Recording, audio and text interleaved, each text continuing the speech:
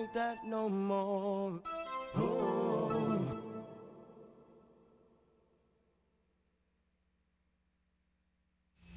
KUAMFM Hagaya, Guam. You're listening to The Link with Chris and Sabrina on Breeze 93.9. Ain't no sunshine when she's gone. It's not warm when she's away. Ain't no sunshine when she's gone, and she's always gone too long. Anytime she goes away, wonder this time where she's gone. Wonder if she's gonna stay. Nah, ain't no sunshine when she's gone, and she's always gone too long. Anytime she goes away, and I know, I know, I know, I know, I know, I know, I know, I know, I know, I know, I know, I know, I know, I know, no, no, no, you don't love me, and I know now, yeah, no, no, no, you don't love me, yes, I know now. 'Cause if you ask me, baby, I don't wanna wait in vain for your love. I don't wanna wait in vain for your love. From the very first time I rest my eyes on you, my heart says follow through.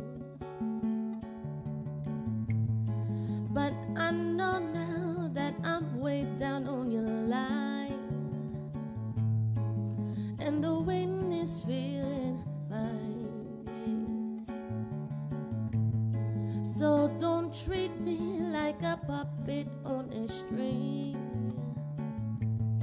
You know I gotta do my thing. Don't talk to me as if you think I'm dumb. I wanna know when you're gonna come soon. I don't wanna wait in vain for your love. I don't wanna wait in vain for your love. I don't wanna wait in vain for your love, bitch. 'Cause it's summer is here, that I am still waiting there. Winter is here, and I'm still waiting there. Your love is queen. Crown you in my heart. Your love is queen. You're the ruler of my heart. Your richest ring. Round and round and round my head, touching the very part of me. It's making my soul sing. I'm crying out for more. Your love is queen. I'm coming up. I'm coming.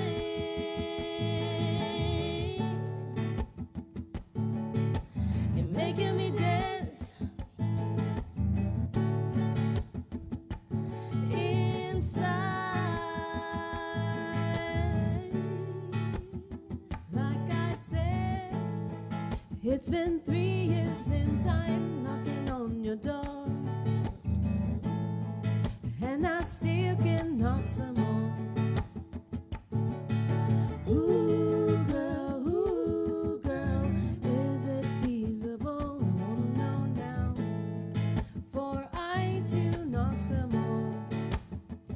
see.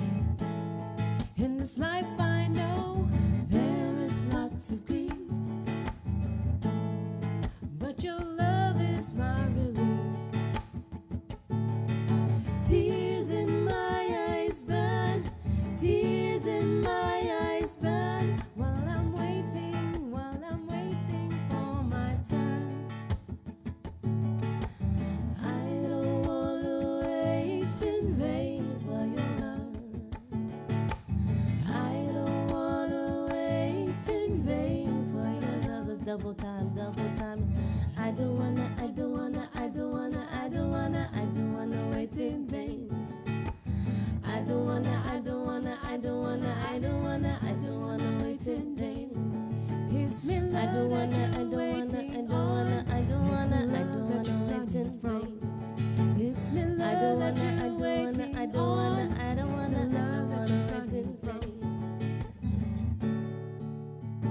I don't wanna wait. I don't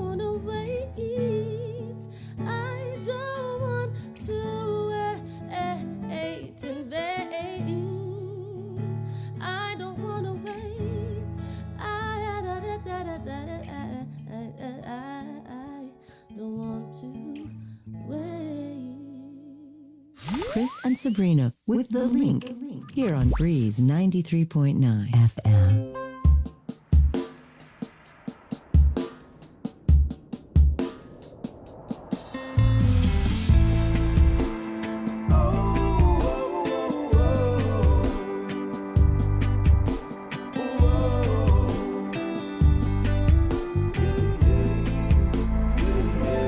She once told me her love would never leave me, and now I'm stranded with this old guitar. The bass line heavy, I'm bumping loud Mr. Music, and good loving never seems so far. No, no, no, yeah. You don't remember how my loving used to taste. But rhythm to the beat, it's the word on the street, and your lipstick trace left a mark that I cannot erase.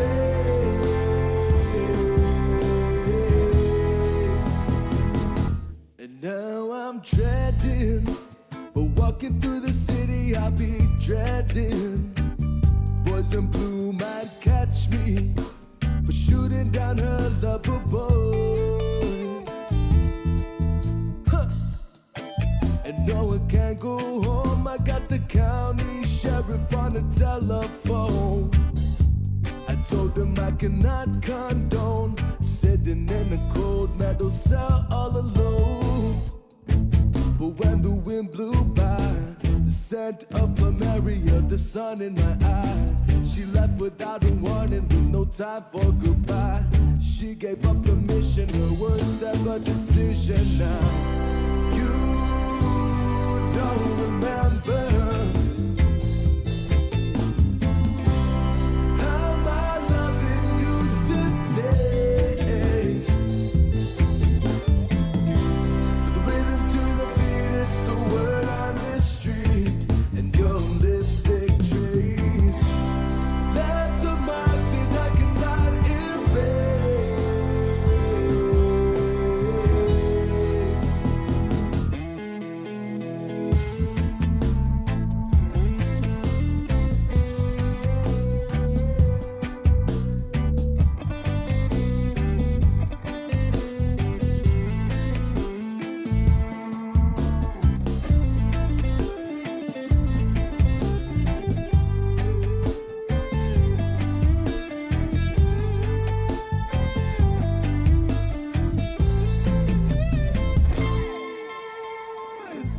I'm walking through the city with a guitar in my hand. I told the sheriff I'm a traveling man. I understand, oh I understand. I gotta chase the vision like you gotta chase those bandits. Bad-handed, understand this. They come to take all your love and romancing, no run off dancing.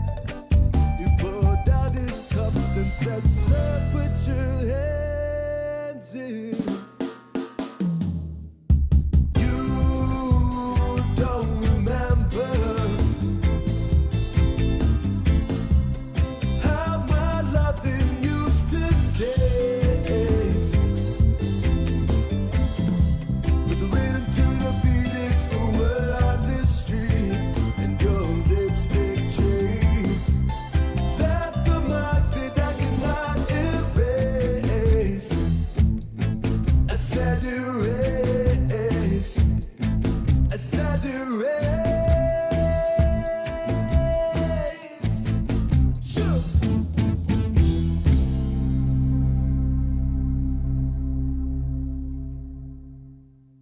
You're listening to The Link with Chris and Sabrina on Breeze 93.9.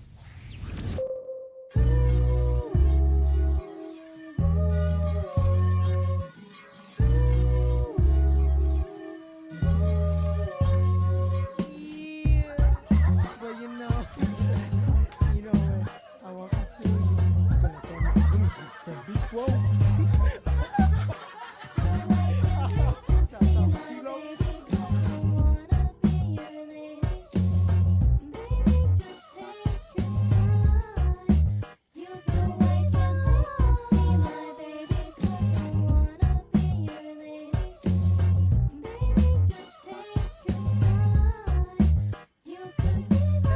Baby girl, I had this dream of me and you. Back seats when the sun make a little trip. Another island boy on the mind making noise. Thinking how your body couldn't be a little toy. Like a little kid in the candy shop. I had to walking over cause I love the way you walking Paul. Coming out, baby, and we can shine. And in due time, you can be mine.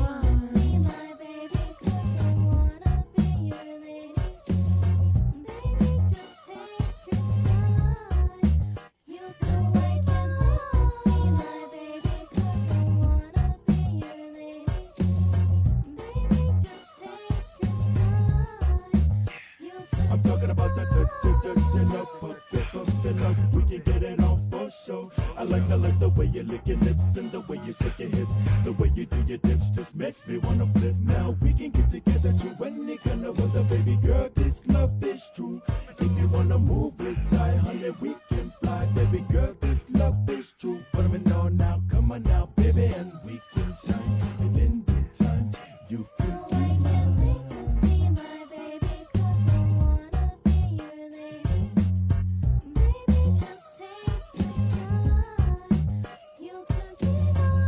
Dirty love, popular, we can get it on for sure. Dirty love, popular, we can get it on for sure. Dirty love, popular, we can get it on for sure. Dirty love, popular, we can get it on for sure. It's going out to all my ladies out there, 'cause you can be mine.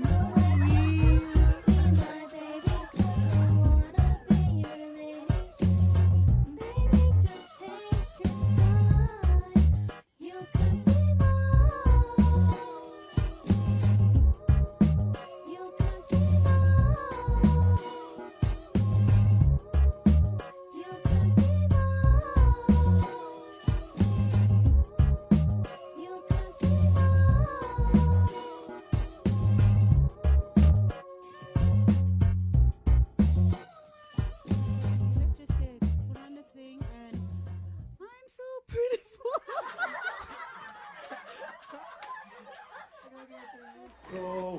Così uli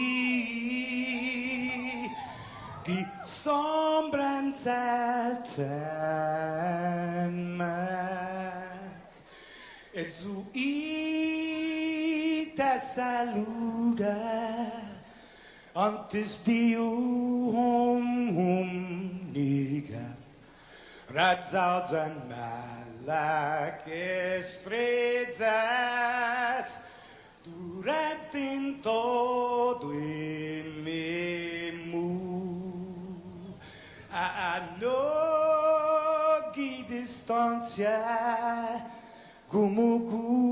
Kumukupugi palu Zaniman malak Kwafi Ikonum nasugi airi Prebatula noci Nai banderata gaigi Pues atan fanny bandera Kau esta pagua pumalalapa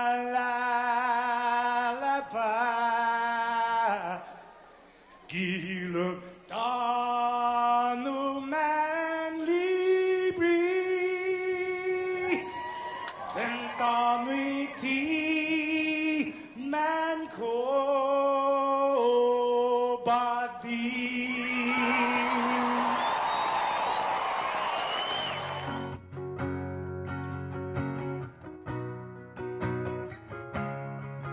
Fanogi chamoru Puritanota Kantai matuno Nyagi toru iluga Paraiona Parai gloria Abiba isla senpara Paraiona, Parai gloria, abiba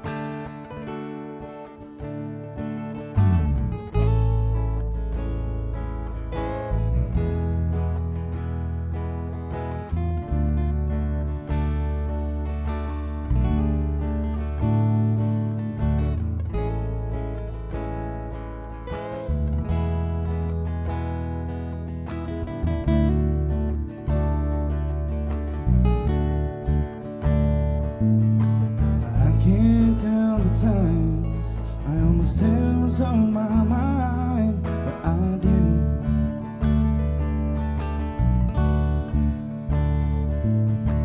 Just the other day, I wrote down all the things I'd say, but I couldn't. I just couldn't. Maybe I know that you've been wondering, oh yeah, whoa, so here goes nothing.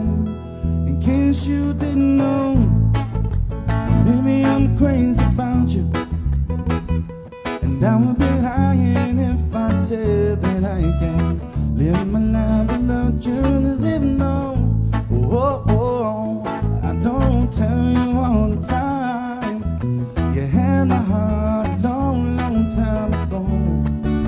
In case you didn't know, yeah.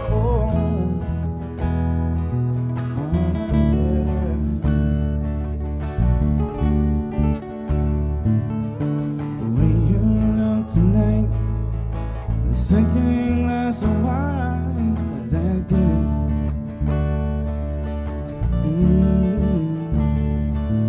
There was something about your kiss, and girl, it did me in. You got me thinking, well, I'm thinking.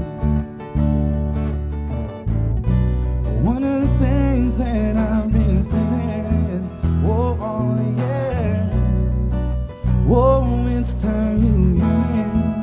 In case you didn't know, baby, I'm crazy about you, and I would be lying if I said that I can't live my life without you. 'Cause if no,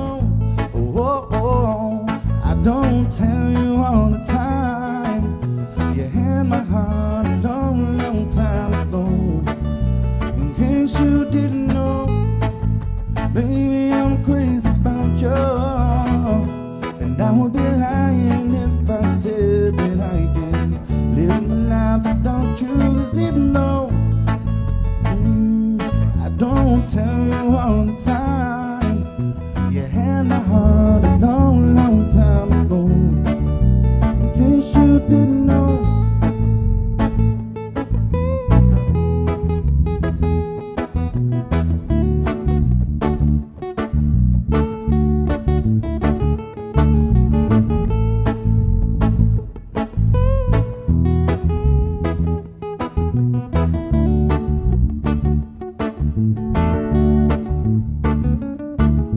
The way you look tonight, the second glass of wine, that did it.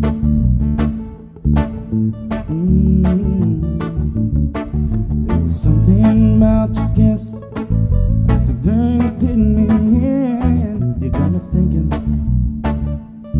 well, I'm thinking. Baby, I know that you've been wondering, oh yeah, whoa, so here goes nothing. In case you didn't know, baby, I'm crazy about you, and I won't be lying if I said that I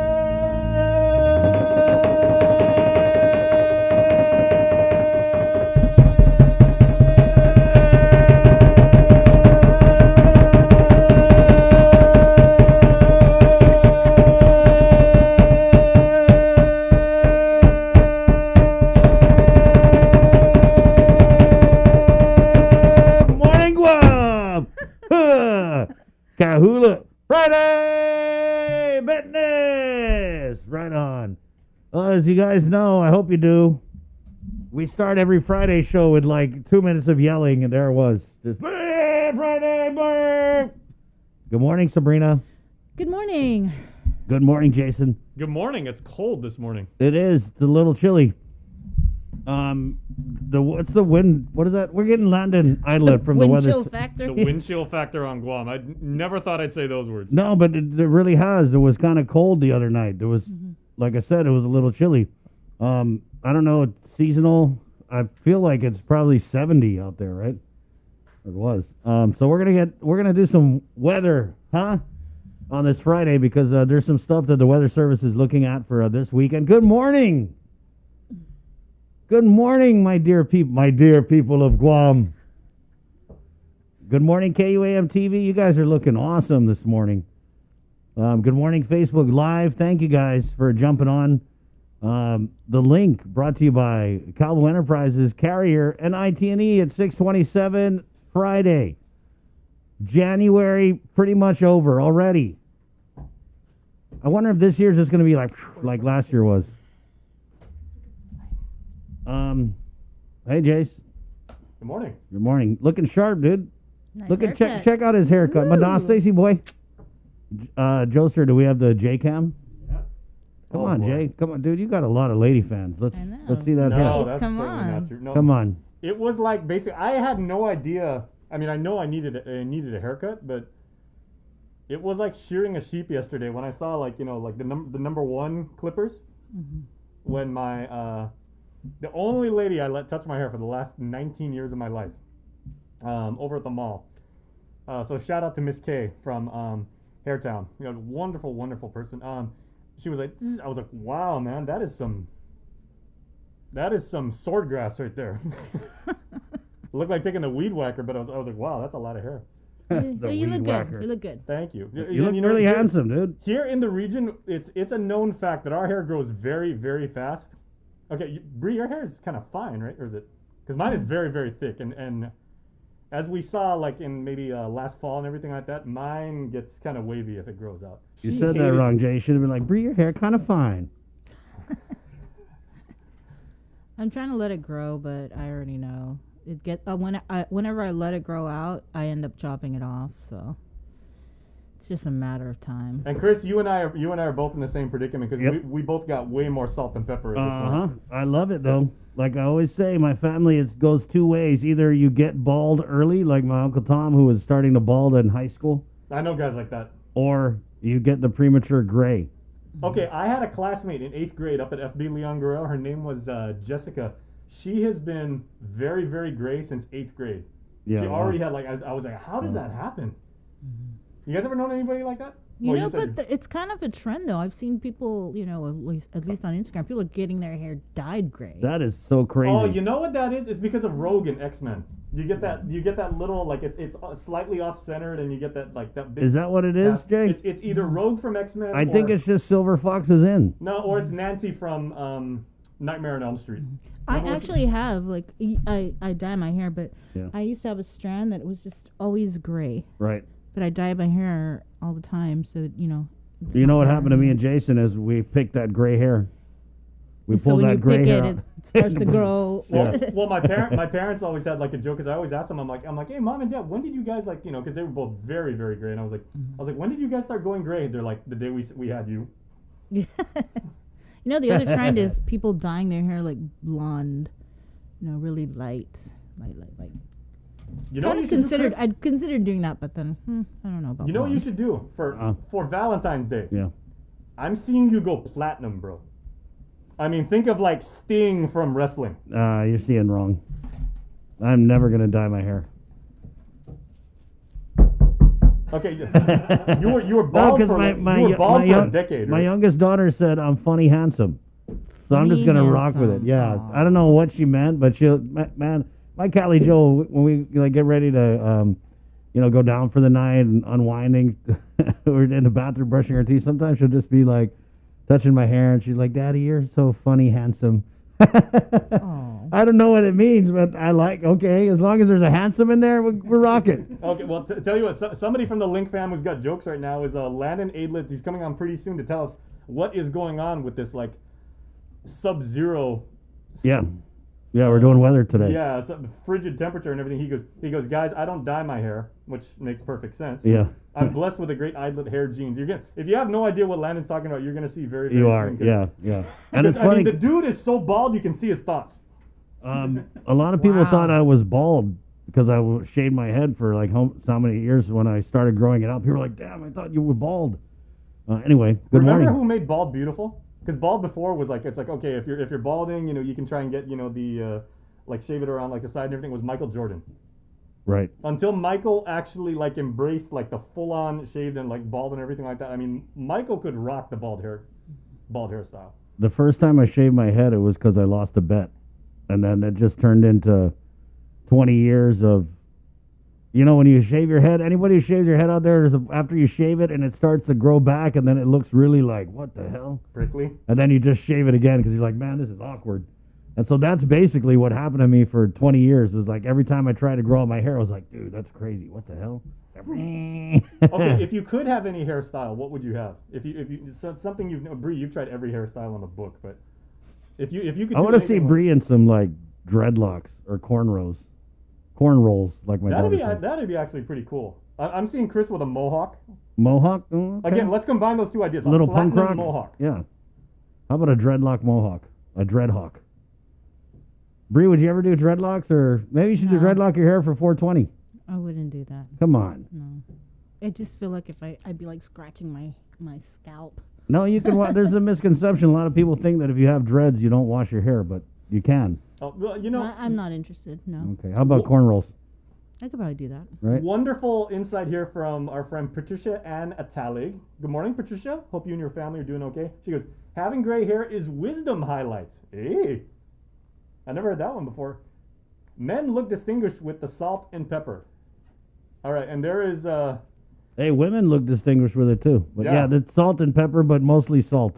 That's why I've got to watch my high blood. Plenty salt in my hair. Anyway, good morning, guys. 6:33. That was our hair bit. And Joster, you have any thoughts on hair? Oh, I'll tell you what. You know what? Landon's mom is now in the chat. So good morning. Half a day all the way from Guam, and she is in Pensacola, Florida, if memory serves. So Miss Madonna.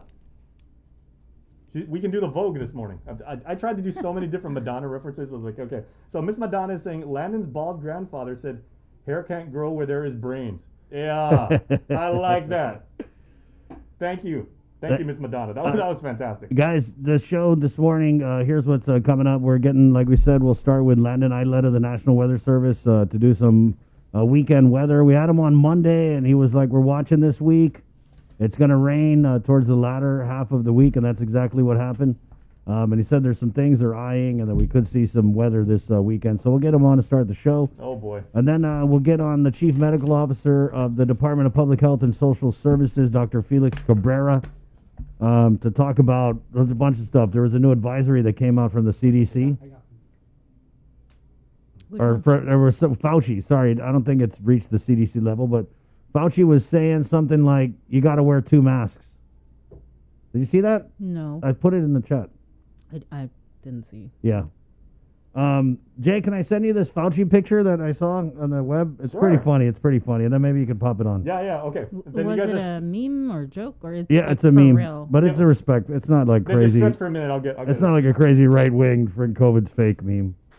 It's just a No, little but so humorous is that. thing. So it's not legit. No, yeah, no, it is. Hold on, let me see this. Where is it at? Oh gosh. Wear 2 masks. Did you see why? I think it's because of the variant. You know what I noticed during the inauguration? Everyone had double masks. Yeah. Oh, here you go. Double masking, they're calling it. Oh yeah, I see it now. Yeah. Double masking is a sensible and easy way to lower your risk when you have to spend more time around others in a taxi, on a train, and a plane with your brain.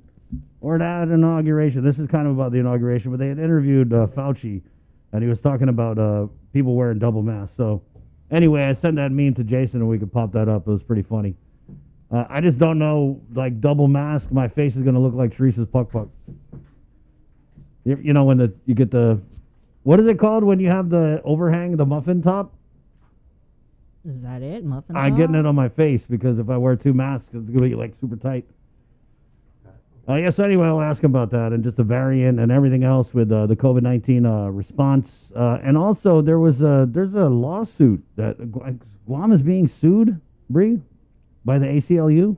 Well, the ACLU, yeah, they filed a lawsuit over the policies for abortions on Guam and how there's a pair of Guam laws that block complete access to abortion here. Abortion is legal on Guam, Yeah. just so that everybody knows. Mhm. But the ACLU, they filed the lawsuit arguing that there are certain statutes that unlawfully prohibit medication abortion by telemedicine. So Vanessa Williams, she is one of the co-counsels, and she's a local attorney. Yeah. She is working with the ACLU on this lawsuit. So they're going to be on today, and we'll kind of go through, the main reasons for the filing. Yeah, this kind of just reminded me of, I think it was when Governor Lou first. That's funny to me.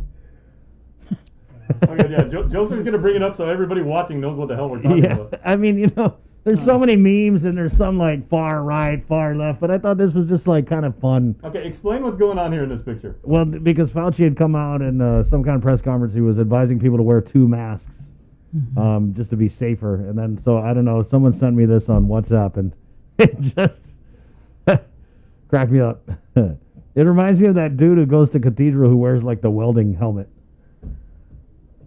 You guys check the live stream. There's a guy who wears. No, I'm not even kidding. It's He a wears a welder's helmet. welding helmet. Yeah.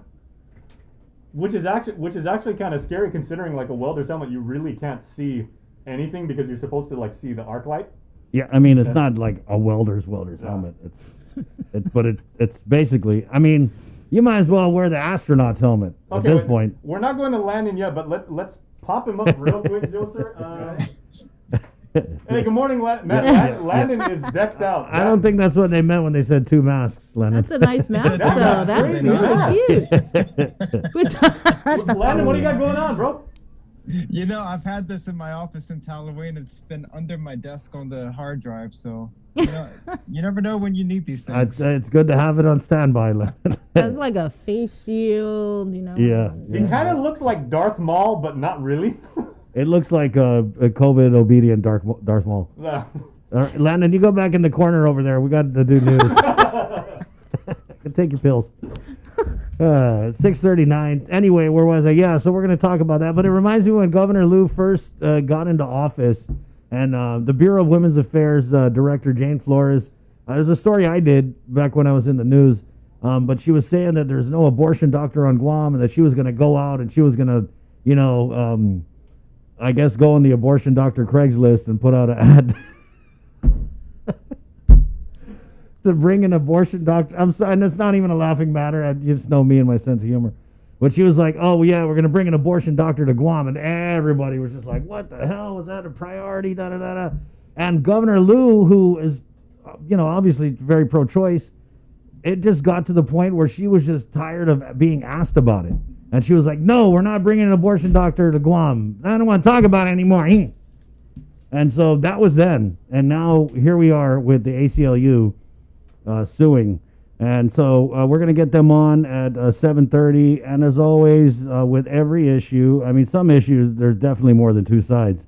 But there are 2 sides, of course, to this abortion issue. So we did reach out to Polly Mike, who's going to be coming on after the ACLU folks to talk about. There was a release out of the Archdiocese, Bree. Yes, there's Thank masses today for, is it the unborn? Yeah. I have it in the newscast. It's Okay, at so 4 we'll get- yeah. o'clock because usually they have the March for Life Right. event, but obviously because of the pandemic, that's not happening. And instead, the Catholics are advised to celebrate Mass today. So that's at 4 o'clock. It's a Mass for the protection of the unborn. And just so people know, the anniversary of the Roe v. Wade lawsuit, I think it was January 22nd or 27th, but it definitely is this month. Right, and so Just that's can't kind remember of the exact day. And I think that maybe they were the ACLU. I don't know, ask Vanessa. Maybe they're kind of waiting for the anniversary to do this suit. So we'll also get Dr. Ho Wen of the Physicians Advisory Group. I believe there was a meeting last night, so we'll catch up with him. And then we wanted to talk to Tess Archangel from Public Health. She heads up I don't know what the official name of it is, but it's like the foodie stamp division, which they don't even call it food stamps anymore. Now it's EBT, SNAP benefits, right? So what we're anticipating is because they're saying that people on reduced work hours shouldn't apply for the PUA. We're just wondering, are we seeing an uptick in people who are applying for public assistance? And then we can kind of just go back, because we haven't talked with Tess in a while, and find out maybe some numbers, how many people are on it. Because remember, back during the pandemic, before we got the CARES Act funds, Governor Liu in her speeches was basically like, oh yeah, people would ask her, hey, what kind of aid do you have for the people of Guam? And she'd be like, go apply on food stamp. Yeah. And so we'll find out how many of you guys went to go apply on food stamp, are more getting on the program, And how you can apply now. yeah, definitely, because there's a lot of people who are just kind of left in the lurch by this new PUA. I got a call yesterday from one of the guys here who's on reduced hours, and he was asking me like, hey, how do we apply? And I was like, whoa, don't apply. Because Dave Della Sola, there was just a whole bunch of confusion about this PUA and round 2 of it. But basically, baseline, those on reduced hours will not be covered.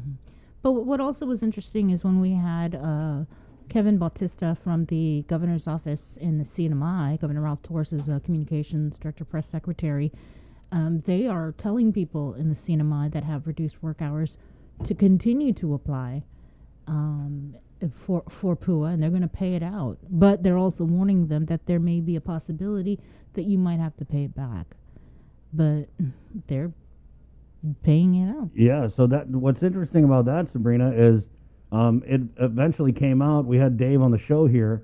It came out that even for the first round of PUA, those people who were working reduced hours weren't even eligible for the first round of PUA. But David said that they weren't gonna make anybody pay it back. And so I'm wondering if they're doing that in Saipan.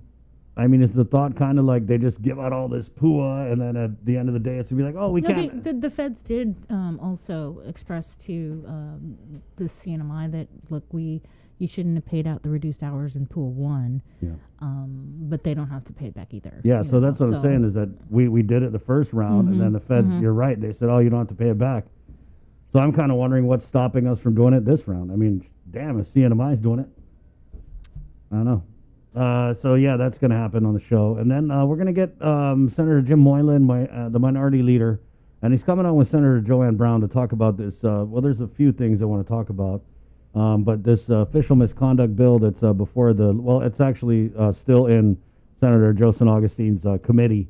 So we'll talk about that with them and a few other issues. Senator Moylan, he had requested to Speaker Therese Terlahi for an oversight hearing regarding some of the allegations that have been made against nurses over at the government quarantine facility, ranging from nepotism to patients at the quarantine facility that requested for help, and these nurses were basically, some of them were allegedly drinking on the job, some of them were not responding, some of them are clocking hours that they are not actually working.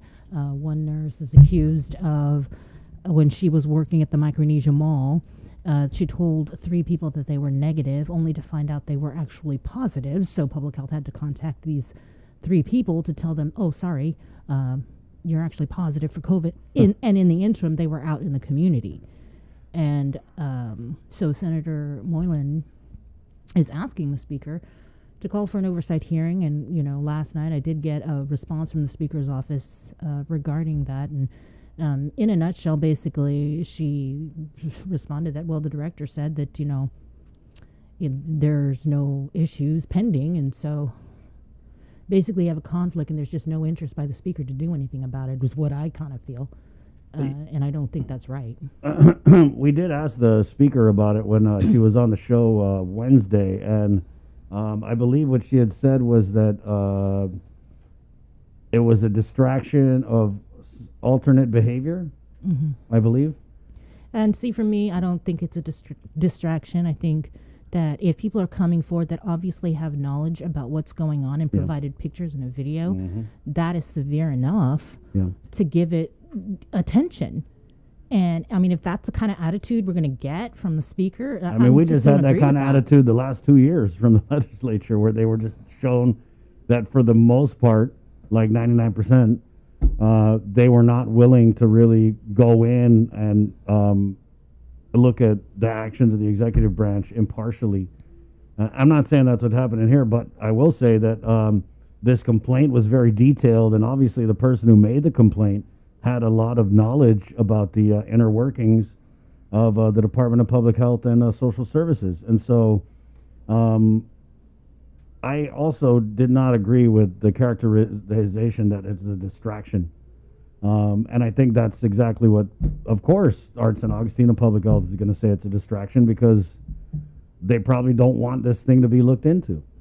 And I feel like when somebody goes out on a limb and makes a complaint of that magnitude with that much information that kind of shows they know things that maybe a public health employee only would know, I think you kind of got to look into it. You know, you can't just take the director's word for it. And I mean, I get that we're in a pandemic and maybe some people don't want to hurt public health's feelings because they're working so hard. But at the same time, like I said the other day, this pandemic is rushing us by and people are using it as cover to do a lot of shady things. And so that's why we just got to keep eyes on these things and, you know, practice that oversight. There's just way too many friendly informational hearings. I never heard of an informational hearing before the last couple. It was always like oversight.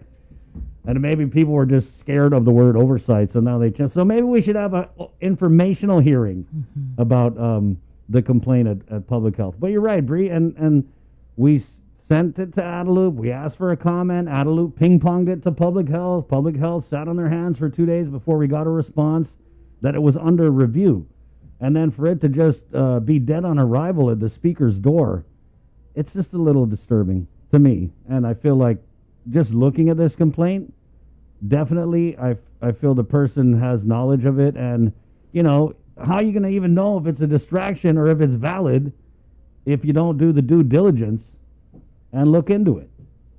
And I feel like the director would be conflicted to look into it because it names some very high-ranking personnel. Exactly. So, I mean, it's kind of just common sense. And I don't know if it's a partisan thing where it's because you got a Republican saying, hey, go investigate this. And if there is nothing there, there's nothing there. But exactly. at least. At the very least. Yeah, so I was disappointed by that, too. It's 6:49. Well, look at the time.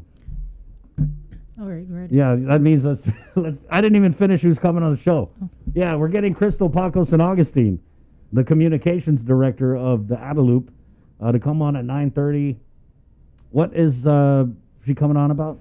The executive order. The governor signed the executive order. We got it after the newscast, so we posted it as soon as we got it. Yeah.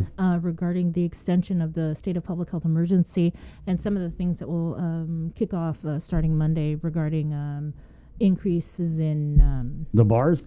No. Bars are shut down. They're not opening. Sorry, Uncle Carl. But she's gonna just break it down for us regarding all right. the new executive order. Okay. Which, if you've been listening to the link, we told you that it was coming, that the current state of public health emergency declaration expires today. I don't know. Do you guys feel like we're still in an emergency? No comment, guys? You want to get into the news? Yeah, let's get into the news here. It's 6:50, January 29th, Friday. This is the link. Good morning. Half a day, everybody. Guam will remain under a state of public health emergency for another month or until March 1st. The governor signed the executive order declaring such on Thursday.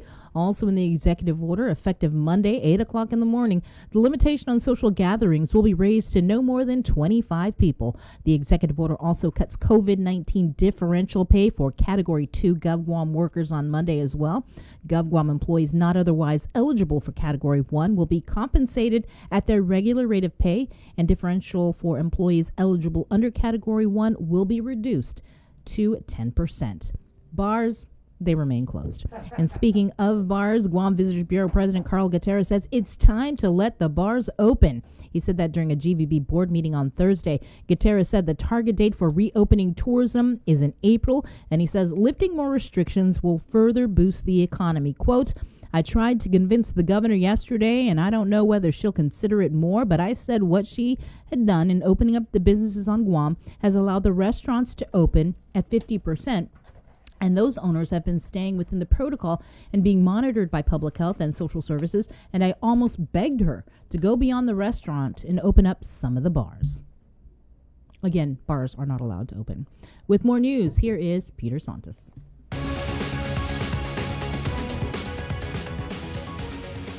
Confident and good morning, everyone. I'm Peter Santos with your headlines here on The Link.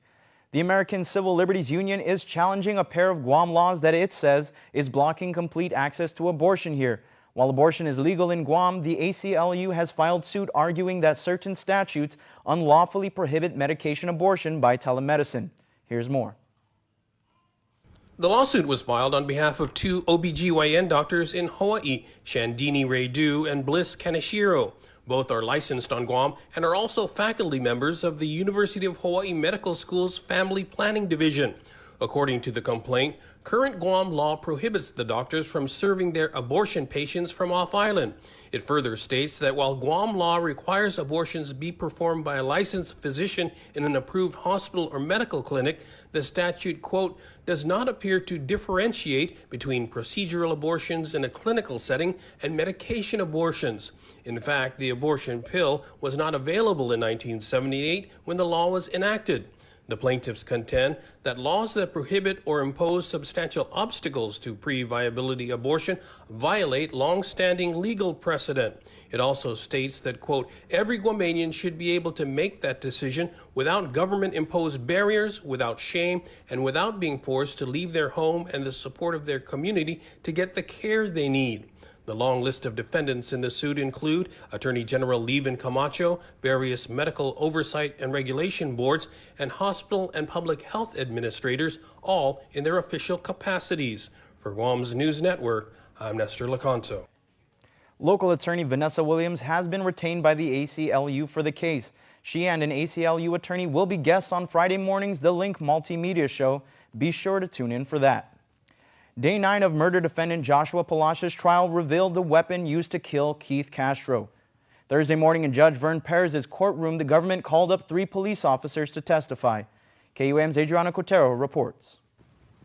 On August 2nd, 2019, the day Thomas Teitzno self-surrendered to Guam Police Department's Criminal Investigation Division detectives, he identified Joshua Palacios as the shooter who killed Keith Castro. Castro was assaulted by Teitzno, then allegedly fatally shot by Palacios on July 28, 2019 in Jico. Guam Police Department officer Carl Lozama testified that based off of Teitzno's interview, detectives were able to identify Palacios as a person of interest and locate him at a duplex in Barrigada. Teitzno has since pled guilty to his role in Castro's homicide. When we got there, of course, we were with SWAT personnel. We were with other CID detectives. When we got there, I believe Officer Asanoma approached the door at the time, and I believe he identified Palacios to be at the door, in which Palacios closed the door on it. He identified Palacios at that time. I believe there was an unsecured window that I entered. I went in through the unsecured window. I opened up the door. I let the other SWAT personnel in, and we gained entry through the bedroom door, and we found Palacios and I believe his girlfriend Jaylee Cabby asleep on the bed. The search warrant was executed and GPD SWAT personnel seized Palacios along with his girlfriend Jaylene Cruz cab. During the search, detectives confiscated a pistol and a revolver. The pistol suspected to be the weapon that Palacios allegedly shot Castro with. And what did you find in the bedroom? Under the mattress of the bed was a pistol. Okay. And what kind of pistol was this? It was a Parabellum 9mm. And was there anything else under the bed, if you recall? There was a green sling pouch with another firearm, a .38 SPL revolver. The two firearms were brought into evidence this morning by the government. Further, defense counsel Tom Fisher displayed the alleged weapons to the jury. Palacios' trial resumes tomorrow morning at 9 a.m. in Superior Court Judge Vern Paris' courtroom. Reporting for Guam's News Network, I'm Adriana Cotero. Jury selection is underway in federal drug defendant Mark Mayo's trial. Due to COVID-19 restrictions, jury selection is occurring at the Guam National Guard building in Barrigada. Mayo was arrested in 2019 during a drug raid in Estumbo. He was indicted on conspiracy to distribute meth and attempted possession of meth with the intent to distribute charges. Mayo's trial is one of the first to occur in the District Court of Guam during the ongoing pandemic. That's the news for now. We'll see you all at 6 tonight on Primetime. Thanks, Peter. Vaccination clinics resume today at the Southern Regional Community Health Center in Inrahan, starting at 8:30 a.m. to 3 p.m. This is for those in Priority Group 1C. Again, that is 60 years of age and older. The National Guard also continues their vaccination clinic at the UOG Calvo Fieldhouse from 2 to 8 p.m. today. This is for individuals, again, Category 1C, 60 years of age and older. There's no clinic today at Ukadu High, but there will be on Saturday from 8:30 to 3 p.m. for Groups 1A, 1B, and 1C. These are healthcare workers, local and federal law enforcement, child care center employees, and again, those 60 years of age and older. You are advised to register at Eventbrite to schedule an appointment to get vaccinated at these clinics. We should also add that we have learned that there are individuals who are not in any of the eligibility groups that are receiving the vaccination. Governor's Communications Director Crystal Paco San Augustine told KUAM that every bottle carries so many doses. Once the bottle is open, it needs to be used ASAP. To date, Guam has not wasted or thrown away any vaccines. A total of 23,588 people have received the vaccination. Of that number, 18,594 received the first dose. A total of 4,994 people on Guam have been fully vaccinated. Meanwhile, the Joint Information Center reports that there are 4 new COVID-19 cases out of 420 tests performed Wednesday. Guam's current COVID case count since last March is now 7,572, with 129 deaths, 90 active cases, and more than 7,300 recoveries. There are 8 COVID admissions in island hospitals, 2 patients in ICU, and 2 on ventilators. Guam's CAR score is now 0.4. Drive-through COVID testing continues today at the old Carnival grounds in Tidzin. That's from 9 a.m. to 12 noon today. 300 COVID tests will be available on a first-come, first-served basis. Please keep in mind they are not offering vaccinations at the old Carnival grounds. This is only for COVID testing. A request for an oversight hearing has officially been made to look into allegations of impropriety at the government's quarantine facility, but it doesn't appear at this moment an actual oversight will be held. Here's more. You know, I think it's really at this point, when they review it, they've got to, of course, sit down with all the parties involved, discuss it with them and interview them. And then from there, it's really, the parties involved, they investigate, they discuss it, and then from there, it's a personnel issue at that point. Minority Leader Senator James Moylan is requesting Speaker Therese Terlahi to hold an oversight hearing into allegations that have surfaced regarding inappropriate behavior at the government's quarantine facility perpetrated by certain public health nurses. Senator Terlahi is the oversight chair over the agency. As reported, KUAM received a copy of the complaint alleging certain nurses assigned to the government quarantine facility are logging hours for work they are not performing. Included in the complaint are allegations that certain nurses who are assigned suites in the hotel are sleeping on the job, drinking alcohol, or not even on site. The complaint cites an incident during which a passenger complained of chest pain and shortness of breath, but no assessment was performed, and the passenger was not offered to be transferred to the Guam Memorial Hospital's ER for evaluation. Quote, she told the passenger to go to sleep. They're probably just nervous, the complaint stated. One of the nurses also allegedly participated in the free community testing at the Micronesia Mall in December and mislabeled 3 people as negative. The supervisor had to call these individuals to inform them it was a mistake. Earlier this week on The Link, public health spokesperson Janella Carrera said the complaint remains under review. It's being reviewed, so it's under investigation? My understanding is it's under review. Under review and not under investigation? According to Senator Moylan's letter to the Speaker, quote, what concerns me most about these accusations is that it identifies specifics where the health and welfare of some passengers were in question, as well as the opening of greater liabilities for the government. If these charges are deemed to be accurate, there needs to be some accountability placed on those responsible. Senator Terlahi earlier this week said she was aware of the allegations and had discussed the matter with Public Health Director Art San Augustine, who she hopes will act on the matter swiftly as Guam continues its battle against COVID. I hope, of course, that they just do what they need to do, because we've got many other issues to address. We don't need these, I call them these huge distractions of alternate behavior. Yeah, we just need everyone to do what they're supposed to be doing and get this job done. Reporting for Guam's News Network, I'm Sabrina Salas, Matanani. As for a reaction to Senator Moylan's request for an oversight hearing, Speaker Terlahi responded to KUAM, quote, Public Health has reviewed the matter and assured me that there are no pending issues, but we are requesting for the director to put his response in writing for formal consideration by the committee.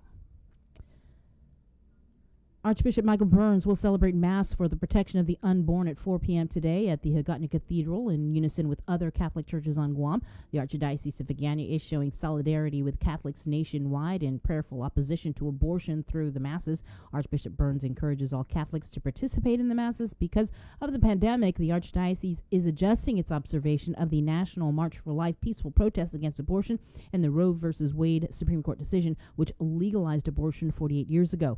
Instead of the local rally, they are asking people to celebrate Masses. Prayer intentions for the unborn will be recited. The churches will toll their bells at 4 p.m. in memory of the millions of unborn children killed through abortion. Port Authority Board on Thursday voted unanimously to give General Manager Rory Respicio an exceptional performance evaluation for the work he's done over the past year. Respicio asked for the discussions on his annual performance evaluation to be held in open session for full transparency, and also requested that no increment be included with that evaluation. In national news, the Department of Homeland Security issued a new terror bulletin warning about the persistent threat of more violence in the wake of the deadly assault on the U.S. Capitol. Natalie Brand reports. The new alert from Homeland Security does not cite a specific credible plot, but it does warn more violence is possible against government buildings and elected officials. The bulletin describes a heightened threat environment from domestic violent extremists who may be emboldened by the successful breach of the U.S. Capitol on January 6th. Those who are supporters of those insurrectionists saw the photos, saw the videos that was all over social media of them. The fact that they achieved that is an inspiration to those of their followers who aren't there. The warning says groups are motivated by the 2020 election results, perceived grievances fueled by misinformation, and anger over COVID-19 restrictions, and says it's concerned those same motivations will remain through the early part of this year. In addition to growing uneasiness about their safety in Washington, some lawmakers are also expressing concern about potential violence when they go back home. CBS News has learned more than 30 House lawmakers sent a letter to House leaders saying they're targets and asked to use their office allowances to pay for additional personal security while they're in their home districts. USA! The letter comes as the federal riot investigation hits a new milestone with more than 400 open case files. Natalie Brand, CBS News, Washington. And we now head into the Zoom room to check in with our good friend, Landon Idolette with the National Weather Service. Good morning, Landon. Hey, good morning. How are y'all doing today? We're doing Long all time no see. right. kind of holding our breath for what are we going to be expecting this weekend, because I know we spoke with you earlier this week, and we said we'd check back in with you Friday to see what was in store. So do you have some Yeah, we good news? were watching that storm system that's going to be sweeping across the North Pacific. Tis the season. We have these cold frontal systems sweep across the North Pacific from Japan towards the States.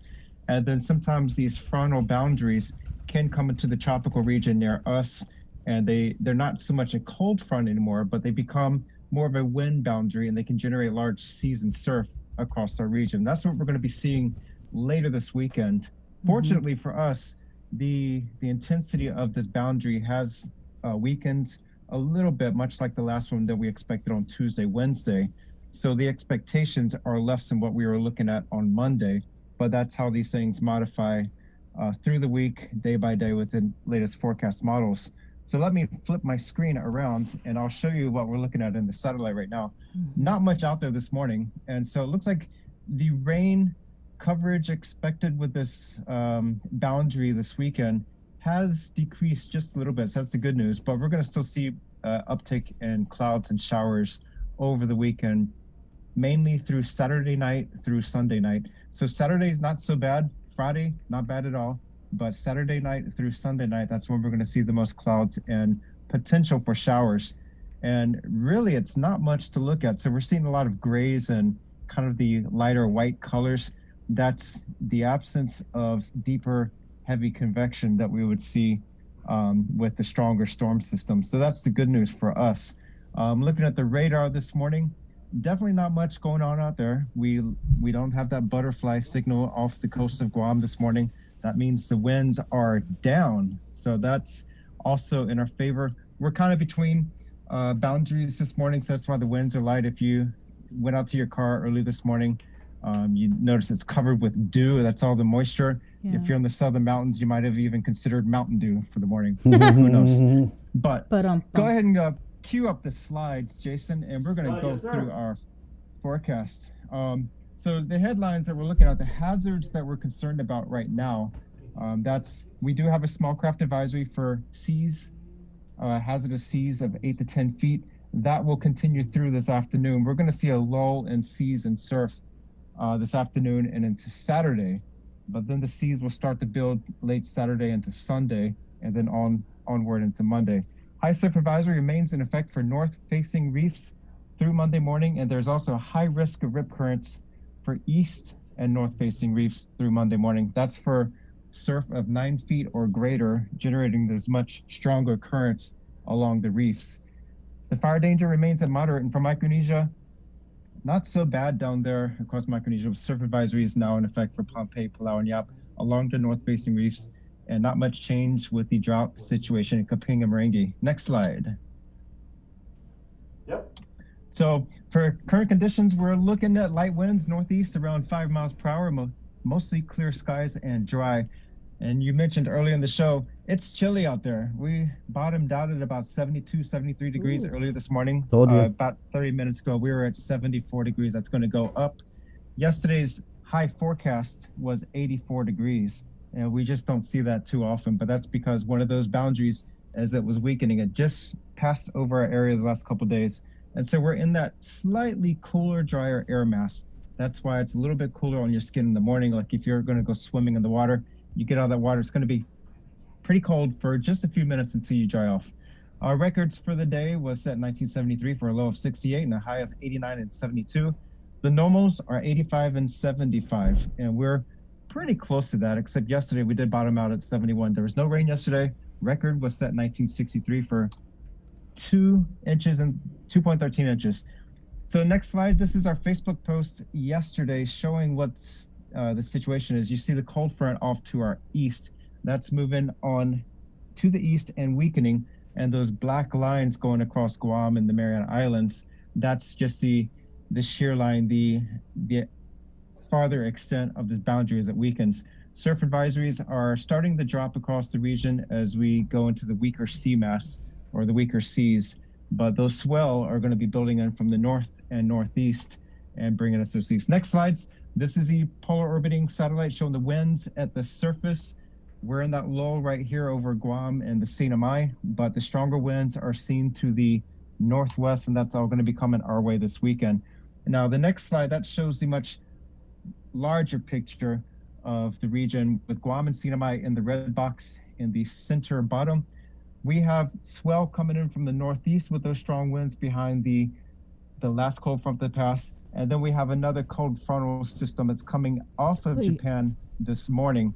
And behind that front towards South and North Korea, you see all those red wind barbs. Those are the strong, powerful winds coming off of the Asian continent, generating those swell towards us. That swell will arrive, looks like we're Sunday night through Monday. So that's going to maintain probably hazardous surf along North Reefs Monday. And it's not out of the question that we could extend the surf advisories then. So for the week ahead, actually go back to the sea conditions. On the left side, this is the forecast that we had on Monday, and the wave models was showing a huge swell by this weekend, January 30th.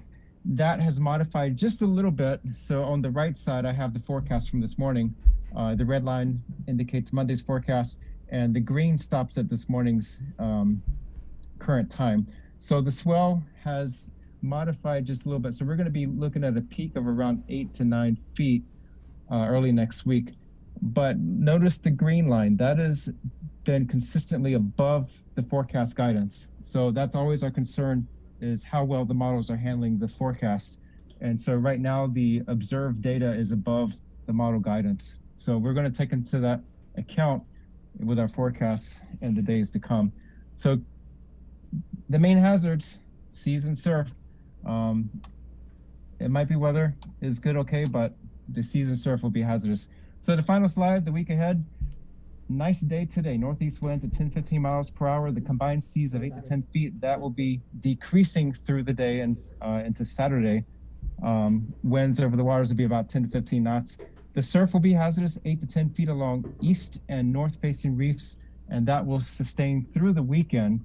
However, clouds and showers will increase late Saturday into Sunday, and the winds will also increase to 15 to 25 miles per hour, becoming hazardous also for small craft out in the waters.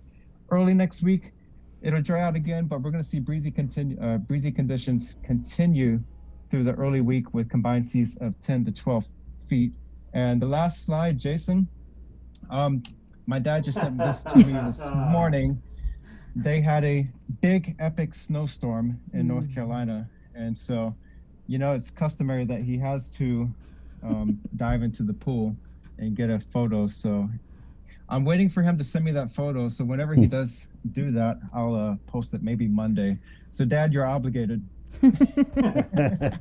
Yeah, Dad, we want to see it. Hey, Landon, I also like how you kind of juxtapose the North Carolina snow with the that kind of transparent view of the islands and everything. So that's North Carolina, not the Northern Carolinians. That's correct. Yeah. And actually, those mountains in the view, that is from American Samoa. My counterpart just sent me some good photos from down there. So nice, beautiful place. All right. Thank you, Landon. Thanks, Landon. Always a pleasure. Have a good weekend. There you go, Landon Eilert, National Weather Service. He always comes on Monday to do a look at work week weather, but with some of the stuff that they were eyeing for this weekend, we decided to get him on Friday. Yeah, so there's a high surf advisory. It's in effect for Guam, Rototini, and Saipan. That's until Monday morning, as well as small craft advisory in effect for Guam. And I got to tell you, I walk around Paseo around sunset, and the waves are just huge. Yeah, incredible. Yeah. So just be careful. Yep. I was at Molesso yesterday, totally flat. Really? Yeah. So you watch your west side. Also, east side was kind of crazy. I want to hear him say that. There's a high surf advisory in effect for West Side. It's 7:14. We're taking a break. Fridays, we bring you a sneak peek of the One Micronesia podcast with our very own Victorious Falan. And that is brought to you by Taco Bell. Learn more about our region on the One Micronesia. The relationship between Guam and Manila, Philippines is undeniable as we share similar cultural traditions, history, and heritage, with generations of Filipinos calling Guam home. KUAM presents a monthly look at the capital city featuring in-depth and engaging interviews on everything from medical tourism to new business and government leaders. Veteran newscaster Nestor Lecanto delivers Beyond Our Borders. This special program is brought to you by the Bank of Guam and KFC. GU Self-Storage, conveniently located near the Harmon McDonald's. We offer affordable rates, online payments, and auto bill pay for your convenience. Plus gate access daily from 6 a.m. to 9 p.m. Call us today at 648-7867 for more information. It takes all of us to protect Guam. Join the Guam Visitors Bureau in our social media campaign series aimed to protect our island and each other in this COVID-19 era. Participate in the Protect Guam movement by wearing your mask, showcasing Guam's heroes, staying active, and downloading the Guam COVID Alert app.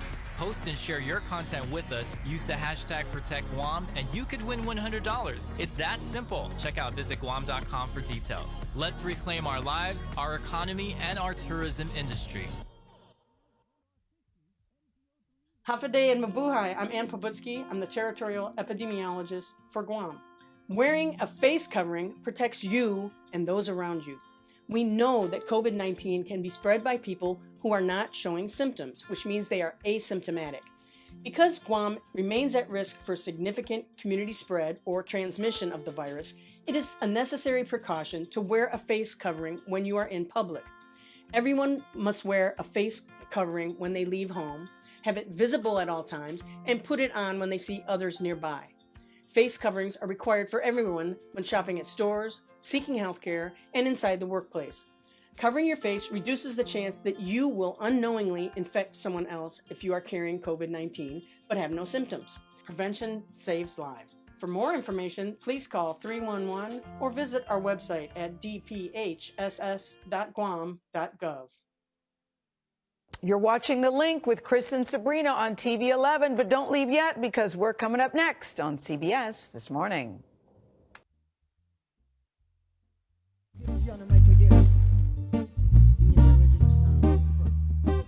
I'm gone. So let me tell you about this girl, yeah, she's so fine. And every single day she's running through my mind. And I just wanna call her mine. Because your smile makes my day. And you take my pain away. Oh my darling, love me back. 'Cause I'm gone, no more trying. I'm gone, I'm waiting for you. Hey, good morning, Friday. What a beautiful day in the neighborhood. Coming to you all the way live from beautiful and scenic Harmon. Hey, come on, man. Dude, power lines are very photogenic, man. We got nice sky, I'll say that. It's 7:18. Let's head into the KWAM News Zoom room where day. Nice shirt, Doc. He's wearing his Island Wear Friday. Glad to see you got the memo, Doc. I didn't know you had Island Wear. It looks nice. Good job. Yeah, thank you. Good morning. Good morning, everyone. He's the Chief Medical Officer for Public Health Social Services, of course, Dr. Felix Cabrera. I guess, could we just start that thing I sent you about the 2 mask stuff that Fauci was talking about? Your thoughts on that, or should we start wearing 2 masks? Well, I think first of all we have to recognize that that the attention came during the inauguration of President Joe Biden, and I don't know if you're standing out in that cold weather, you probably want 2 or 3 masks on, and so maybe that was their first motivation. But in all reality, is that it's basic common sense that the more layers you have on, the less likely particles are going to escape from your mouth and your nose. And so that's the first part there. I guess Dr. Fauci's been bringing it up more because of the concern for the strains that are more infectious. The variants. And so the way that we combat that is that we put more layers between us and those infectious COVID strains. And so, when we think about the different masks that we wear, right? So right now, the CDC doesn't recommend that you go out and get an N95, especially because of they are, really more for the healthcare professionals. But surgical masks are starting to become more readily available, and you can purchase them even in the grocery store. At least they're medical grade masks, I should say. And what we're seeing is with those masks, they're about 50% effective in protecting you and about 60 to 70% effective in protecting others. A regular cloth mask is anywhere, it's about 60% or so from protecting others. That's way better than nothing, right? You put the two together, you put a surgical mask, you put a cloth mask over that. Now you're talking about over 90% effectiveness in terms of reducing particle spread. And so that's where that comes from. And so, of course, there's a balance between your ability to breathe through those layers, the temperature. I guess we're in a major cold front right now here in Guam, so maybe some people are going to want to wear, both masks. And so, but I think that's the key part there, and that these loose-fitting like bandana type masks and everything, they really are probably not going to be very effective. I still think they're way better than nothing at all. Right. Yeah. So there's a balance here. I don't want to start saying, that everyone must double mask, must double mask. I might be singing a different tone if it was very clear that the strain was running rampant here. Yeah.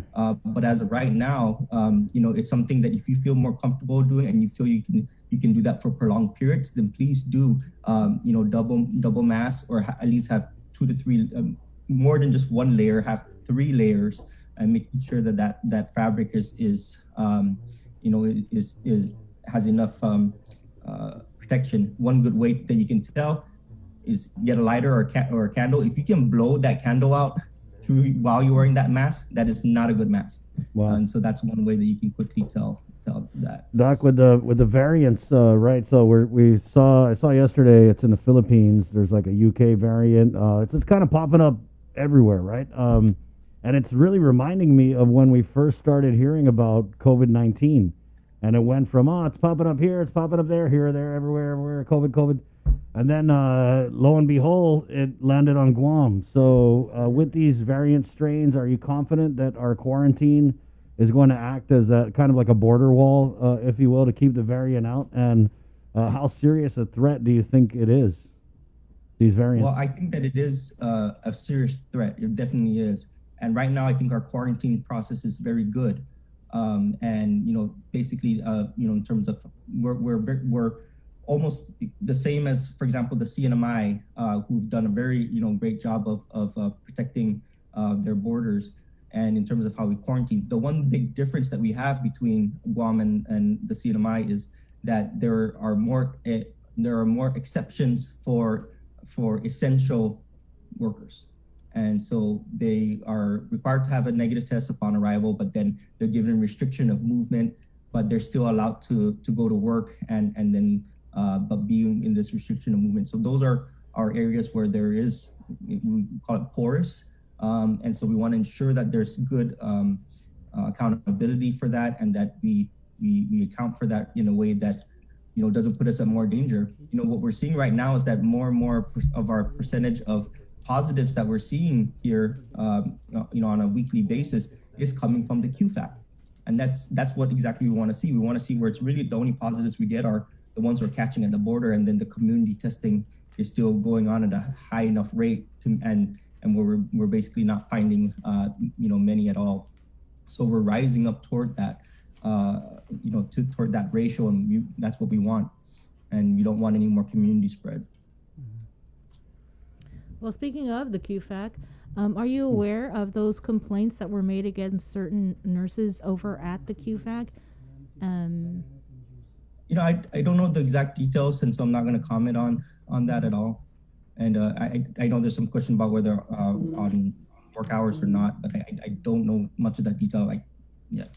Mm-hmm. Okay, yeah, it's not just work hours; it's allegations of drinking on the job, not doing their job, not being on site. So So it's not in your lane, Doc. Yeah. What else is going on here with the vaccinations? I know we're doing outreach testing, right? Yeah, another outreach testing today at TZEN. And so we encourage everyone to, to take take advantage of being able to go out there and still get free testing, because it's still a very important part of what we're doing to ensure that we don't have community spread. And it's another way to help protect you and your family. So please go out there. It starts let me see. It's in TZEN. I just don't have the start time. I'm sorry. I think it's 9 a.m., right? Is it 9 a.m.? Yeah, typically it's 9 a.m., right? Yeah. And so we didn't have a big turnout yesterday. So, we really encourage everybody to go out and take advantage. But I want to talk about with the vaccines. So this is very preliminary results. So, but right now it appears that we may have vaccinated over 2,000 persons yesterday alone. And so that's an incredible number when you think about how many in one day. And that's, combined operations from all the different, avenues that you can go through to get vaccinated. And of course, a big one of that is the University of Guam Field House, which is a partnership with Public Health and the National Guard. And so we really encourage people to take advantage of these opportunities if you're eligible. And there's going to be an additional site tomorrow in Okadu again that Public Health will be running at the same time that UOG is still going to be running. And then, of course, the Southern Clinic as well will be running as well. So there's all these different opportunities, and I really encourage everyone to take advantage. Do you guys keep track, though, of the number of people that are getting the vaccinations that aren't within the 1A, 1B, and 1C? Because we know for a fact that people are getting the vaccine that aren't in those eligibility criteria groups. So do you guys keep a track of that? Absolutely. Mm-hmm. Yeah, no, they definitely have to be they have to fit into that criteria, and that's what's screened at the head, as they get in. Now, again, there are instances where we rather put a vaccine in the arm of somebody who doesn't meet the eligibility criteria than it go to waste. Mm-hmm. And so these are typically at the end. And we're talking about, onesies, twosies, threesies, here in the span of where we vaccinated close to 26,000 doses here. And so, keep that, in mind, and that's something that we want to ensure is really understood. And remember that we're drawing out more per vial. Like, for example, the Pfizer, you're supposed to be only 5 doses per vial. We're drawing out 6. So we're getting additional doses as well. And we're like, okay, additional dose, don't want to waste that.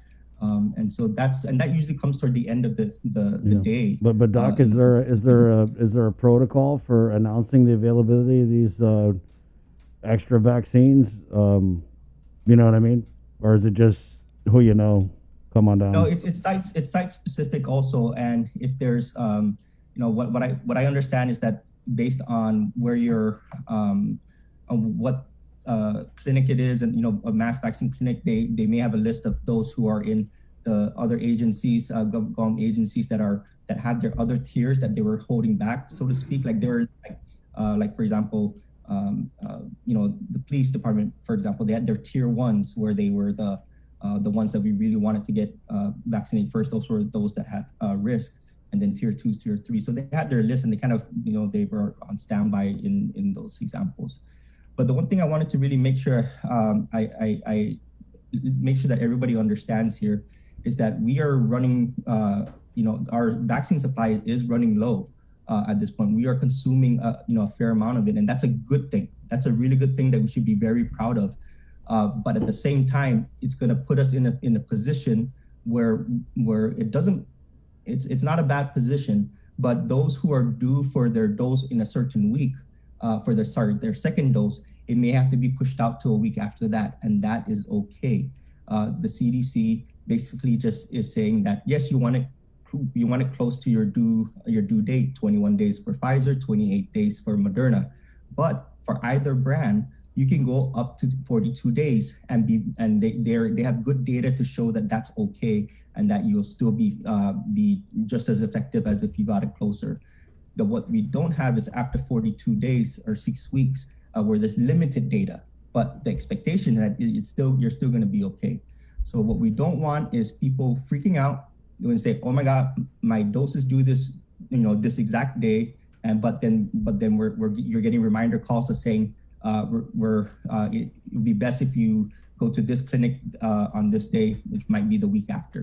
And so we want to make sure that we set that expectation and that it's okay and that we'll get to you in a timely manner. And if we're pushing toward that 42 days, you are going to be the priority, absolutely.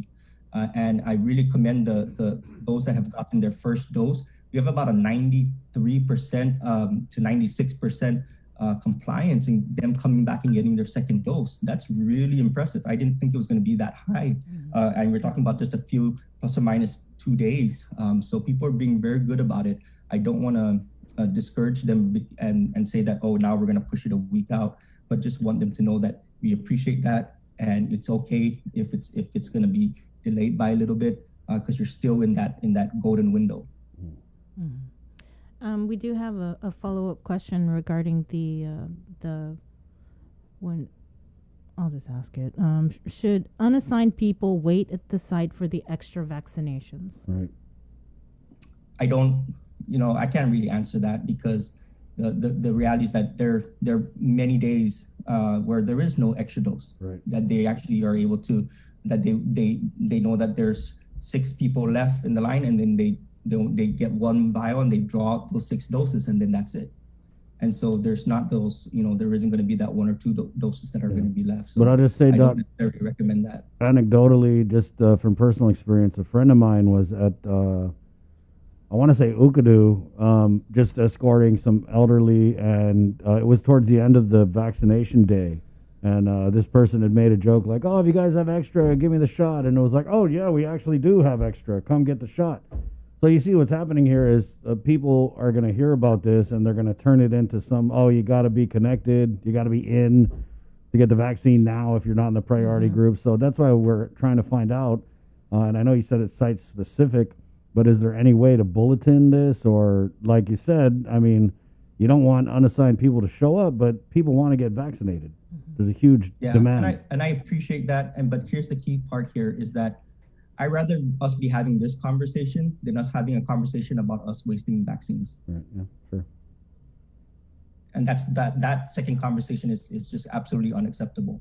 So this is something that it's fine. It's not going to be a perfect process. Yes, it's going to be random chance, and we want it to be random chance because you just don't know when that's going to be.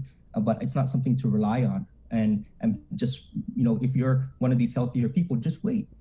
Just wait. Your time will come. And so and as we go through the through the eligibility criteria, and at the rate that we're vaccinating, we are going to start vaccinating the much younger, much quicker than the rest of the country. So we should have some comfort in that, and in that we're one of the leaders in the country in terms of our vaccination rates. And because of that, we're making a strong push for the federal government to give us more vaccines because we are actually getting them in arms. Yeah. And so before you know it, Guam and the CNMI is probably going to be a big win for the country because we're likely going to be the first places that are going to achieve herd immunity. And so that probably will be CNMI. It's okay. He's biased to CNMI. He's pro CNMI.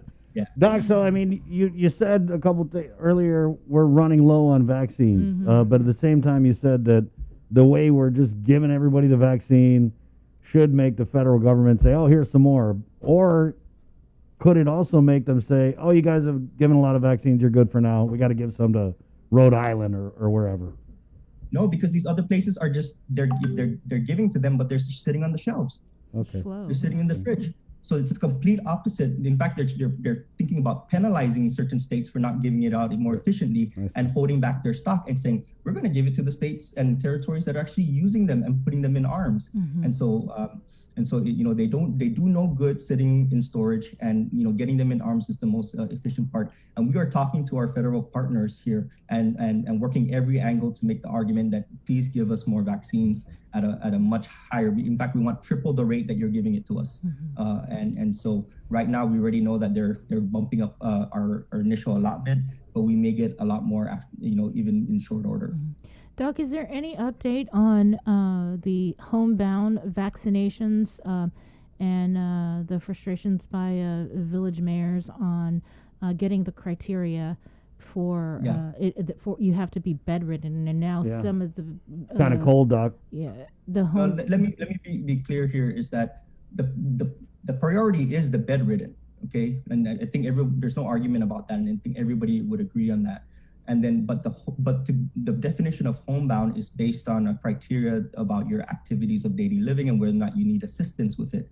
And so that criteria has been given to the mayors, I think, as early as last week, Friday. And so, but some of them were being very good and being very efficient and trying to get their list set out right away. But now we're asking them to review their list and maybe be certain on which areas that they think are the priorities for not just, of course, the bed bound, but those that don't have to be bed bound, but they're definitely at higher risk.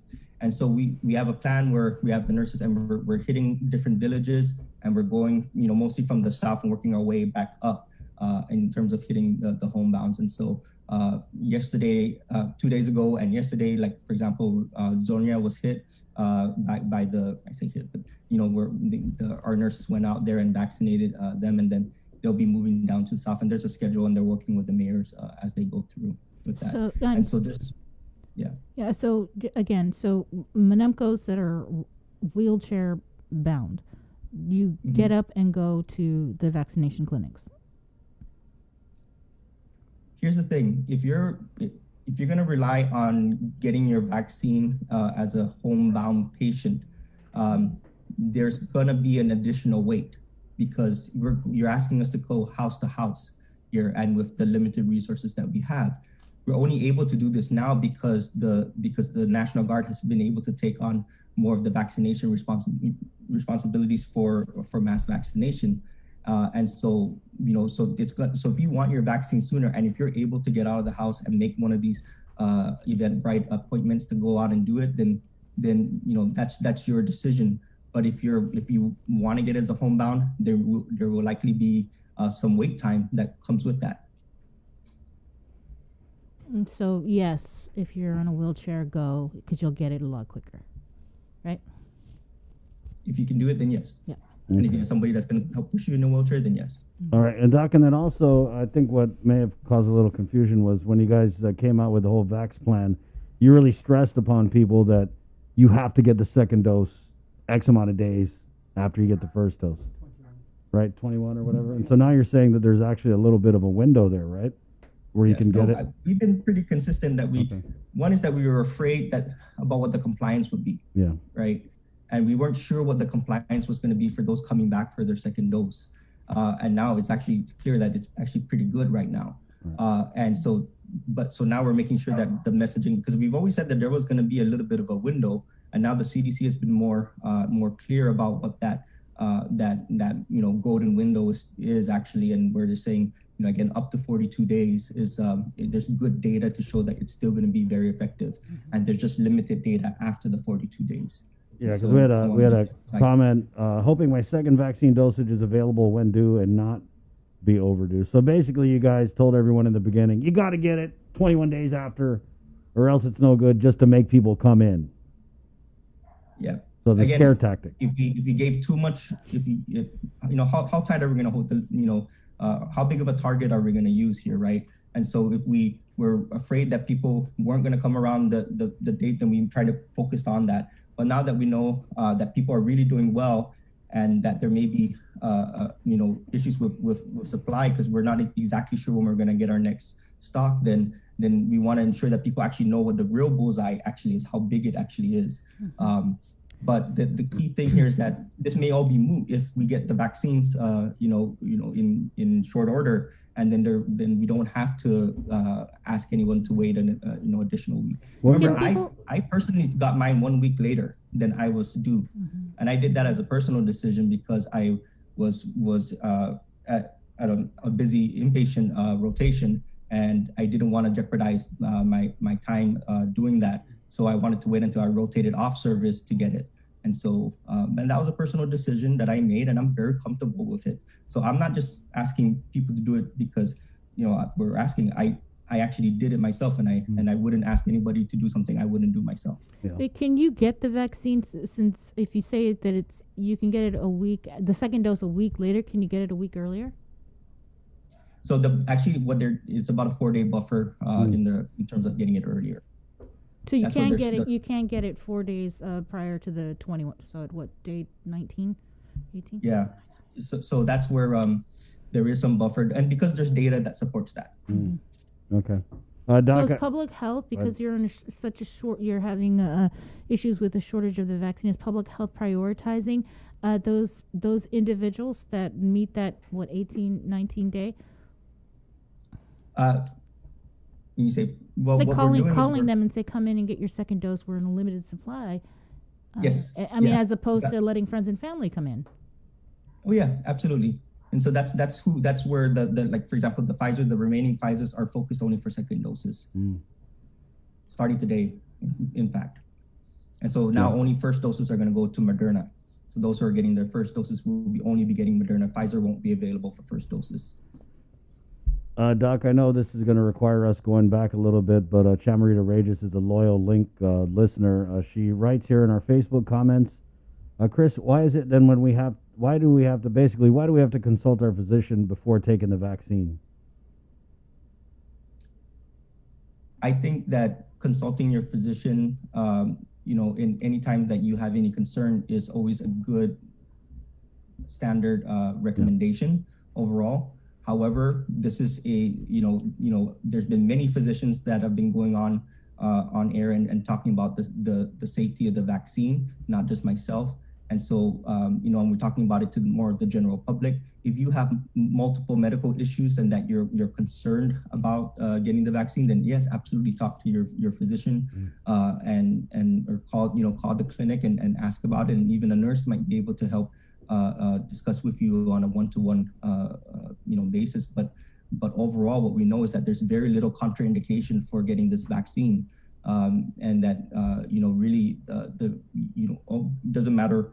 When you have the most common chronic conditions like heart disease, hypertension, diabetes, but you are actually the person that we want to ensure that get the vaccine. But right now we're doing it mostly by age criteria. So those should allay a lot of concerns from that have with in terms of, am I somebody that can't get the vaccine because I have X, Y, and Z? Go ahead. Go ahead. No, I wanted to ask from another viewer, is there a plan B should the second dose be delayed, the shipment? You mean the plan B in terms of what do we do? How delayed? No, plan B, because you said we're running low on vaccine and we're asking the feds to give us more. So what if that shipment is delayed, or if the second dose? Space it out. Like, let's say you take the vaccine, right, Doc, and then you're supposed to get your second dose, and you miss it. What happens? Well, we space it out, and again, let me say this. Let me put this other point here. The WHO, the World Health Organization, says that we can even give it up to 4 weeks after your due date. So they're even going even farther and saying in extenuating circumstances, like if we run out and we just can't give it, they're even giving the 4-week window. They're more liberal than the CDC. And so, we should have some faith in that, and that, we've been getting our vaccine allotment no more than a month after the last one. So, we shouldn't expect anything less than that. In fact, we're expecting it much more and more frequently. Can you explain why bars aren't being allowed to open? Why bars aren't being allowed to be open? From the public health standpoint, I think Chris and Brie, I think you both can answer that question, right? I think we've had that question and we had that discussion multiple times, and I think that it's pretty clear that it's one of the most high risk areas in terms of transmission because of the nature of how people seat themselves, consume beverages and food and socialize, and in the setting where a lot of masks down, a lot of shouting, a lot of talking very close to each other. I mean, that's just a recipe for that's COVID's dream environment. Are you sure it's not because the governor's mad that they filed a lawsuit? I think we've been pretty consistent on this, and we have a pretty good track record. Yeah, yeah. about how, But there how are there's a lot of bars faith that there. have are serving food now, so that they can be allowed to open. Yeah. And I drive by this bar in Agania almost every day because I'm in Agania, and I don't see anybody wearing masks outside.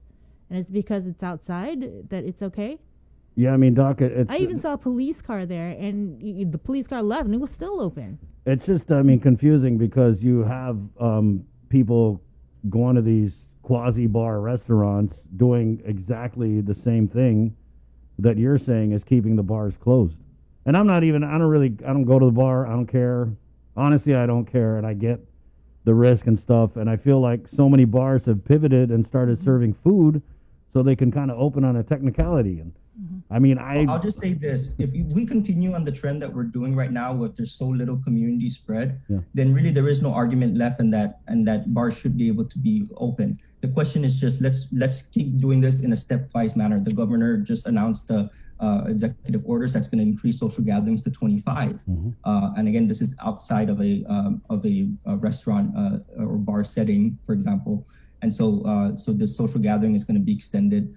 And I think it's just a stepwise. We take a step, we assess what happens. It looks good. Take another step, assess what happens.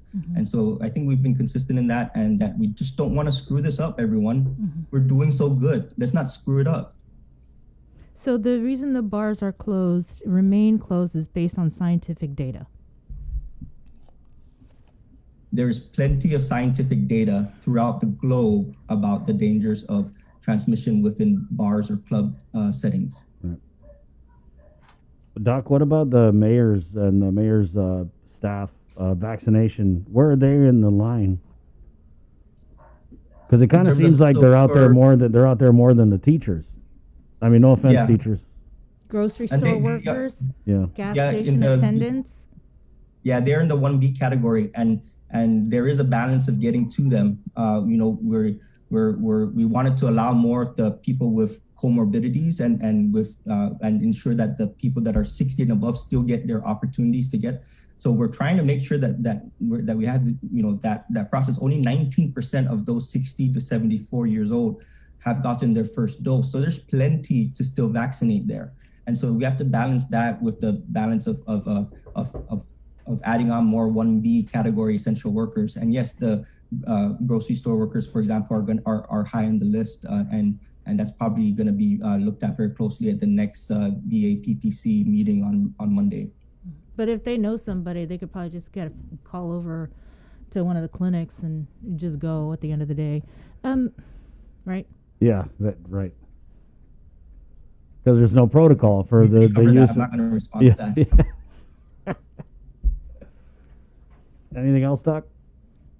Yeah, I'm just glad you guys are not. I'm just glad you guys are not yelling at us and berating us because we have spoiled vaccine doses. No. Yeah, no, and Doc, I mean, it's a valid question to ask. Is that if we got asked about it. Yeah. So I just want to make sure I'm you're just saying. responding about what I'm happy about. Yeah. Okay. And also just another follow-up on the renal care centers. I know that we had seen one of the Joint Information Center reports that they were being trained to give the vaccines. Has that already started?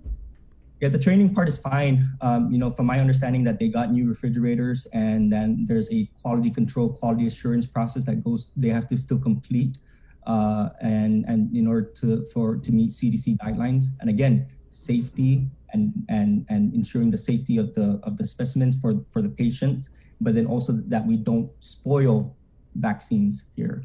And so that's why a very stringent quality assurance and quality control goes into these providers before they can qualify to be able to get the vaccines. And a lot of clinics and even one pharmacy has already met those requirements, and so that's why they're being given the doses. But and it's just because of these circumstances. But otherwise, the training, as I understand it, has been completed, and so that's not the limiting step. Let me just This ask. is same thing that a lot of the other clinics had to go through, and that was part of the wait time, and so that's just that nature. Doc, can you give us any info on IIAG Sports being approved for this quarter by Public Health? Were they given the approval or not, or is it still Oh. I'm not very familiar with that right now, so I won't comment. Okay. All right. Thanks, Doc. Okay. Thank you, everyone. Have a good Friday. Enjoy your weekend. Have a good weekend, Doc. Appreciate your time. Take care. There you go. Dr. Felix Cabrera, the Chief Medical Officer of the Department of Public Health and Social Services. I mean, it is what it is, right? Yeah, of course, we don't want to sit here and talk about, oh, we had to pour the vaccine down the drain. But what we also don't want to happen is everybody's going to get vaccinated because the general public doesn't know that they can go get a vaccination shot because there's extra ones. Yeah, and we're hearing now that there's just a limited supply. We don't know when we're going to get our next shipment. Yeah, so, don't sue us. We're just trying to err on the side of caution, really, because when you got the Chief Medical Officer of Public Health saying we're running low on vaccine, and then it turns out that we're not doing a good enough job of getting people to show up in these priority groups to get vaccinated. That's the bottom line, is public health. We're trying, go get vaccinated, right? So we're doing our part, but for whatever reason, and we heard this the other day, the 60 and up group is not showing up in the numbers that we saw the older group show up in. And so that's why we're asking about the extra vaccine left over at the end of the day. So if and it's happening. So when Dr. Cabrera says don't show up to the vaccination site, I would say show up to the vaccination site. If you want to get vaccinated, if they're just not going to waste vaccines, don't just leave it for the people in the loop who know somebody who can call up, public health nurse hey, guys, how's it? Oh, there's extra. All right, let's go. Mm-hmm. I mean, there should be a protocol or whatever. We're not saying don't give anybody the vaccine, pour it down the drain.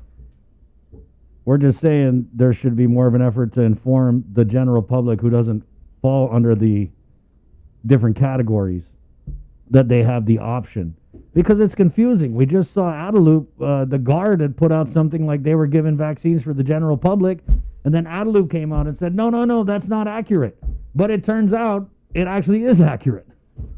So you don't know what the hell, one side of their mouth they say this, the other side of it they say that. It's just a little frustrating. But to turn it into this extreme argument that, oh, well, what do you want to do? Make us pour the vaccine down the drain? Nobody's saying that. Nobody's saying that. We're just saying if there's a way for people who are not in these categories to get vaccinated, then tell them. Let them know. Don't tell them that it's available, but, don't show up. Anyway, at 7:51, we take a really quick break. We're running all kinds of behind here, but we do have from the ACLU. And let me see. Alexa Colby Molinas, who's an attorney with the ACLU. And we also have local attorney Vanessa Williams on to talk about this lawsuit. Like we said, we'll go in with them, find out what it's all about.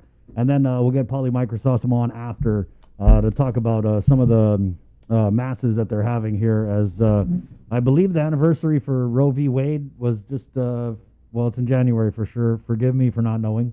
But I'm pretty sure that's why we're seeing on both sides this lawsuit and also the masses for the unborn. So all that is coming up on the link, and then we get Dr. Hoa Wen of the PAG, Tess Archangel of Public Health, and then we'll get Senator Jim Moylan, the minority leader, and Senator Joanne Brown, who has this official misconduct bill before the legislature that's in Senator Joe San Augustine's committee.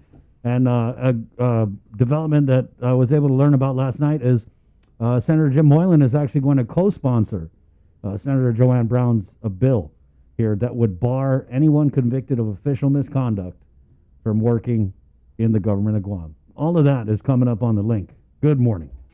The relationship between Guam and Manila, Philippines is undeniable as we share similar cultural traditions, history, and heritage, with generations of Filipinos calling Guam home. KUAM presents a monthly look at the capital city featuring in-depth and engaging interviews on everything from medical tourism to new business and government leaders. Veteran newscaster Nestor Lecanto delivers Beyond Our Borders. This special program is brought to you by the Bank of Guam and KFC. GU Self-Storage, conveniently located near the Harmon McDonald's. We offer affordable rates, online payments, and auto bill pay for your convenience. Plus gate access daily from 6 a.m. to 9 p.m. Call us today at 648-7867 for more information. It takes all of us to protect Guam. Join the Guam Visitors Bureau in our social media campaign series aimed to protect our island and each other in this COVID-19 era. Participate in the Protect Guam movement by wearing your mask, showcasing Guam's heroes, staying active, and downloading the Guam COVID Alert app. Post and share your content with us. Use the hashtag ProtectGuam, and you could win $100. It's that simple. Check out visitguam.com for details. Let's reclaim our lives, our economy, and our tourism industry. You're watching The Link with Chris and Sabrina on TV 11. Stick around because we're next on CBS This Morning. We got your 6. At 6 a.m. with The Link on Breeze 93.9 FM. Bree and I connect you with all the latest news and information you need to know to start your day. Then check back with Guam's news leader at 6 p.m. for the day's top headlines with KUAM News Primetime. From 6 a.m. to 6 p.m. and everything else in between with KUAM Digital, we got your 6.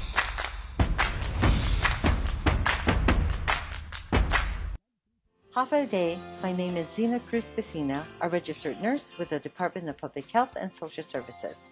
COVID-19 continues to be a very real threat to Guam.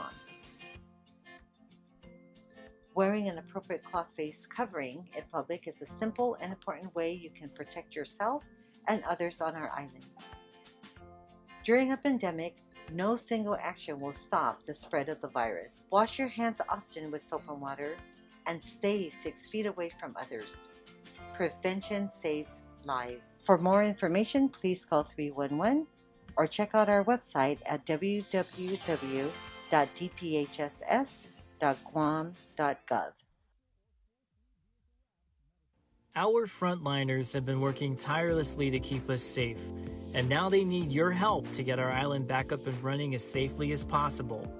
Did you know your smartphone can be one of the most powerful tools in our fight against COVID-19?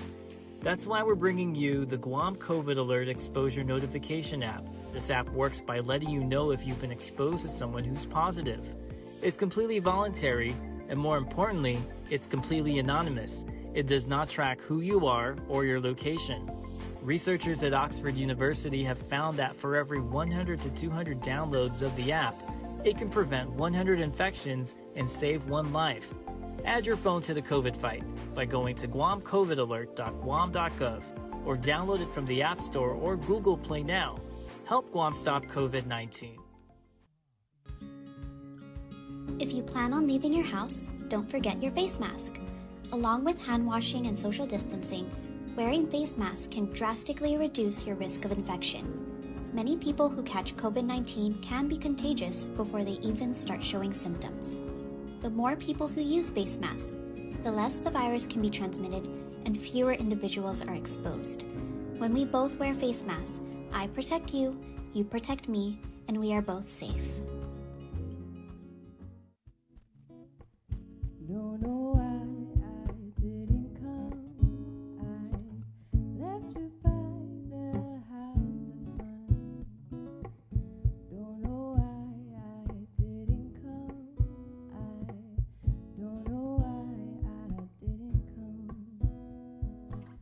When I saw the break of day, wish that I could fly away. But I'll be a vagabond, driving down the road alone. My heart is drenched in wine. You'll be on my mind forever.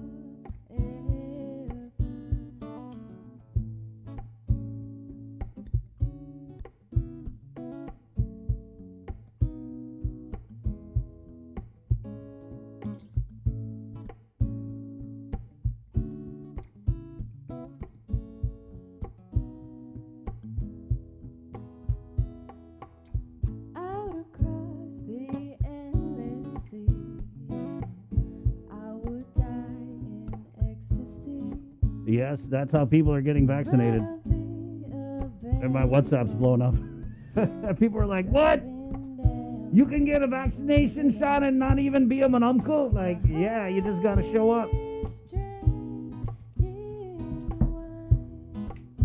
What's that saying, Bree? The most popular saying during the pandemic? It's a rapidly evolving situation. Which one? The other one. It is what it is. It is what it is. That's always what it is. It is what it is. So. Yeah, I mean, do what you got to do. Do what you got to do to protect your family's health. So if that means you want to show up at this vaccination clinic and put up your tent until they're done giving out the shots and say, hey, is there anything left? Then do it. Do it. Those are the people's vaccines.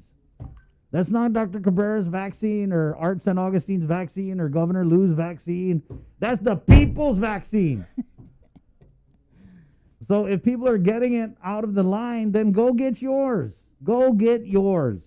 Get yours. That's all I'm saying. Yeah, let's do bye-bye. Guys, on KUAM TV, we're signing off so you can go get yours. All right? Join us on Facebook Live, of course, or on the radio, on the breeze, KUAM FM, Agotni Guam 93.9. That's just one facet of this multimedia broadcast extravaganza. Okay, so to our viewers on KUAM TV land, come on over. We're next.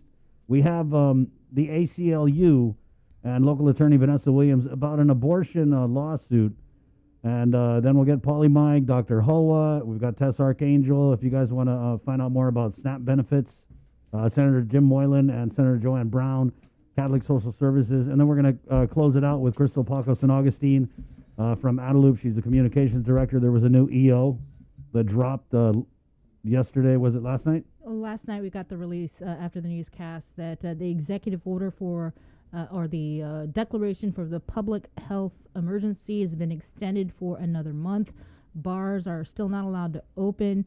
There is, effective Monday, there's some change in the COVID differential pay for certain GovGuam employees, and also they've increased the capacity for social gatherings now up to 25. 25. There you go. All right. So, like they said, it was just mid-December when some of these restrictions started being eased back. They said they were going to make slow, incremental adjustments based on scientific data. I don't know. On my end, it seems like it's all happening so fast. But it is what it is. Again, to KUAM TV land, my name's Chris. I'm Sabrina. Hasta adios. Bye.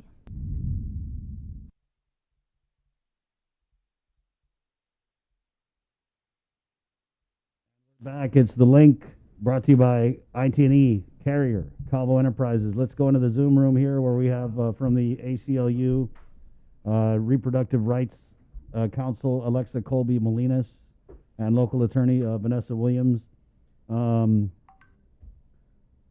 I saw it on Twitter. The ACLU has a Twitter, and basically this lawsuit is because they believe that we're denying women the right to an abortion. And so we'll just go into it because Vanessa, and good morning, Alexa. morning. Thanks for joining us. Morning. Just to right off the bat, clear up the confusion, because I was kind of thinking that abortion is legal on Guam. And It is legal on It Guam. is legal on Guam. So the lawsuit basically is challenging certain laws, right, that are in place on island, that it's making it difficult for women that want to have an abortion. They basically can't have an abortion on Guam. First of all, we don't have an abortion doctor. So I guess if you guys could, whoever wants to take it first, just kind of in a nutshell, tell us the reasons. Layperson's terms. Yeah. The reasons behind the lawsuit. Sure. Well, thank you so much for having me. You know, this lawsuit it's challenging two outdated and medically unnecessary laws that are blocking access. So if not for these laws, people on Guam would have access to FDA-approved medications that can be used to end a pregnancy. But instead, because there is no access to these medications, because of these laws, people are being forced to travel several thousand miles and incur significant costs. And, you know, as we've been discussing in the midst of a pandemic, right, when we're all trying to minimize travel and in-person contact, People are being forced to go to Hawaii and even further just to be able to exercise their constitutional right and to get the care they need. And so that's what this lawsuit is about. It's about getting rid of medically outdated, unnecessary laws that are blocking access to healthcare. Can you, I guess, Vanessa, tell us what those local laws are? Yeah, there's two laws in particular that we're looking at, and one of them requires that all abortions be performed in clinic, and a medication abortion isn't technically performed, and it doesn't have to be in clinic. And the other one requires that the expansive list of information that Guam law requires be provided to a patient who's seeking this care be given to them in person, printed materials, and they have that 24 hours before they can go get the procedure, which again is supposed to be performed in clinic. So it's those two provisions that we're looking at that effectively ban these pre-viability early abortions via telemedicine. When you talk about women having to travel thousands of miles to get an abortion, do we have any numbers on that or stats?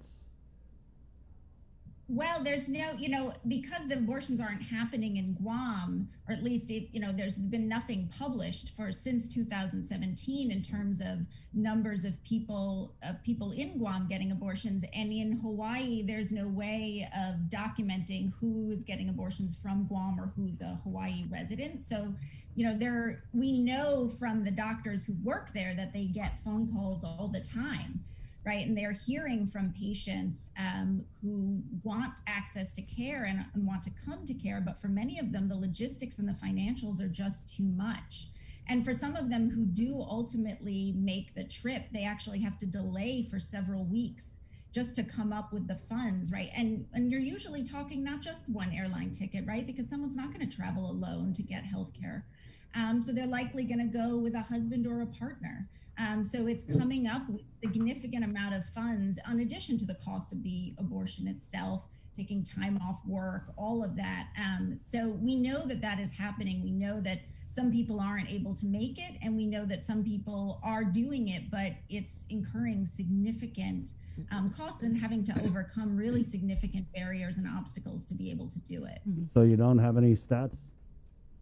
No, there's no way of knowing. How did this come on the radar of the ACLU? Was it a patient that came forward, or doctors that came forward to bring this to your attention that prompted this legal action? Well, I think it actually came both from advocates on the ground in Guam who have been aware of the lack of access and who have been trying to do something about it for a long time. And then it also came from the doctors who are treating people from Guam in Hawaii and who knew that their patients were being, again, struggling with these barriers and forced to travel so far to get care. So it was really a combination, both of the people who are seeing the people who are struggling and also the advocates in Guam who have been aware of this issue and have been trying to find a resolution for quite some time. Vanessa, have you been contacted locally by anyone? Yeah, I mean, there's they either directly or indirectly where someone, reaches out to another person who I'm familiar with and asks, do you know where you can get this care, or how can I do this on island? And there are no doctors we know who are performing this on island. And we know that there are no doctors who will provide the medication off island who are still licensed in Guam, but they can't provide it via telemedicine. So yes, I've had to unfortunately report that to people who inquire. And who is Dr. Shandini Raidu? So Dr. Shandini Raidu and Bliss Kaneshiro are the doctors. They're Guam licensed physicians, and they're also licensed in Hawaii. And they're the doctors who are seeing people in Hawaii who are traveling from Guam and who are fielding these phone calls from people who are seeking care. And they are also, in Hawaii, these doctors are able to use telemedicine to provide and prescribe medications to people who live on Hawaiian islands like Guam, where local access is either limited or just completely unavailable. So they are able to serve patients in Hawaii who need access to care, and they're able to help them without those people having to get on a plane and fly hundreds of miles to go see a doctor in person in the midst of a pandemic. But they can't extend that service to their patients in Guam, again, because of the laws that Vanessa described. And so that's what this lawsuit is about. It's really about ensuring equal access to care, and that laws are not forcing people in Guam to be subjected to different standards and different services than other people. Are those FDA approved medications available on Guam? So there are two medications that are used for medication abortion, and the first one, because of certain FDA rules, you have to be an authorized prescriber to prescribe it, which the doctors in Hawaii are. And there's, as far as we know, no authorized prescribers of that medication in Guam. Again, that's part of the lack of access. So this is the abortion pill, right? What up to what point in a pregnancy can it be prescribed to abort the baby? It's for early pregnancy, so it's about up to 10 or 11 weeks. It essentially causes an early miscarriage. Vanessa, do you know if this lawsuit is something that Governor Liu supports? Well, I would hope so. I mean, I can't speak for the governor, obviously, but she was when she was the head of the Nurses Association, and there was an absolute ban on abortion that was introduced by then Senator Arreola. She, testified against that in the lawsuit challenging that ban. And I believe, she has made clear her policy on supporting women's access or ability to exercise their constitutional right to abortion, both before elected and while she's been in office. So I would hope so. Just going over some of the stats here, and that is interesting, Alexa, that we don't have any numbers beyond 2017, but just the numbers that I was able to find online. 2015, 263 abortions performed. 2016, 289. 2017, 239. But I wanted to go back, Vanessa. I remember I did a story with Jane Flores, and she was trying to recruit an abortion doctor to come out to Guam to do abortions, but I don't think it obviously never panned out. So when we talk about access, right? Currently, there's no one who performs abortions on Guam. Why do you think that is? Well, actually, I've talked to a few doctors, and some things that I've heard are that they just it's not worth providing this service, given the volume of care that they have to provide for their other patients anyway. And then they don't say exactly what these costs are, but it's not worth it. I get the sense that the requirements are burdensome as well.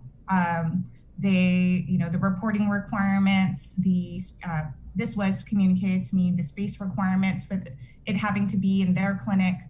These were just some of the reasons provided to me, but I'm sure they vary just as, the decisions for anyone vary. Just to play devil's advocate here, if we don't have a doctor on Guam doing abortions because, in your words, it's not worth it, how great is the need for abortions? Because I'm just thinking, the way you guys make it sound, it's like there's hundreds of women out there who want to get an abortion but just can't, and they got to go fly to Hawaii. Yeah. Go ahead. Well, we know, you just said yourself the numbers of abortions that were happening previous to the doctor leaving. So I would say if those average over 10 years are 200, then we'd say the need has to be at least 200. I don't think women just stopped electing to have them or chose to, right? There was no choice. And I think that when you're talking about, it's just a few people who, or maybe 200 who would have to bear that cost, you think about the women who are usually facing, that typically are seeking abortion, even on Guam, and their demographic and their, what what income bracket they're in and their ability to get that going off island isn't actually possible for them. So it's not like they're just being inconvenienced. This has become impossible, and it's become a ban on their, constitutional right to seek this care. I would say that if there's even one person who's being denied their constitutional right, there's a compelling need for providing and restoring access to Guam. I know that the lawsuit has been filed already, but has there been any effort, or will you be part of any effort to try and get the law repealed or changed? I mean, those are certainly options for the legislature if they want to take that up. I think as we said, the first law that Vanessa explained, the law that requires abortions to be performed in a clinic, that law was actually passed in 1978, and it hasn't been updated since then. Right. And when it was passed, it made sense because the only kinds of abortions there were procedures that were performed in a doctor's office or in a clinic or in a hospital. But today, since for over 2 decades now, actually, we've had FDA approved medications. And so the laws simply aren't up to date with what medical evidence shows us. So that is certainly an option. If the legislature were to adjust the laws, then that would certainly be a solution here. What's the But Vanessa, have you heard any effort underway for anybody to petition the legislature to update the laws? No, I haven't, but I can tell you in this last election, I had the opportunity to ask all the candidates this question: if they would be, if elected, would they help amend or revise laws that are unmedically necessarily and restricting access to abortion? And I can tell you that I don't think there was one elected senator who opted to answer the question or said they would do so. Wow. Would all this be solved if we just had someone on Guam who was giving out or performing the abortions? I mean, that would certainly, obviously, it would be very important and helpful for people to have access if there was a doctor who was able to meet on Guam, who was able to meet the need. I mean, it doesn't change the fact that the laws are medically out of date and unnecessary, and that people should be able to have access to telemedicine. And I do think, especially during a pandemic where we've seen telemedicine across medical disciplines, right, increase and expand.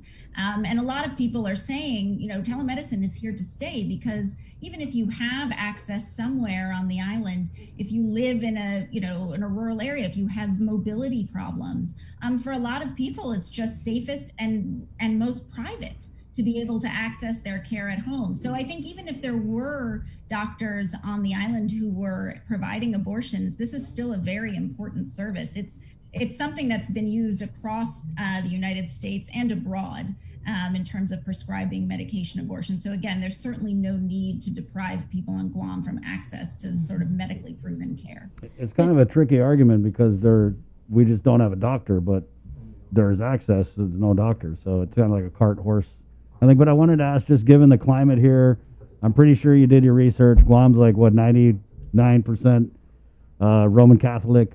This abortion issue, it's hot. I mean, basically, when Jane Flores came out and said, I want to go hire an abortion doctor, I mean, when we kept asking the governor about it, she got tired of having to respond. And so it kind of was beat back down into submission. And here we go again. Right. And I think for Vanessa, you live here, you're on the ground here.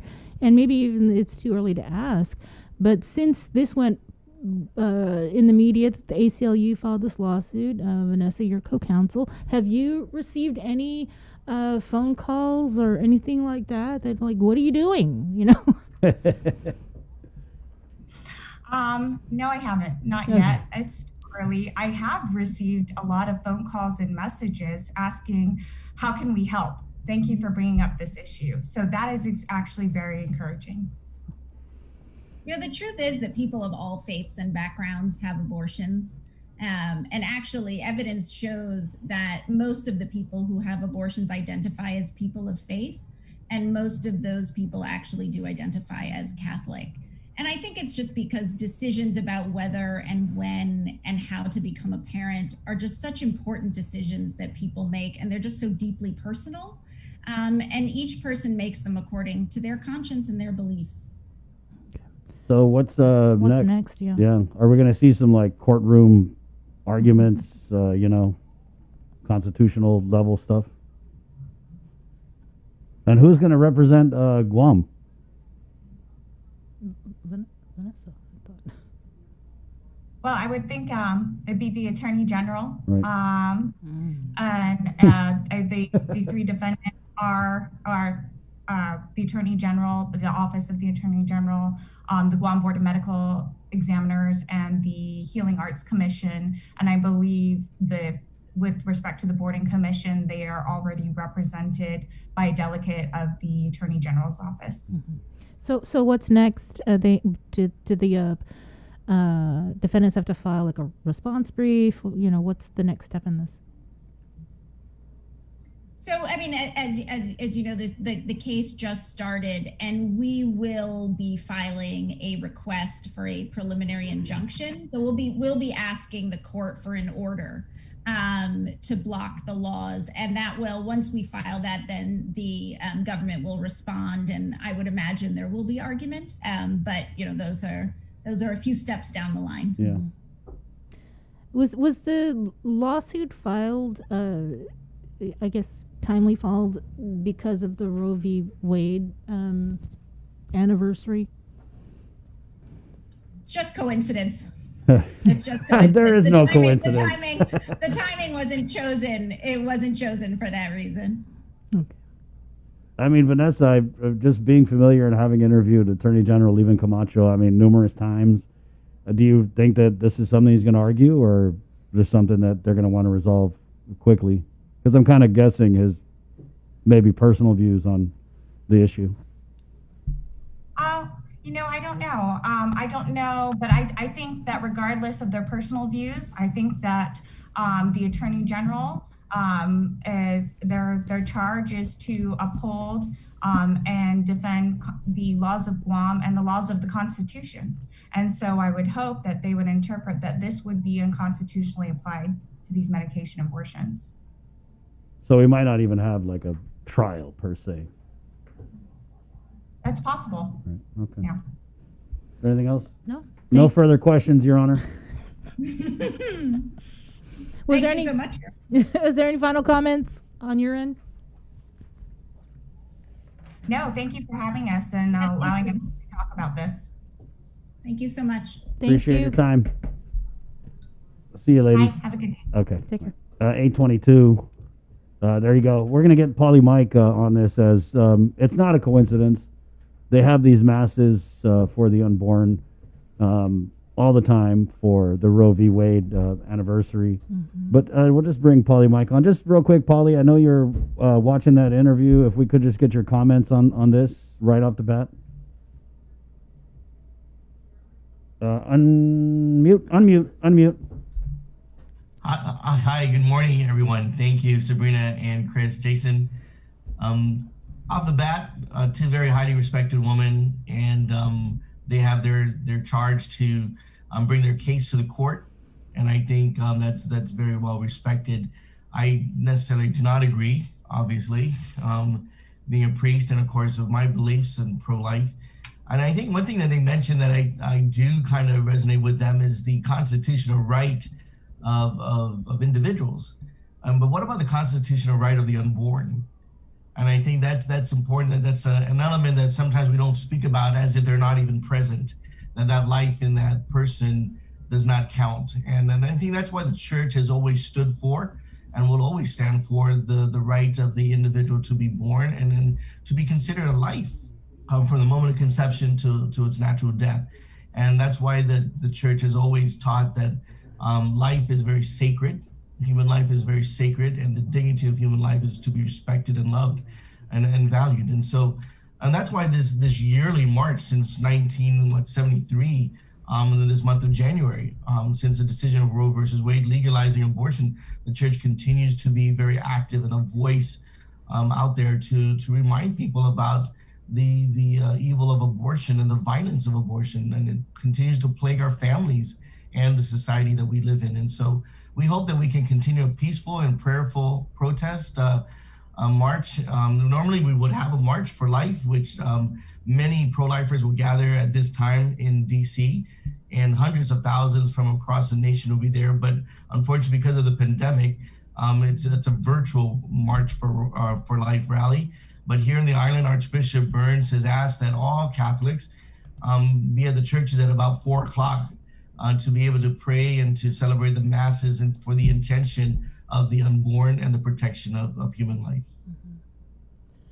And that's going to happen at all 26 parishes. Wow.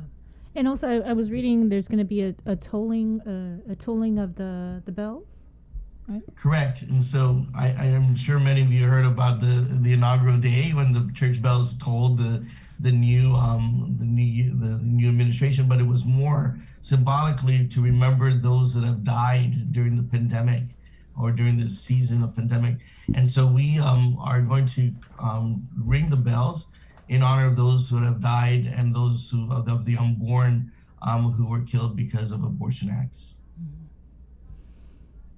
Okay. You know, I go. My son goes to St. Anthony's, obviously, but I noticed that the crosses are back up right at the front of the school. That's correct, and that was actually on the Feast of Holy Innocents. If you remember the story in the Bible about the many firstborn that were killed because of our Lord, right? And so they are considered holy martyrs, and that's what those crosses represent, or those of the unborn on that particular event. But it symbolizes a larger scale of all those of the unborn children, of course, around the world, and especially here on our island. And I remember, was it last year that I came out? I think I did the story with you about 2 years ago, actually now. So last year we had the feast, and then 2 years ago, in 2019. Yeah, I don't know if anybody remembers that, but somebody had defaced the crosses, and That's it was correct. just sad. Anyway, and the issue is very sensitive, very divisive. Obviously, many and then the two ladies have mentioned that it's going to come down to the individual's personal belief and their faith belief, and I agree with it. And I think, and that's why we want to continue to teach and uphold the church's teachings, and these are the teachings of Christ. So we believe in our Lord's teachings, and this is His teachings, and we want to continue that endeavor. Paulie, I just got to ask you, because people say this whenever this argument comes up. They say, oh, they care so much about the unborn, but what about the people who are abused by the priests? How do you kind of reconcile? I'm pretty sure you hear that all the time. It's one of the most recited arguments on this issue, if you will. So how would you respond to that?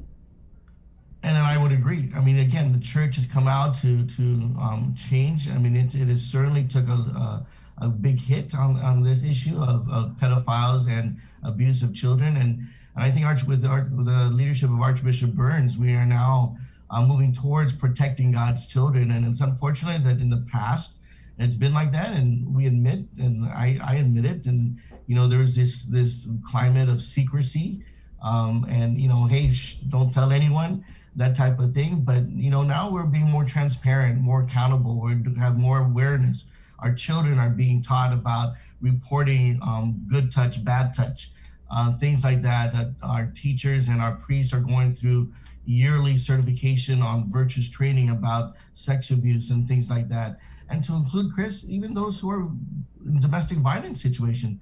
Our church has always stood against these things, and unfortunately our track record hasn't always proven to be the successful one, but has been very consistent in the protection of human life. And so, yes, I agree. We have a history that is not good, but we hope to build a future that is better to protect our families.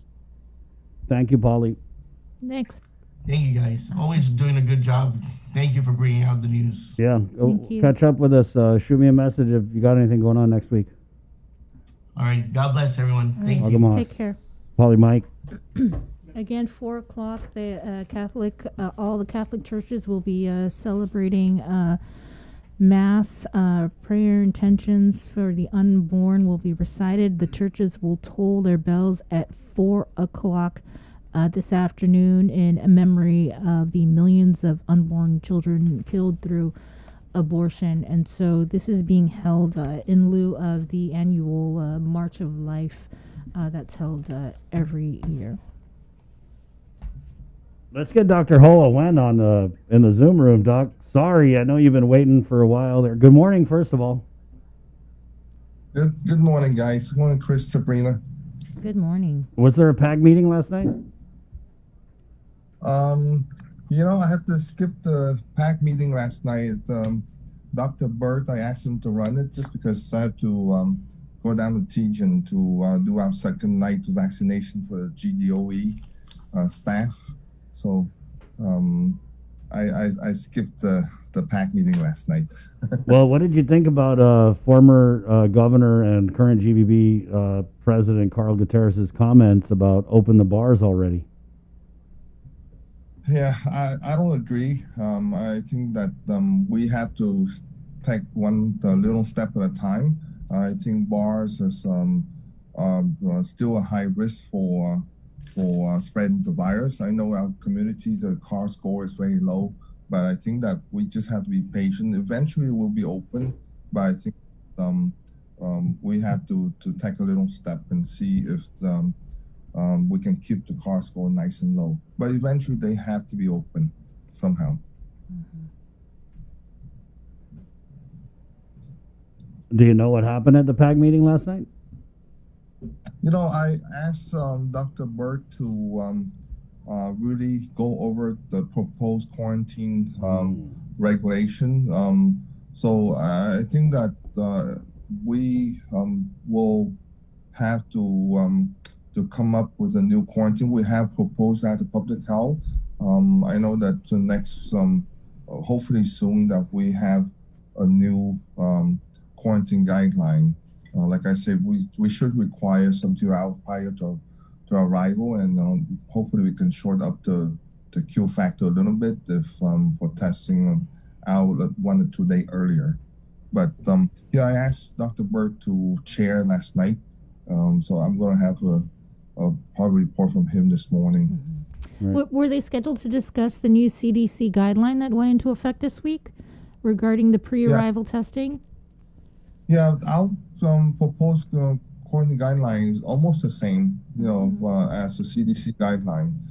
So it didn't deviate that much. It just shortened up the course about a day or 2 for people to be home quarantined for the next 7 days. So it's not we don't deviate from the new CDC guidelines so much. It's almost equivalent. Mm-hmm. What are your thoughts, though, on the new CDC guidelines and the fact that I think it's if you transit through Japan, you have to take a COVID test, right? No, I think that to make it it's kind of confusing in the public, and we want to make it very clear that from Guam, transit from U.S. to Guam, or from Guam to U.S., transiting to and from Guam to U.S. Through Narita and through Hawaii, you don't need to have a PCR testing if you transit.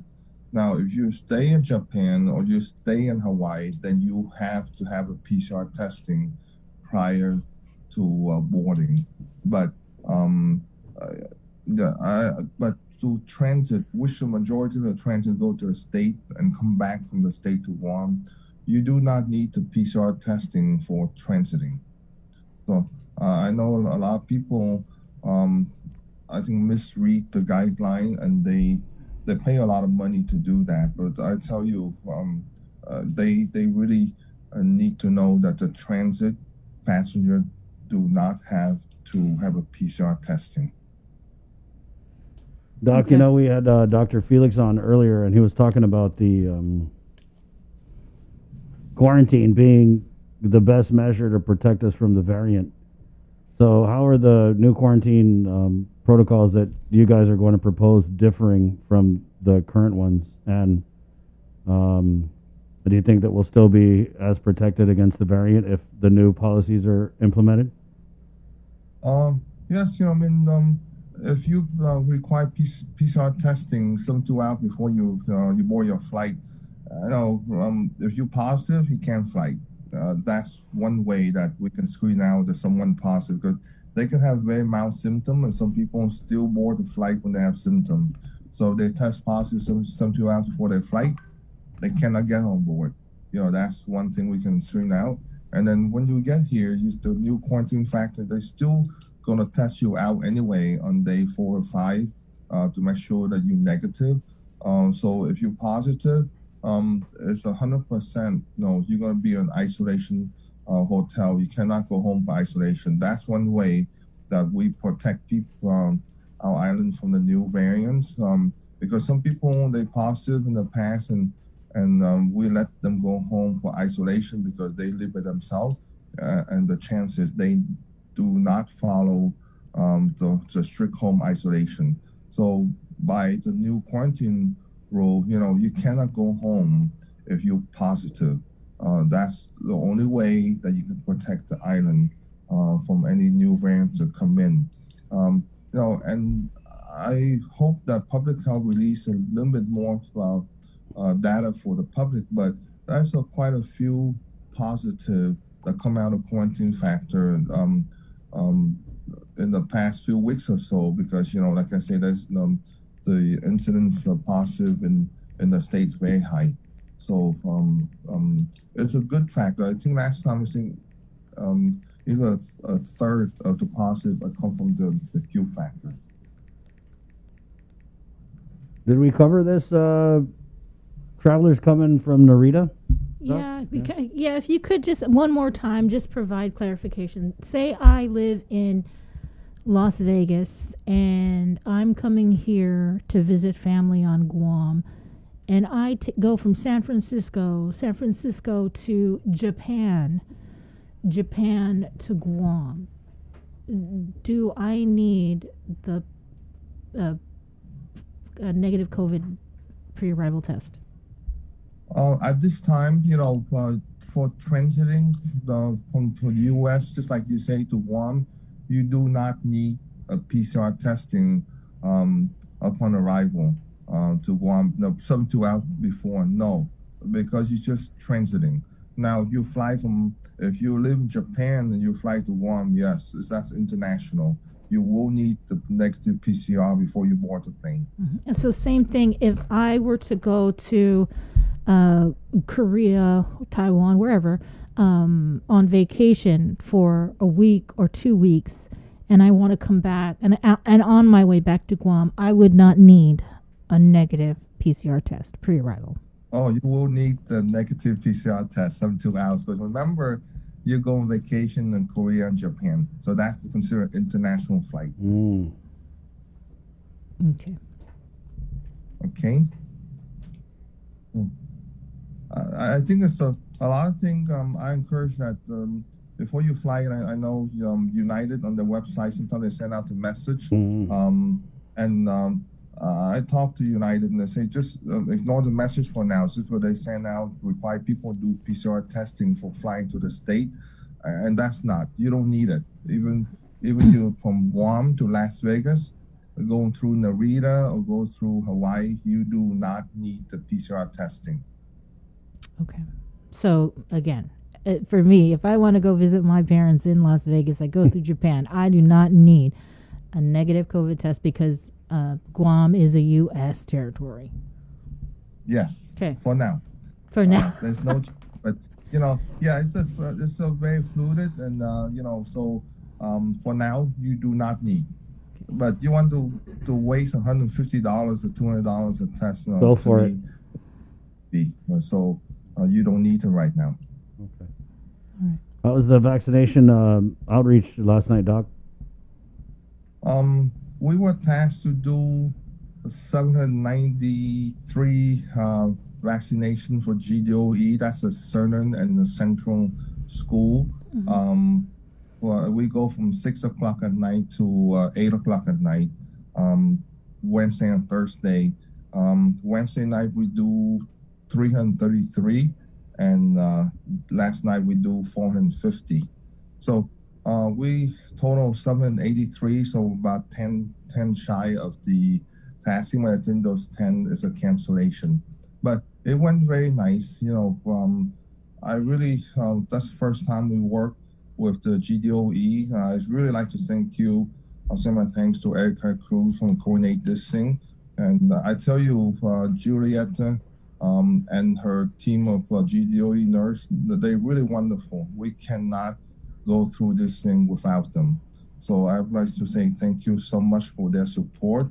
The Chilean High School gym is a wonderful facility. I wish it was bigger so we can do more, but we kind of limited in our space. And the mayor of MTM, Rudy Paco, give a lot of support for us, and our the AMC team. We put together a group that you cannot get better. We probably we can do about 200 vaccination an hour. So I hope that the GDOE staff went through the process. I appreciate it. The waiting time go through the whole process about 25 minutes from the time they check in and the time they leave. So it's pretty fast. Right. So how many, yesterday, how many was available and how many was administered, did you say? We go by they sign up online registration through a digital platform, and they sign up, they pick their time, their location, and they fill out all the necessary paperwork online. So by the time they get there, it takes them 30 seconds to check in. So we expect 400 people to come in, and all 400 show up, and we add another 50 at tail end for the walk-in, so we have 450. Mm-hmm. So there was no leftovers? No, I heard the conversation with Dr. Brera and Chris, and if you know how many people coming, exactly, they're registering. You will open and pre-fill the syringe exactly what the number of people that show up. So you don't open any bottle, and so we waste zero shot for the last 2 nights. So that's the way the digital platform it does. It keep a live counter of how many people check in, how many the people there that we expected. So we know exactly what we do. So it's something that it had to be used. Number one is cut down the manpower. You know exactly how many people will show up, so you don't overstaff yourself, and you open. Yeah, you don't waste any vaccines. Yes, you don't waste anything at all. So we were happy that the 2 nights, we waste zero. We have 333. There's a 3 extra because we can draw some bottle. You can draw 11 doses. So that's the 3 bottles. We can draw 11 doses, but we don't waste zero at all. So it's something that technology will help you manage your manpower, your expense, and the cost. Mm-hmm. Right. Yeah, and that's why we were kind of wondering about the whole friends and family unspoken about policy. Yeah, some in the clinic wise, it's somewhat different. Sabrina, Chris, in the clinic, because it's not a vaccination site, so you go by appointment, and you can count throughout the day how many appointments you have, so you can open the bottle. But every bottle you can draw 10 shots, and you have to use them. So if you happen to have 3 left end of the day, just because we don't have enough people here, then yes, we create a list of waiting lists. So if we have 3 left, we just go down the list and call them. And bottom line is, if we call one person, they don't answer, we call the next one. And again, this shot belong to the people. It don't belong to anyone else at all. It's the people's vaccine, right, Doc? Yes, and the main goal is to get to the people, and as fast we can get them. So that's our belief, and that I think that the majority of provider believes the same.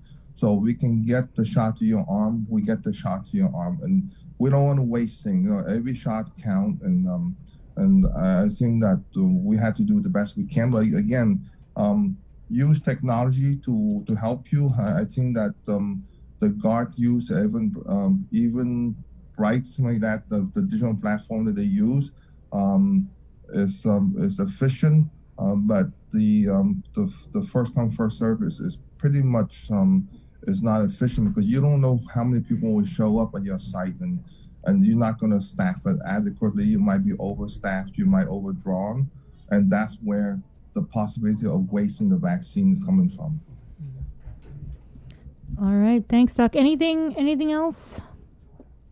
No, it's this is the first series, so we're gonna redo again in 28 days for the Moderna. Hopefully, we have enough supply on the island so we can give the GDOE staff the second vaccine to complete those people. So it should be around 783 people that will complete the second dose about 28 days from now.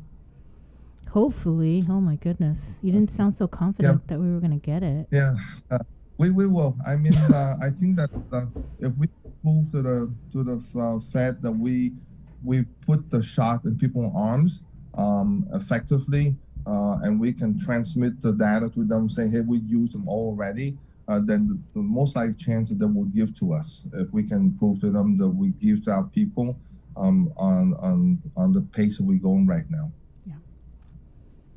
So if we can have the supply, yes, we do this by July, August, absolutely, if we do it correctly. And if we can get the shot to the people. And again, guys, to me, homebound, I'm still pushing for anyone that bedridden and wheelchair bound. Absolutely, the wheelchair bound people is very uncomfortable for those patients to go to any clinic. We should make all the possible effort to get the shot to the wheelchair bound as a homebound program. Yeah, well, I mean, did hear from the chief medical officer though that if you're in a wheelchair, it's better that you go because you'll get it sooner, as opposed to waiting. Yeah. But our opinion is wheelchair bound. We can get them there if we use our manpower effectively. Do you need Dr. Cabrera's number? We can give it to you. Maybe you can have a conversation. Good friend every day, so it's okay. I can get home. He's tired of talking to Dr. Cabrera.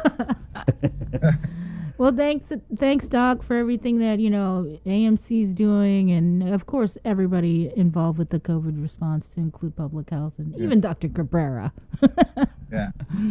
Yeah. But again, guys, thank you for the GDOE staff for helping us, and will work along with us in the vaccination the last 2 days. So thank you so much. All right, take care, Doc. Have a safe weekend.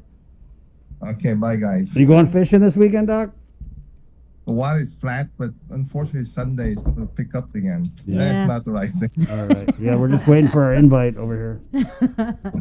Maybe when we get the vaccine, we can all go fishing. Yeah, I take you out, Chris. Thank you, Doc. Okay. Take care. Bye, guys. Dr. Hoa Wan, the Physicians Advisory Group. 8:47. Guys, we got to take a quick break. And then we'll come back with Tess Archangel. We have Senator Jim Moylan, the Minority Leader, 36th Guam Legislature, Senator Joanne Brown. I had put out the invite to Senator Talina Nelson to also come on. We didn't get a response. I also asked her about any potential conflicts that she may have in having oversight of the Port Authority of Guam. I didn't get a response, so we'll hold our breath. We send the link out. The invite has been made so that we can have a fuller conversation, but it is what it is. So we'll go with what we got next here on the link. Good morning. The relationship between Guam and Manila, Philippines is undeniable as we share similar cultural traditions, history, and heritage, with generations of Filipinos calling Guam home. KUAM presents a monthly look at the capital city, featuring in-depth and engaging interviews on everything from medical tourism to new business and government leaders. Veteran newscaster Nestor Lecanto delivers Beyond Our Borders. This special program is brought to you by the Bank of Guam and KFC. GU Self-Storage, conveniently located near the Harmon McDonald's. We offer affordable rates, online payments, and auto bill pay for your convenience. Plus, gate access daily from 6 a.m. to 9 p.m. Call us today at 648-7867 for more information. The ongoing pandemic is affecting the way we live, work, and go to school. Because of this, the Guam Department of Education is implementing new safety protocols with guidance from the Centers for Disease Control and Prevention. Parents are advised to do the following before students leave the school. Half a day. It's time for school. Remember to wear your face mask. Face masks are mandatory. Wearing a mask protects you and those who are around you. Parents are advised to conduct temperature checks before students leave home. If your child is showing any COVID-19 symptoms, then do not send them to school. Students riding the bus must follow proper physical distancing measures. Bus drivers are aware of this, as well as keeping up with standard sanitization procedures. Buses have physically distanced seating arrangements to ensure a safe ride to campus. Only one child should sit in each seat unless they are within the same household. Enjoy the ride. Upon arrival, students must continue to follow clean etiquette for the safety of themselves, other students, and school faculty. Regular hand washing is one of the best ways to remove germs, avoid getting sick, and prevent the spread of germs to others. Follow these 5 steps every time. Wet, lather for 20 seconds, scrub, rinse, and dry. There are physical distancing markers throughout campus to remind us to stay 6 feet apart. Temperature checks are required upon arrival at any GDOE facility, so always be ready. Continue to social distance. Be mindful to stay 6 feet apart when interacting with your peers. Make sure you avoid touching your face. It's lunchtime. Schools will still provide lunch for students. Cafeteria tables will have designated seating marked with physical distancing information. It is okay to remove your face mask to eat during this time. Class is in session. Before entering the classroom, students are required to keep their distance. Teachers are informed about following proper COVID-19 procedures to promote a safe and clean learning environment. Tables are strategically spaced to avoid direct contact with each other. The sharing of school supplies is prohibited. Teachers will enforce this. It's for everyone's safety. Most schools now have a single quarantine room located in the nurse's office in the event of a potential positive COVID-19 case. Facilities such as water filling stations are frequently sanitized by staff. Signs are posted all throughout campus to remind all students and staff of standard safety procedures. As Guam navigates the evolving COVID-19 health situation, the preparation, promotion of, and commitment to safety for our students, staff, and the island of Guam will continue to be our top priority. If you have any questions, please contact your child's school directly or the GDOE Central Hotline at info@gdoe.net or 300-1536. We'll see you soon!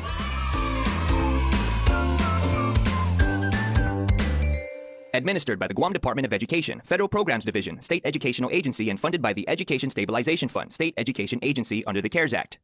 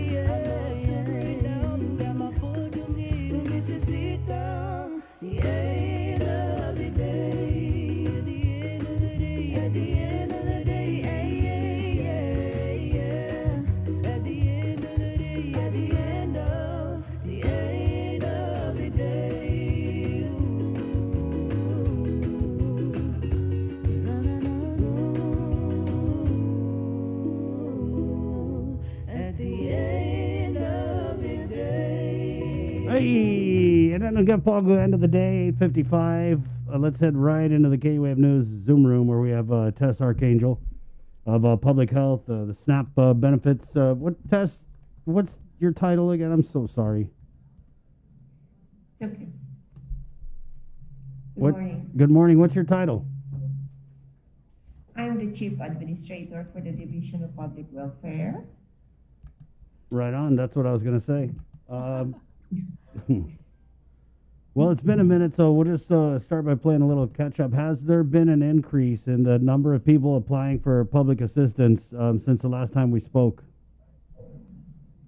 Actually, no. No? No. Wow, that's But we surprising. do have a lot of applications and change report that we receive. Yeah, there's a lot of change report because of change in income, and if they do receive the other assistance, yes. So there's a lot of change report that we do process. So first, during the pandemic, you hadn't seen an increase in people applying for these SNAP benefits. Yes, definitely, especially in the month of May to August.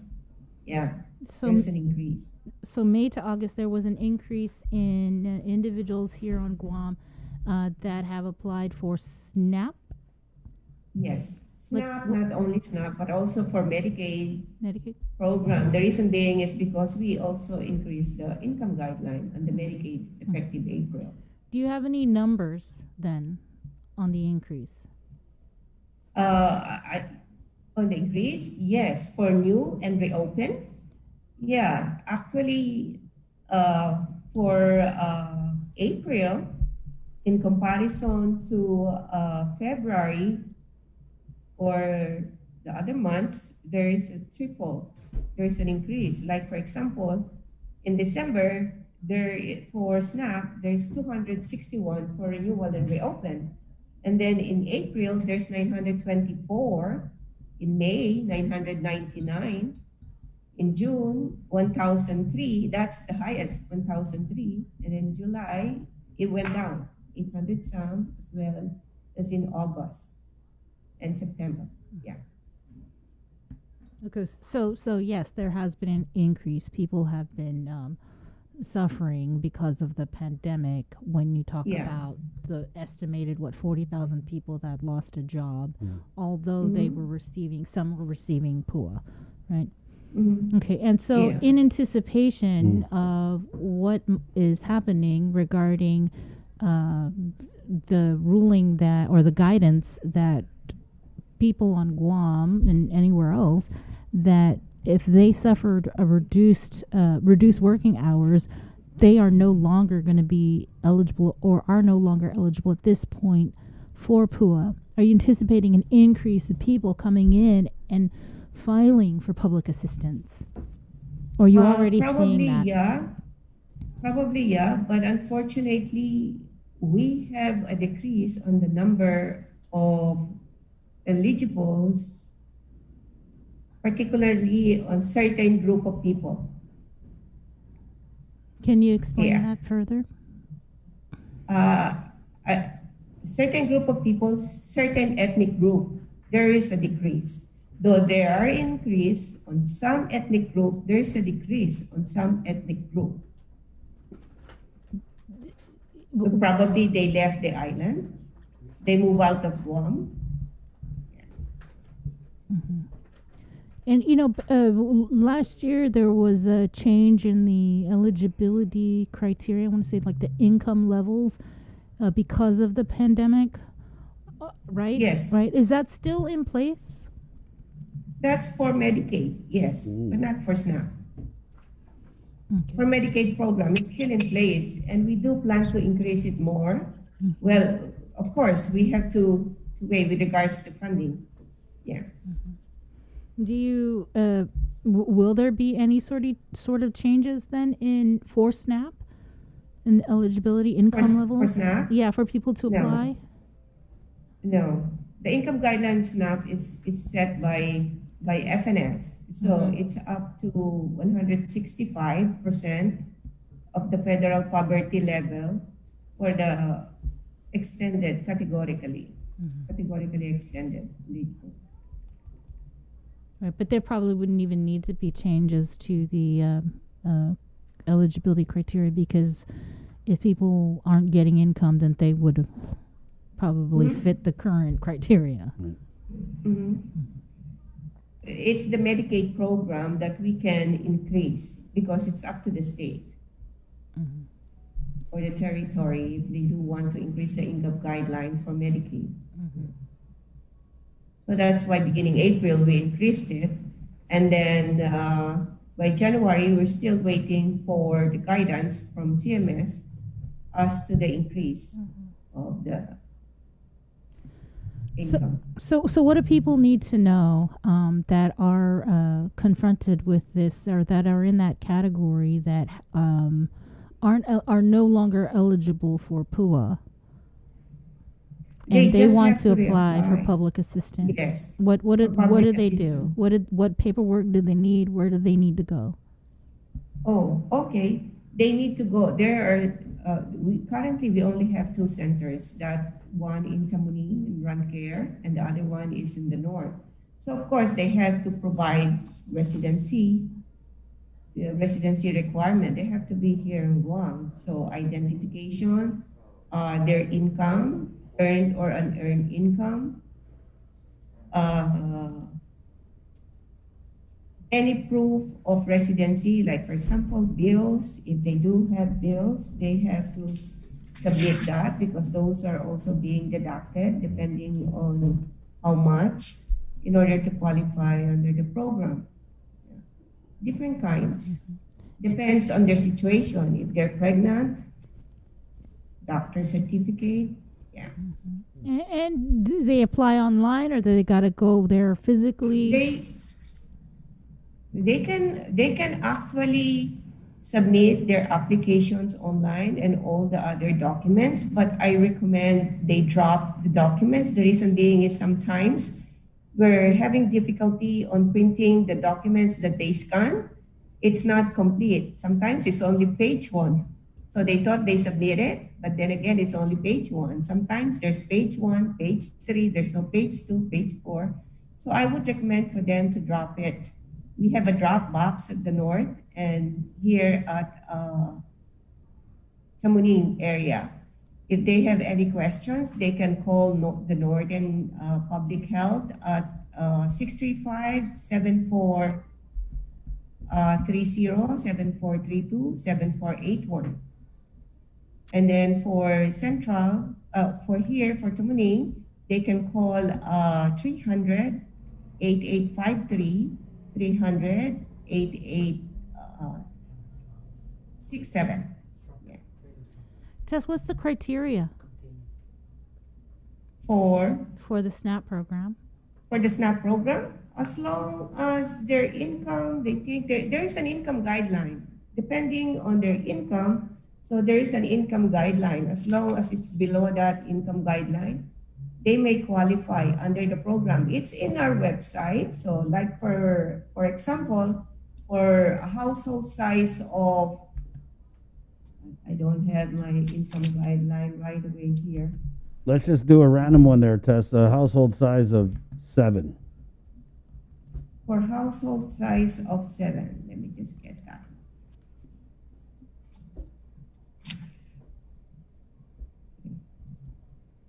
The income guideline has changed. It's for fiscal year 2021 for household size of 7.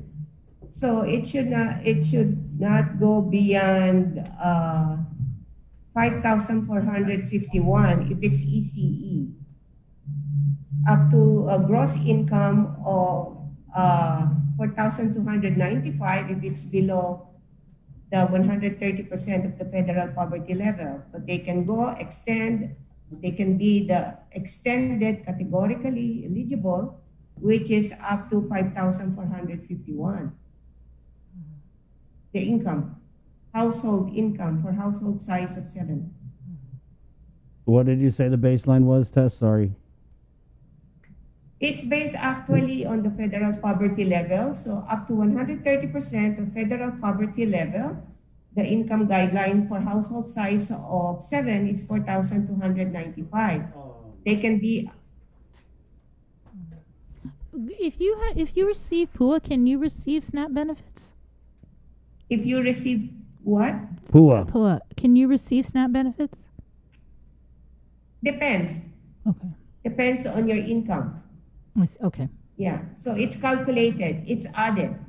It doesn't mean if you receive PUA, you're not going to qualify. Depending on the number of household, you may qualify or you may not qualify. They're going to calculate it. Okay. And just again, in order, if people want to know what the eligibility criteria is, the most updated version is on Public Health's website. Yes. Mm-hmm. And you mentioned the income guideline. Right, you mentioned it changed. So how often does it change? Yearly. Annually. Okay. Yearly. All right. Is it due to change anytime soon? No, next fiscal year. Okay. All right. Thanks, Tess. Was there anything else you wanted to let the public know that might find themselves applying for public assistance? If they need assistance, no one can hold them. If they need assistance, just try and apply and submit their application. I'll recommend if they need medical assistance, if they need cash assistance or food assistance, they just have to fill up the application. They can download it from our website and they can email it at publicassistance@dphss.com.gov, or I would recommend if they can draft those documents to ensure that all those documents are complete, and that if they're going to submit application, make sure all the requirements are attached to the document, because they think that if they do submit an application, we're going to process it right away. No. So if the application is incomplete, it goes at the end of the line. So technically, then clients will call and they will say they submitted it, let's say September, December, but in actuality, it's incomplete. Yeah. It won't be processed unless it's complete. So we urge those people to complete those applications when submitting it. Tess, we had a complaint here. Nobody answers the phone at SNAP. Is that do you guys get so many calls that it's hard to answer the phone, or? Well, unfortunately, the phone that was in the 311, we have already changed that. We do. A lot of clients are calling, actually, following up if they have changed report. We have 3 lines here at Central or in Tamuning that they can call. And that number, let me see if I can, 300-8853, 300-8863, and 8867. For the North, I'm going to repeat again, 635-7484, 7430, 7432, and 635-7481. Our people are answering those. Yeah. Tess, just one more time, 300-8853, 300-8863, 300-8867 for Central Guam. Northern Guam, 635-7484, 635-7430, 635-7432. Yes. Okay. And just one more question. Go ahead. And 635-7481. 7481. And just got an inquiry here. If you currently receive the minimum wage now and get the 50-cent increase, will you still be able to receive assistance for a family of 4? For family of 4, that's the maximum is 3,603. So you would. So our minimum wage is a month. That's per month. So I think they will. So and it increases to $9.25, 50-cent increase. Do you think that they would still be eligible? Yeah. All right. I think so. Okay. Anything else, Tess? Because there's also some deductions. All right. Thank you so much, They Tess. may. You're welcome. Thank you. Okay. All right. You stay Bye-bye. safe. That was Tess Archangel. She is with the Department of Public Health, the Division of Public Welfare. We were talking about Public Assistance Program, SNAP benefits. If you have any questions for Central Guam, please call 300-8853, 300-8863, 300-8867. For Northern residents, you can call 635-7484, 635-7430, 635-7432, or 635-7481. 7481. Don't bother calling 311 and using that phone number because it's not going to work. Sorry. Okay, just wanted to throw this out there as I had a call from a lady who had wanted to see the ACLU interview that we did and the Polymike Crisostomo interview that followed it. What we do with the link here, guys, is it airs on KUAM TV from 6 to 8 a.m. Then at 8 a.m., I mean, usually at 8 a.m., sometimes 8:01, 8:02. One time it was even 8:09. But we sign off from KUAM TV at 8. And then you can get the show on Facebook Live or on the radio, The Breeze 93.9. And then after every show, we cut up all of the interviews and then we put them on YouTube. So you can go to our KUAM News YouTube page, because I know you guys, a lot of the stuff that you hear on the link, it gets put on the KUAM News, right? But I know a lot of you guys really like the full length interviews that we do, and those go up on our KUAM News YouTube. Because the lady was kind of upset at first, and because she had called at 7:30 and she said, "This ACLU, when is it going on, boy?" And I was like, "Oh, ma'am, it'll be on KUAM TV." But we ended up running late. So she had tuned into KUAM TV, but the interview with the ACLU didn't go on because we started with them after 8 a.m.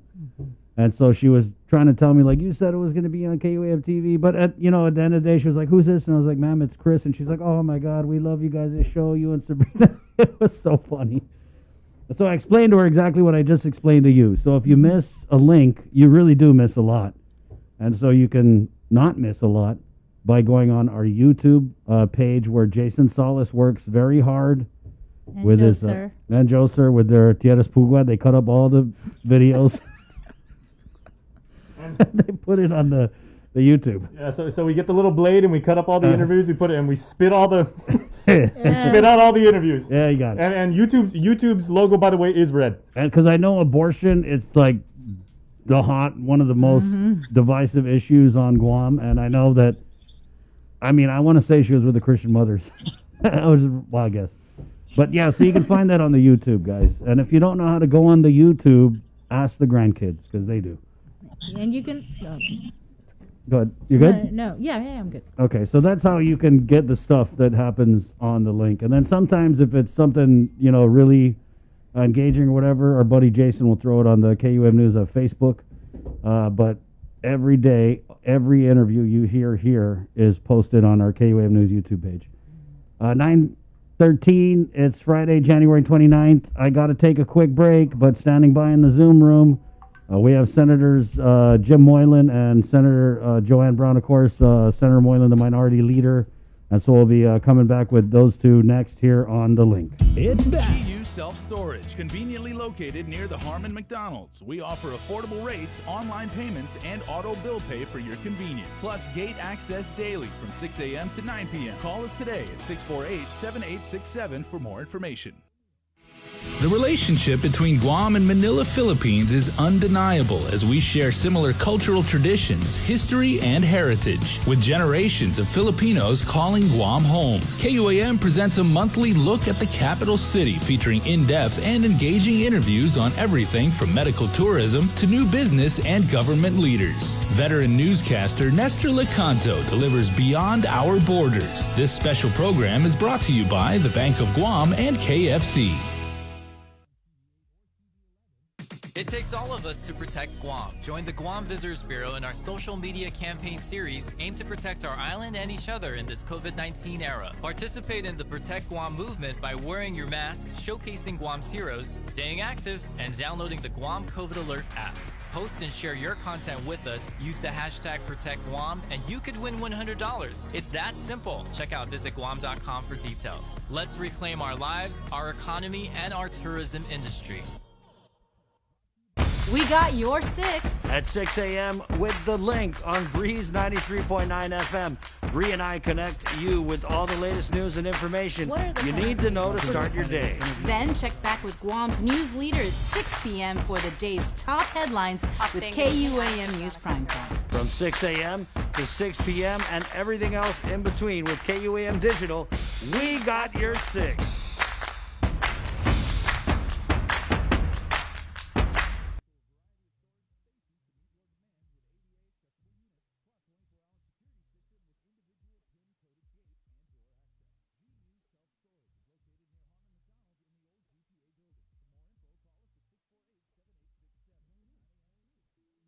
Breeze 93.9 FM.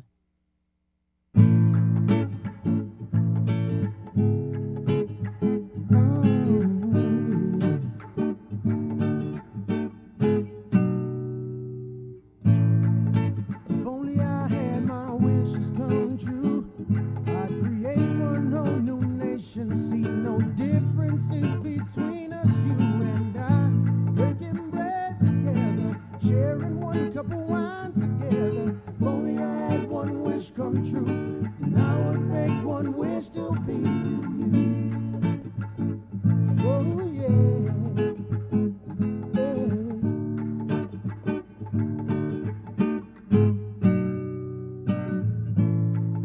If only I had my wishes come true, I would end all wars all around the world. No longer fights between us, you and I. Breaking bread together, sharing one cup of wine together. If only I had one wish come true, then I would make one wish to be with you.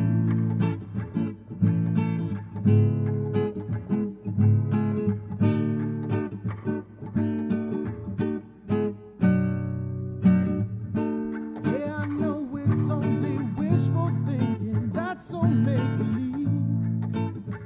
Oh, yeah. A little bit of hope won't hurt nobody. They keep saying I'm naive, but it seems all so real to me. If only I had my wish. I mean, hands down, one of the most prolific and potent local artists we've ever seen. John Palau, I don't think he gets enough due. He's a great talent. So many great songs. This one's called Wishful Thinking on The Link. Good morning. It's proudly brought to you by IT&E, Carrier, and Cabo Enterprises. 9:17. Let's head into the KUAM News Zoom room where we have Minority Leader Senator James Moylan and Senator Joanne Brown, Republican, 36 Guam Legislature. Good morning, Senators. Hi, good morning, Chris. Morning, Bree, Chris, Jason. Good morning. Morning, Senator Brown. Good morning, Senator Jim. Leah Day. I kind of want to start before we get into the official misconduct bill and the upcoming oversight hearing at the port. I wanted to just get your reaction, Senator Moylan.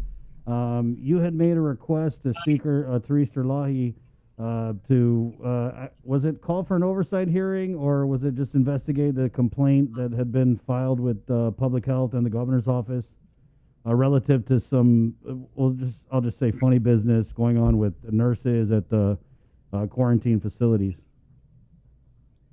Right. Well, the information that the link shared earlier, and which I understand is about also 3 weeks of this original allegations coming on out, and you folks doing some follow-ups. And I gathered the information myself as well, and it was very helpful. So I sent a request to the Speaker's office for an oversight of Department of Public Health and Social Services there, specifically to look into the allegations at the quarantine facility, the different things that were discussed, patient care and hours are correct or not on the timesheet, responsibilities of them that they should be having. So the allegations were there, and we have not received, I haven't heard of the final outcome from the department itself on what they came out with on their findings. So therefore, I requested for the oversight hearing with the speaker. Right. And have you heard from, did you say you heard from the speaker? Did you get a response? I had a discussion with the speaker, and she is taking that under consideration.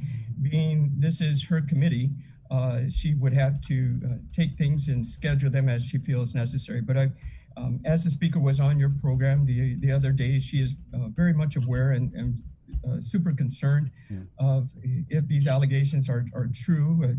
But she did point out we just need people to do their jobs, right? And hopefully this would all iron out. But it's our job as the second branch of government to ensure that we look into this as we represent the people of Guam. Right. Yeah, I did get a response to her from her. I'm sorry, last night and to your request. And I don't know if you heard it, but she said that public health has reviewed the matter and assured me that there are no pending issues. But we are requesting for the director to put his response in writing for formal consideration by the committee. Right. I mean, I'm not sure if that means like, hey, he said it was all good, so, it's all good. Just shoot me it in writing, Finn, and then, we're done with it. Or is it, I don't know, or is it put it in writing and let me put my eyes on it and see what you have to say on the record, and then I'll make a determination. What do you think, Senator? Is it a done deal, or do you think Speaker is still open to reviewing this after she gets it in writing? It would be dependent upon, the director should then, say something publicly, maybe? Take care of the request by the speaker. It is the official stance of the speaker and the legislature bodies. So let's have the document. Let's hear your investigation. Provide us with the information that that you feel that you're comfortable with, and so we can move forward and put this behind us. But until I think the speaker receives that, most likely we're still open. I'm still open, and then we'll see what the response is in writing. Those are allegations that need to be dealt with, and it has brought to the table. And in our situation now, we're really entrusting. We're relying on our government officials. Not to say that everybody is not doing their job, but if those accusations are out there, let's clear that up. Put it in black and white. It's done, and we can move forward so we can maintain our trust in government. Similar to what Senator Joanne Brown is her stance. If there's any corruption out there, we need to identify it and take care of it. And likewise in her bill 3736, and that's also important to help us maintain doing right for the people of Guam. Which bill is this, Senator Moylan? Senator Joanne Brown's bill, that's 3736. Which bill is that, Senator Joanne Brown? What does that's with regards to the official misconduct in terms of hiring, putting a prohibition on hiring someone who has official misconduct from being hired back into the government of Guam. This whole issue, this whole story, for me, has just been one giant WTF. That's the only way I can describe it. I mean, it's just pretty, I just feel insulted really by the responses that we got from the port GM on the hiring of former DOC guard Frankie Rosalind at the port into a classified position. And I feel like I've been vilified for just talking about this, but I just have to remind people that it's public record. These are public monies, and so we can do that. I'm not going to sit here and try and justify why we could talk about it, but it's just snowballed into all kinds of crazy. But at its base, when you are convicted of official misconduct, whether it's a misdemeanor because the AG dropped the ball in prosecuting this case, let's just be honest, that's exactly what happened. These guys were guilty. But the prosecution at the AG's office, it really leaves so much to be desired. But whether or not it's a misdemeanor or a felony, official misconduct, it means you can't be trusted as an official of the government of Guam. So when we found out from Rory that Mr. Rosalind was hired, the response that we got from Rory, and the explanation and the reasoning that we also heard from the Lieutenant Governor, to me it was just insulting because they're trying to bend reality and make it seem like people who are saying that we shouldn't have those convicted of betraying the public's trust work in the government again are totally crazy, when it's actually, I don't know, it just seems like common sense. And so I guess just first, if we could just respond to that why is it that talking about barring those convicted of official misconduct from working for the government of Guam has become such a political issue? Senator? Who do you want to take? Yeah, I don't care. First? Go ahead. Well, I think it's unfortunate because it really, as you mentioned, takes away from the real discussion and the public expectation that public officials, need to hold a certain standard in terms of performing our duties for the people. And as I've mentioned previously, it doesn't matter what position you hold in the government of Guam. If you work at the government of Guam, you work for the people of Guam.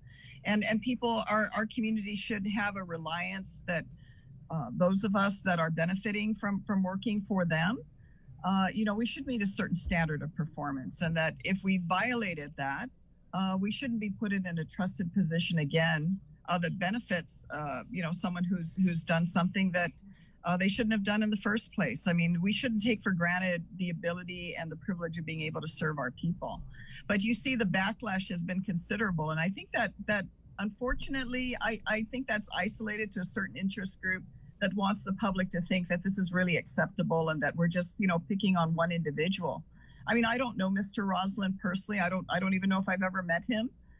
But really, the circumstance that has been brought to light by his hiring at the port just has brought to our attention the need to address the loophole that exists in the law, so that we can prevent this sort of thing from happening, not just at the Port Authority of Guam, but throughout the government of Guam and the instrumentalities of the government of Guam. And really, there's nothing wrong with ensuring that standards exist in this government to serve our public, because I know when we're out there, I know when Senator Jim's out there, even in spite of this pandemic, there's so many ways people are able to communicate with us now. They are relaying their concerns. And I certainly run into a number of people in the course of my life going about in the community who've come up and expressed their support and are very pleased that this bill has been introduced. So, there's a lot of dust kicking going on, but I'm sure when all the dust settles, the majority interest will prevail. And I'm certainly hoping that my other colleagues, I know Senator Moylan has come out very supportive of it. He's going to be my second co-sponsor on this bill.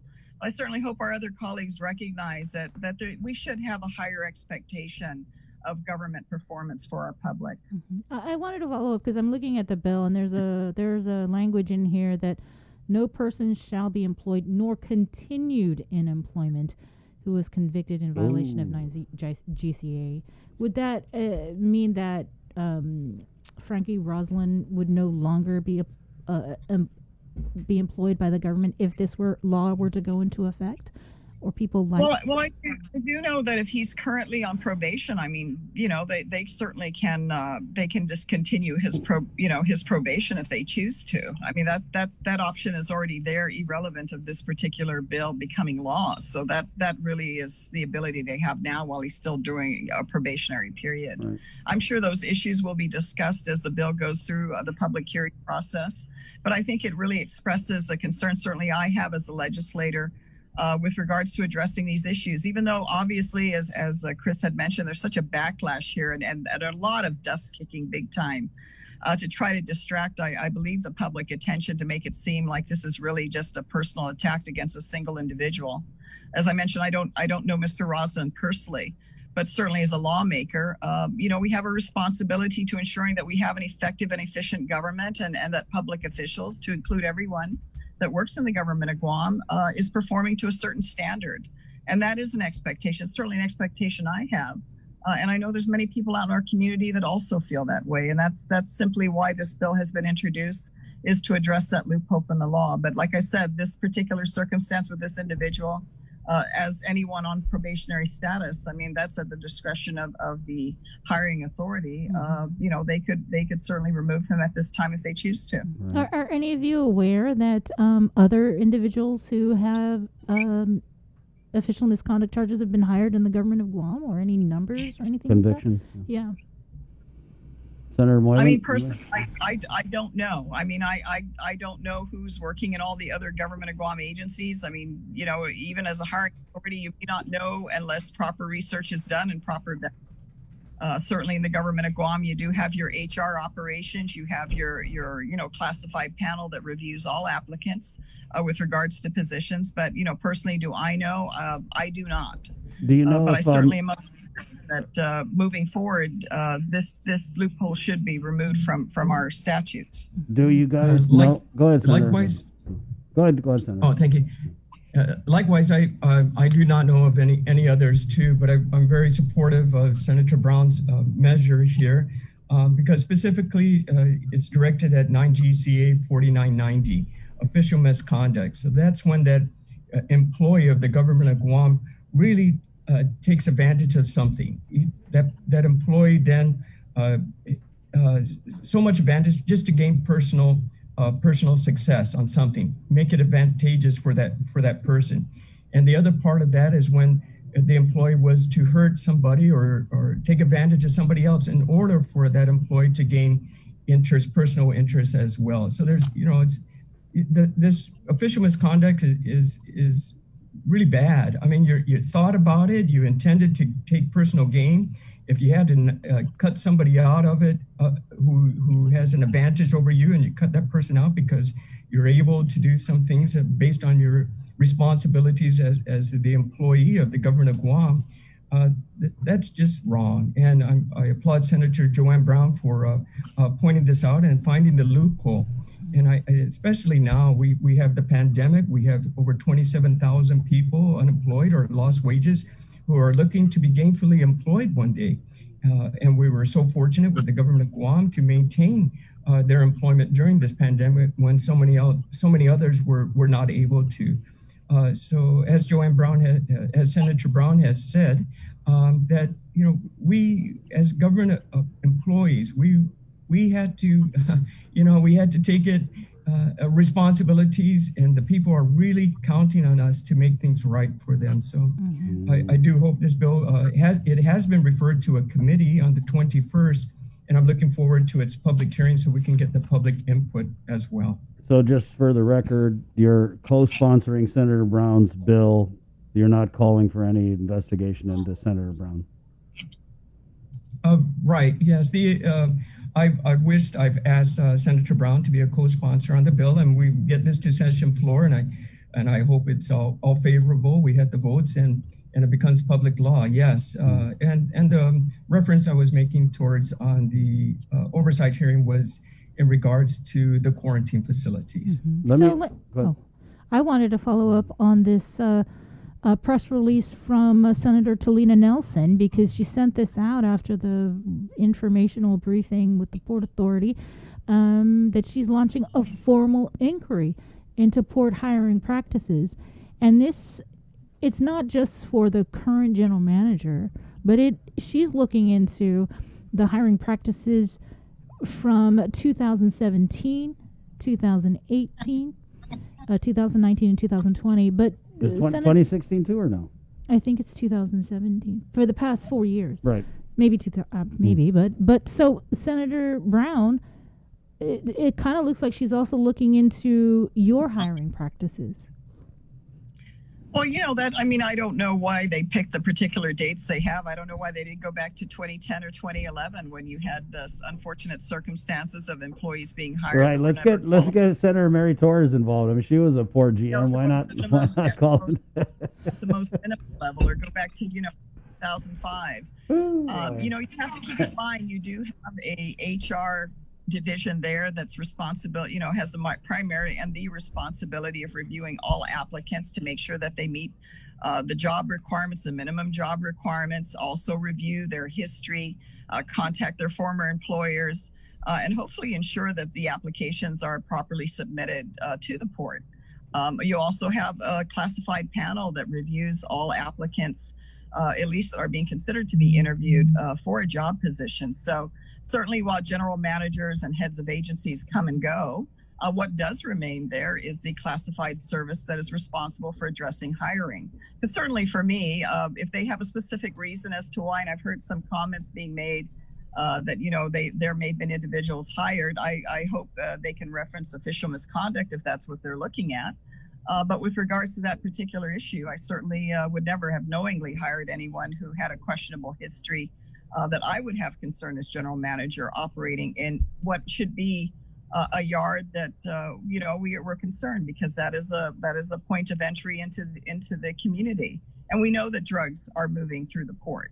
It's certainly getting here one way or the other. And right now, maybe there's limitations with this pandemic coming through the airport, but we know it's certainly in the past has come through the port and no doubt is a point of entry. So you're going to want to ensure that every employee there that works there is a responsible individual and doesn't have a questionable history that might put them, you know, in a position where they may re-engage or be involved in drugs or the movement of drugs through the port. So, I mean, they certainly can look and are welcome to do so. I stand by my position as general manager and all my actions during my time there. I mean, I had zero tolerance for drugs.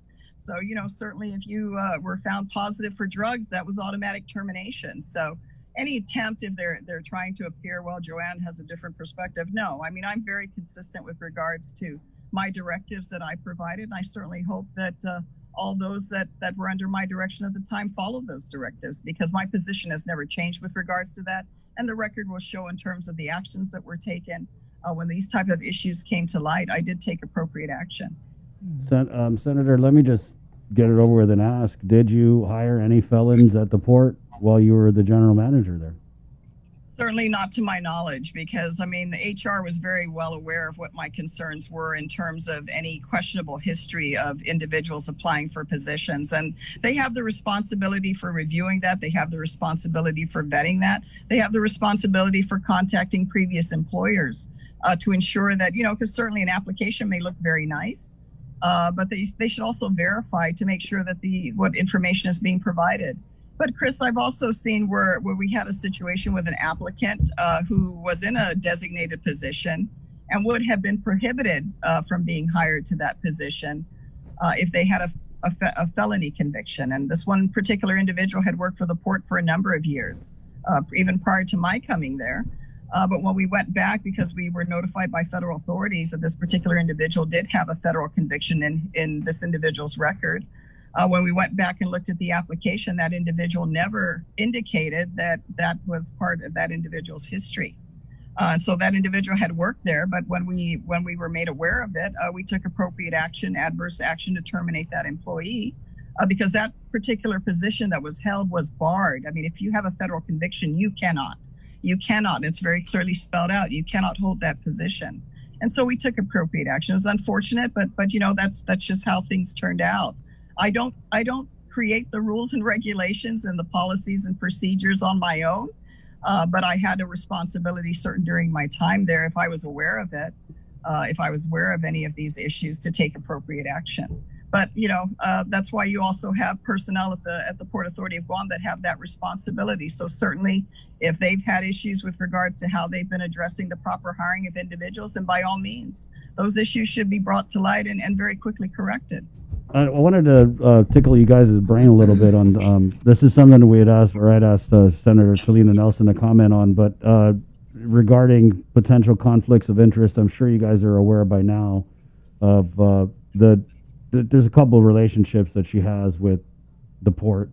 First, her mom's sister's married to the GM, and her dad's brother is a high-level port manager. And I know we're all related, whatever, but do you think that poses a potential conflict of interest and maybe impedes on Senator Nelson's ability to independently and impartially maintain oversight of the port?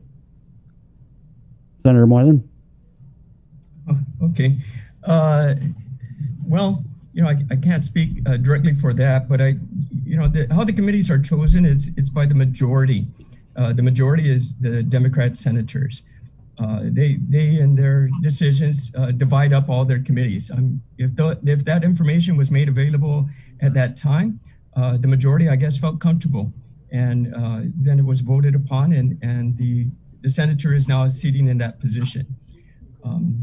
Would I have done something different? You know, maybe. I recused myself from several decisions in the 35th Guam legislature. Now do the same in the 36th in regards to business, right? Anything that has to be addressed in insurance specifically, I've chosen to recuse myself.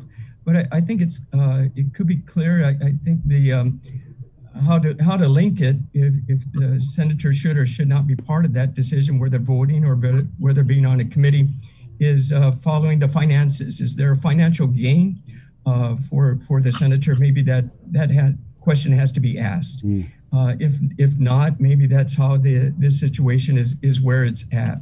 Will the senator be partial and be fair and honest? I'm sure the senator has all that in their mind and wants to do right for the people of Guam. How does it look to the public? Well, that's another thing, but it's the senator's personal position on how they carry themselves and how well they investigate things. And so I'm just hoping for the best, really, and to do the right thing for the people of Guam, especially during this pandemic situation. Senator Brown, your thoughts?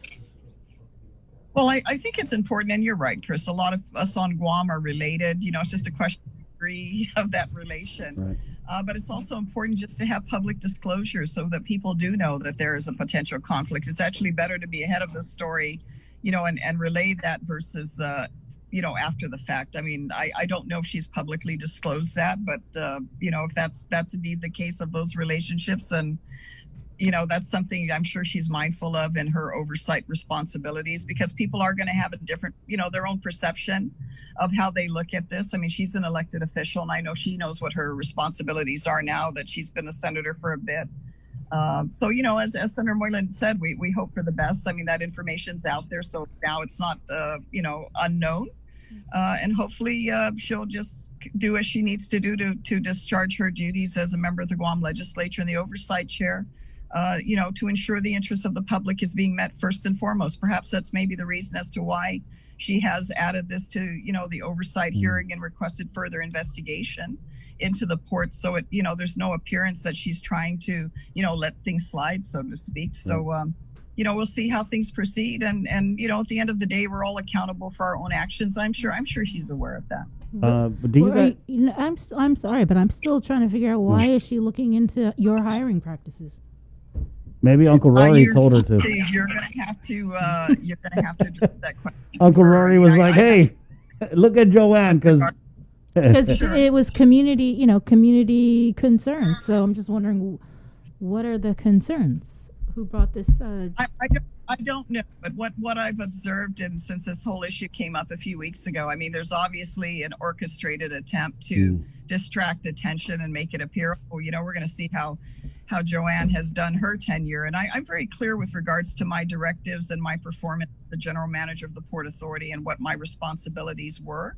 Unfortunately, I can't do all that by myself. That's why there are, HR division exists primarily to ensure that the proper procedures are followed with regards to hiring. Has that always been the case at the port? Well, records show that has not always been the case at the port with regards to hiring standards. But that's something that the HR division needs to answer for, because they're the ones that are, actively in charge of receiving applications, reviewing applications, making sure minimum standards are being met for someone to even be considered for the position, and also review their history.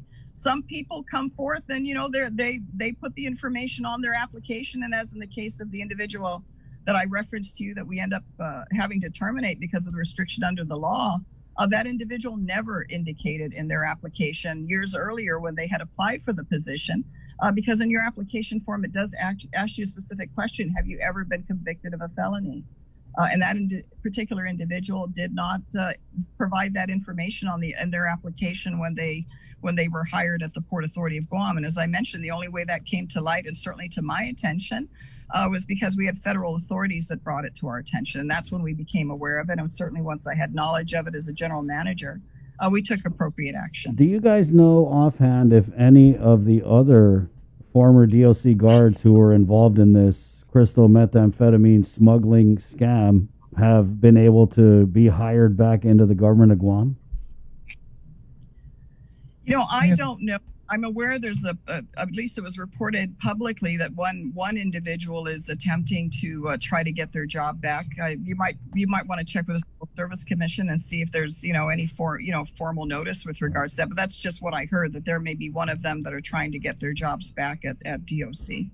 So as of now, the only former DOC officer that we know of who was hired back into the government of Guam after being fired from the Department of Corrections is the lieutenant governor's brother-in-law. I have no other sources telling me that there are others have been rehired. No, Chris, I do not know, and that could be true, but I can't say for sure. Right. Okay.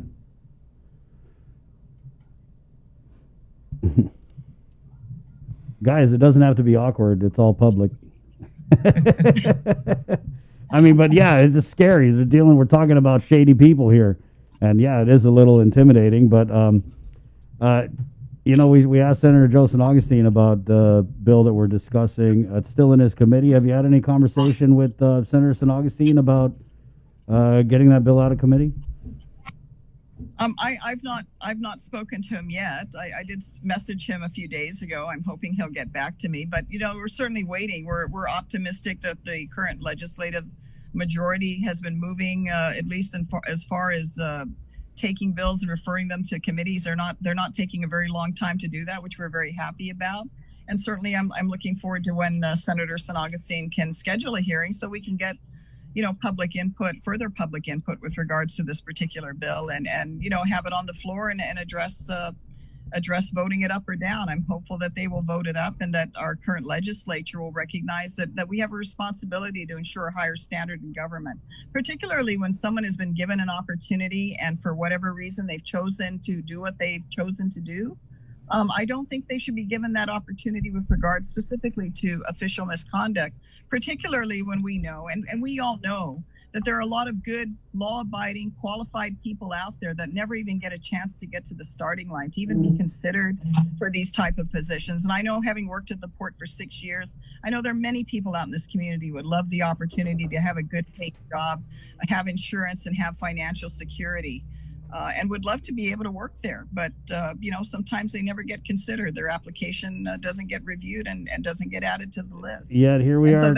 Yet here we are talking about a guy who was fired from his job as a law enforcement officer, who was probably still on probation when he put his application in, getting greenlit for a $25 an hour job. So I mean, just the various facts of the case, they're very glaring, and when people try and defend it, I just don't understand. It's mind-boggling to me, given the state of methamphetamine on this island, that we're going to roll out the red carpet for people who are involved in smuggling it. And it's just insane, totally insane. I cannot believe that our lieutenant governor tried to justify this to the people of Guam. I just can't. It's insulting. Chris, I worked at Department of Corrections from 90 to 97. I was a parole officer then. I was also manning the outside gate during the riot times too, and every time we went in to do our interviews with the inmates there, we were pat down and you're checked for drugs and everything like that. But there was always a concern, and even back then in the 90s, we had employees who violated the law, who brought in contraband, who shared money with inmates too. It happened then, and it's very discouraging, and it gave me great fear to work at Department of Corrections at that time. Not only do you have to, really watch out in the front of you and in your back of you, but you got to watch the person you thought that is working with you on the rehabilitation of the clients there, because eventually 90% or more are going to be released back into our community. If we're not able to rehabilitate them then we're going to have to recycle the whole situation once again. But then it goes back to official misconduct. And at least during my time, I did see them release. Those employees were let go.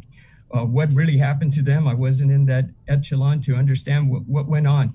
But if it continues to happen, and at least with Senator Joanne Brown's bill here, we're closing that loophole. If it's misconduct, official misconduct, and the trust of the other officers, specifically at DOC, is in jeopardy, that can't be. So I'm hopeful Senator Brown's bill does move forward. We had the public hearing with Senator Joe San Augustine, and we get this to session floor as soon as possible. Anything else? Yeah, before we let you go, the budget is due on Sunday. We already heard that they're looking at $11 million short for the current fiscal year, but Lester Carlson, he was on just this week, and he's really optimistic that we're going to be able to make up that difference through federal funding coming in and other stuff. So what are you looking to see in this budget that's going to be submitted by the executive branch on Sunday? Well, I did have a briefing, an advanced briefing of the budget, and I understand there will be reductions in the general fund for the submittal of the executive FY22 budget. So that's something I unfortunately it must be done, but we must do it. And if the executive branch recognizes those shortfalls, then we're going to take it apart from there. I understand from BBMR, I believe they're hopeful. Of course, they're full of positive, expectations in our future. But they're saying they're going to get us the budget today instead of Sunday in advance. So I'm hoping to see that today. If not, then the deadline is over the weekend, and this will allow especially the Republican senators as well.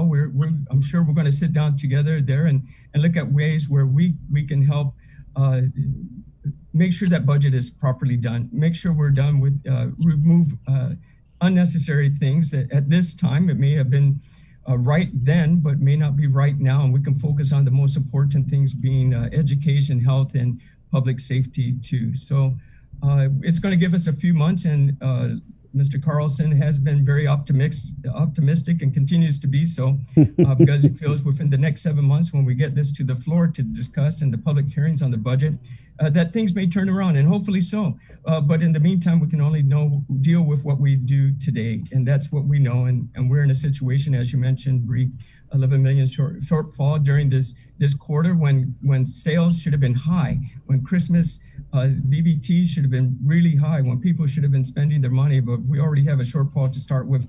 That's great concern for me. Senator Brown? Well, certainly, as Senator Moylan had mentioned, I mean, we will review the proposal by the administration. I think moving forward, we need to be as conservative as we can with regards to the budget. To think that GovGuam can live in isolation of the rest of, removed from the rest of the reality of what our private sector, particularly our tourism industry, is struggling with. I don't think we can do that. I think we need to look at how can we ensure the most critical services, the priority services in the government can continue to be provided, and where we can and where we need to address appropriate issues, then we need to do so. I mean, this is something we need to be mindful. This is something that should have been done many months ago with regards to looking at how can we prioritizing and where we may have to reduce operations or spending on less critical services. And that's the reality. I mean, we don't want to get to a situation where people are working and we can't even provide them a paycheck. That's not the type of planning we should be looking at. We need to be looking a step ahead and anticipating that we're going to be dealing with a little less money or in a lot of money in some cases, depending on how long this situation continues. I mean, we've been very fortunate to receive the federal funding that we have, but we have no guarantee in the future moving forward if that's going to continue at those levels. So, we're always, and I know Senator Moylan and I kind of look at it very much the same, wanting to take a conservative approach on what we are doing with regards to funding that's being authorized in this upcoming fiscal year. I know that you guys are looking at this the same, and I hope I don't make it awkward with my next question, but something that I saw that you guys don't agree on is the minimum wage delay. I saw a release from Senator Brown's office that called it, what was it, Senator? Well, I think with regards to minimum wage, I did not vote on the minimum wage increase. I kind of have a view that the market can address those issues. But this was put into law, just not that long ago to say, okay, we're going to raise the minimum wage to this amount. And then, in March of 2021, we're going to raise it another 50 cents. And then now we're going to go back and change it. So I'm concerned. I mean, there are that population out there that very much feel that extra 50 cents an hour is going to make a big, improvement to their lives because they're they have limited income to move forward and take care of their families, particularly during these challenging times. And I appreciate the arguments and dynamics that have come forth on both sides. But I just think that moving forward, when public officials make these kind of decisions to involve themselves in the process of influencing the economy by setting laws with regards to minimum wage, so they kind of stand with it, versus all of a sudden now, members that voted for this are now backpedaling very quickly and saying, oh, no, the people on the low end now, no, we're not going to give them that extra 50 cents increase because of these other economic dynamics that are happening. I just think that needs to be looked at a lot more seriously. I mean, I didn't vote for it. More than likely, had I been in the Guam legislature at the time, I probably would not have voted in favor of the minimum wage issue, because I just think the economic dynamics kind of will take care of that. I mean, minimum wage, you will often argue, is looked at as a starting salary to build upon, and the anticipation that employee is going to continue to grow and aspire in their respective career and move up and get promoted and get a higher salary. So, it's interesting now, of course, because of what's happened, some of the key people that were advocates for this minimum wage increase are now saying, oh no, we are going to roll it back because of the realities of the economy. So we'll see what happens. I mean, I just think I needed to throw that perspective out there. Because it's just, let's be serious about it. If you're going to do it, then stand by what you're going to do and look at the bigger picture. They should have just addressed it for that year instead of, we'll do the increase a year or two from now. And surprise, the economic dynamics came out very differently because of this pandemic in a very short period of time. Before we let you go, Senator Moylan, I did want to ask you about the whole BPT issue. We heard from the governor when she did her speech before the Chamber of Commerce. She kind of mentioned the BPT like I don't even think about it. You had not Lester on the show calling it foolish. Right.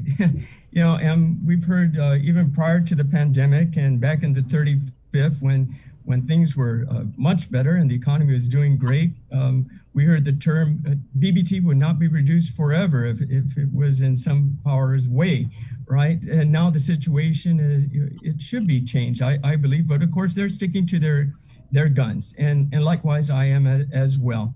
And so is the many of the businesses too. And that BBT won't be the rollback. That's not this fiscal year or the following. It's basically, I believe, the 23rd for that bill it passed into law. And the ADA-loop is so looking at things so rosy and stuff like that, optimistic, good for them. But I think, like Senator Brown has mentioned before, we're dealing with today, and especially when back then in the 35th, when things were much better and we had additional monies well above our general fund budget, they could have did it then. And then we took cuts in the budget, 60 million, and looking at another 20 million this time, and you're still telling me you can't cut the BBT. Well, we'll just have to see, and I think that's where my colleagues and I, the Republicans, the 7 of us, are going to relook at that budget and to really examine it and to make sure the people of Guam's tax money is spent correctly on essential things. That's what we really want, so we can provide the essential services as we get our economy. Since we're getting our health back on its feet, let's get our economy back on its feet as well. All right. So to answer your question, Bree, I'm not going to let that go. Oh. Okay. Thank you, Senator Brown. Thank you, Senator Moylan. Good talk, guys. Good to talk to you, Chris and Bree, again, and everyone there. Thank you so much. Have a good weekend. Thank you very much. All right. Take care. That's that. Good talk. Good talk. Gotta talk about this stuff, guys. Don't be scared. Come on. Don't be scared, guys. It's just, it's been a minute since we've had conversations like this.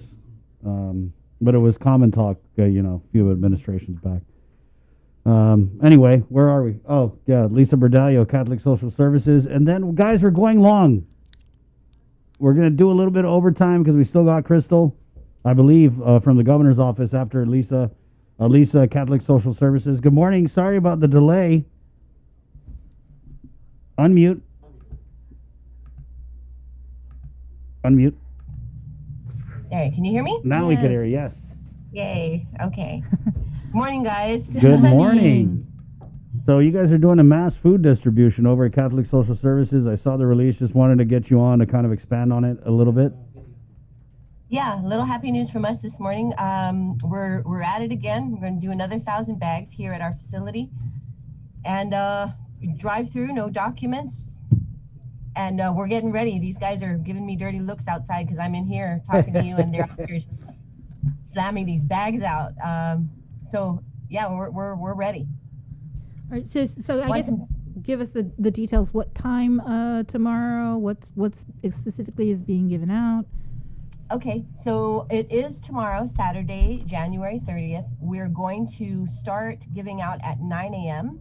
And we say till 4, but it's usually till supplies last. Last time we did this, we ended like 1:30. We finished all the bags, and we were able to get everybody through. So we're kind of doing a similar bag from last time. We're giving a bag of canned goods.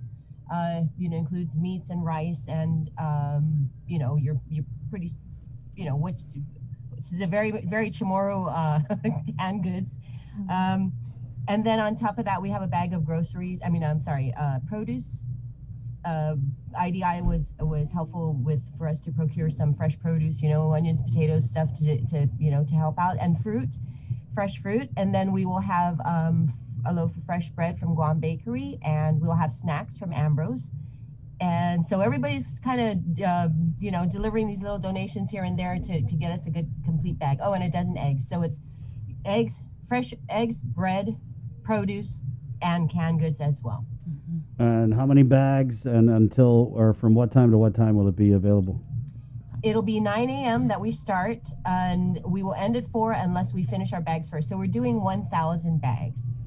And it is a drive-through, so we're starting out at revenue and tax like we did before. Northbound lane on Route 16, enter into the parking lot. We'll queue you up, take a little info, give you a number, and then you drive on through and just pick up your bags. The rule is it's one per vehicle. So we got scolded by a lot of little old ladies in the cars before that, they brought somebody to, but they can bring a ride. Somebody's going to drive them. They just need to ride with somebody who's not getting food for themselves, So that's a really big thing. People really get upset about that, but we're just trying to, make it fair and avoid any, hoarding. Right. How concerned is CSS with what could be a rush of new people coming to receive assistance, considering that, with the whole situation with PUA and the people that are on reduced work hours and they're not going to be eligible or not eligible anymore? Well, we're here to help. We're a little concerned, but since COVID has hit, we've seen a steady increase, and we are addressing that increase, and that's why we're trying to do things like this to help reach more people. So, there are new people. There's new families that we've never seen before. They're not on food stamps or SNAP, so they're coming for just a little assistance just to get by, and so we're trying to do that a little bit more. We're not majorly concerned because I think that we've been prepared to handle this, and we've gotten a lot of good support from the community to make things, to help with food. So but you guys still are accepting donations, still need donations, right? Oh yeah, we always are accepting donations. Yes, thank you. Okay. All right. Anything else, Lisa, before we let you go? Do you know offhand how things are at the Global Dorm? I know that they're busy. They're transitioning. That's the other thing that, of course, we've been helping with is the folks who have been down at Global Dorm all this time. We've been helping them to transition them, putting them at our Guma San Jose or wherever, or trying to help them to find permanent housing so that we can take in more people into the Global Dorm. So that has been happening. Usually I see those folks every day, but lately not, because I know that they're really busy down there. Have you heard anything about another shelter opening? Yes, but not anything immediately. I don't know, what the status is. It's been talked about and up in the air for a while. Yeah. So doing what we can. All right. Well, thank you for what you guys are doing. Thank you. Same to you guys. Thank you, Lisa. Take care. Alrighty. Take care, guys. Thank you. Guys, we got to take a quick break. We're back with Crystal Paco San Augustine from the governor's office next. GU Self Storage, conveniently located near the Harmon McDonald's. We offer affordable rates, online payments, and auto bill pay for your convenience. Plus gate access daily from 6 a.m. to 9 p.m. Call us today at 648-7867 for more information. The relationship between Guam and Manila, Philippines is undeniable as we share similar cultural traditions, history, and heritage, with generations of Filipinos calling Guam home. KUAM presents a monthly look at the capital city featuring in-depth and engaging interviews on everything from medical tourism to new business and government leaders. Veteran newscaster Nestor Lecanto delivers Beyond Our Borders. This special program is brought to you by the Bank of Guam and KFC. It takes all of us to protect Guam. Join the Guam Visitors Bureau in our social media campaign series aimed to protect our island and each other in this COVID-19 era. Participate in the Protect Guam movement by wearing your mask, showcasing Guam's heroes, staying active, and downloading the Guam COVID Alert app. Post and share your content with us. Use the hashtag ProtectGuam, and you could win $100. It's that simple. Check out visitguam.com for details. Let's reclaim our lives, our economy, and our tourism industry. We got your 6 at 6 a.m. with The Link on Breeze 93.9 FM. Bree and I connect you with all the latest news and information you need to know to start your day. Then check back with Guam's news leader at 6 p.m. for the day's top headlines with KUAM News Primetime. From 6 a.m. to 6 p.m. and everything else in between with KUAM Digital, we got your 6.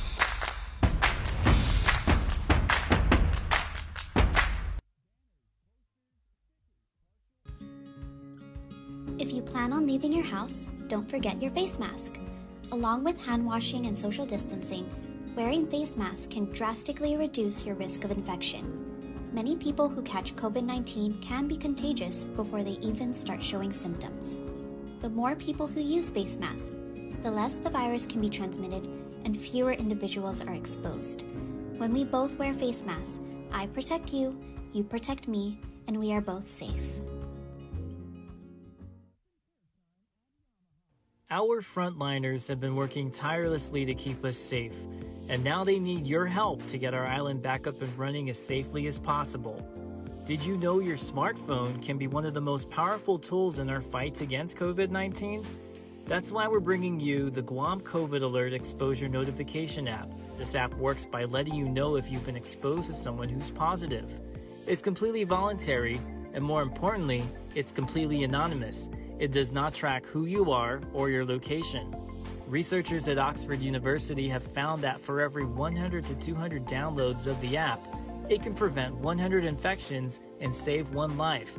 Add your phone to the COVID fight by going to guamcovidalert.guam.gov or download it from the App Store or Google Play now. Help Guam stop COVID-19. These are some of the signs that someone is thinking about suicide. Talking about wanting to die, excessive guilt or shame, and feeling like a burden to others. Feeling empty, hopeless, trapped, or having no reason to live. Feeling extremely sad, anxious, agitated, or full of rage with unbearable emotional or physical pain. Other signs include changing behavior, such as making a plan or researching ways to die, withdrawing from friends or saying goodbye, giving away important items or making a will, taking dangerous risks such as driving extremely fast, displaying extreme mood swings, eating or sleeping more or less, and using drugs or alcohol more often. If you or someone you know is showing these warning signs, get help as soon as possible. Call Guam Behavioral Health and Wellness Center's crisis hotline at 647-8833 or 4.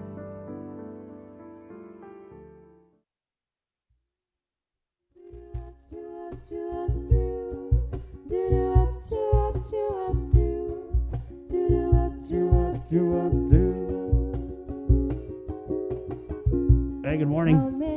10:08. We are KUAM FM, Agotni, Guam. The Link. Overtime edition. Don't worry, our overtime's been approved. We have Crystal Pacos and Augustine from the Office of the Governor. She's the comms director, joining us via Zoom. Good morning, Crystal. Good morning. Can you hear me? I'm on my phone. I don't typically do it from my phone. Okay, good morning. Good morning, KUAM, and good morning, Guam. Good morning. So there was a new EO drop, I want to say late yesterday afternoon. What's the gist of the new executive order coming out from the governor? That is correct, Chris. Late yesterday afternoon, Governor Leon Guerrero signed Executive Order 2021-03, and it basically does three things. So it extends the public health emergency, and now it's set to expire on March 1st, 2021. As you know, we've been going month to month, and we know that the pandemic is far from over, so we're going to extend another month. March 1st is now the new expiration for that public health emergency. The second thing that Executive Order 2021-03 does is effective February 1st, and that's Monday, at 8 a.m., this EO increases the social gathering limit to no more than 25 people. So as you know, you guys are really good at reporting this. The people of Guam have done an incredible job at containing COVID. We have very good evidence that there is little to no community spread. We've maintained this low CAR score. There are very few hospitalizations. As of this morning, there are 6 hospitalizations at GMH. So very few hospitalizations, fewer deaths. I'm happy to report that. And the nightly JIC report's also reporting fewer positive cases, and a significant amount of those positive cases we are reporting are coming from quarantine, so they are travel related. So that is the second major thing. We increased the social gathering limit effective Monday to 25 people. The last thing it really does is effective Monday again, we'll also see changes to our COVID differential pay. And this is in line with our P-Core 2 status as well as our robust vaccination efforts.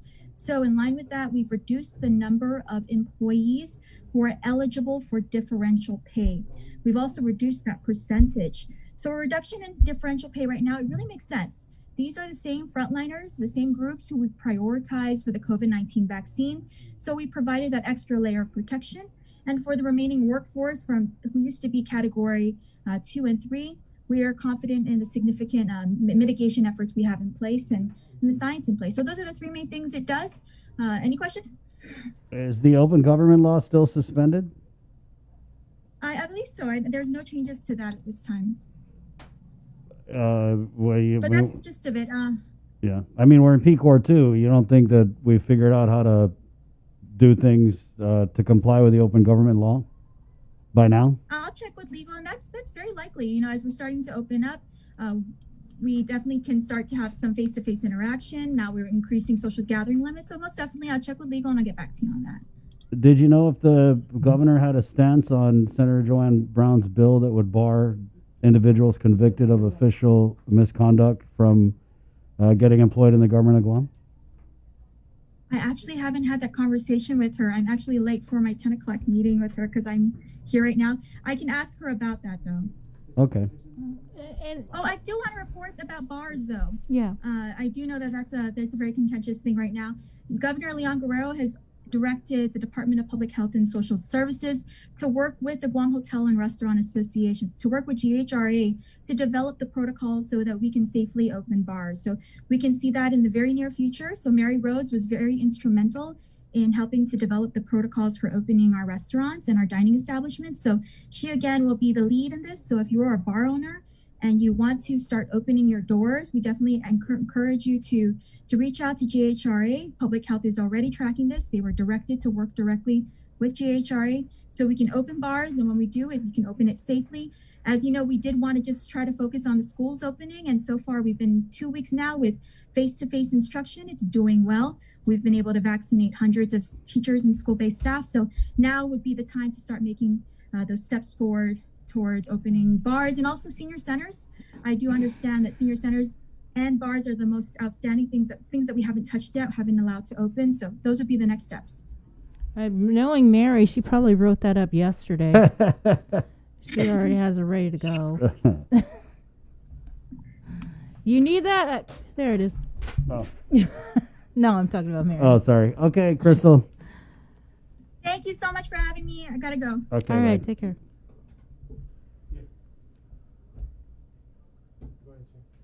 All right. All right, guys.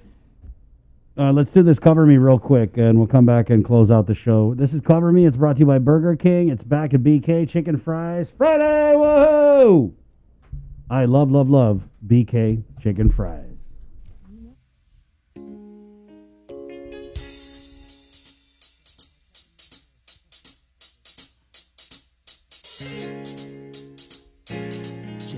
Shit.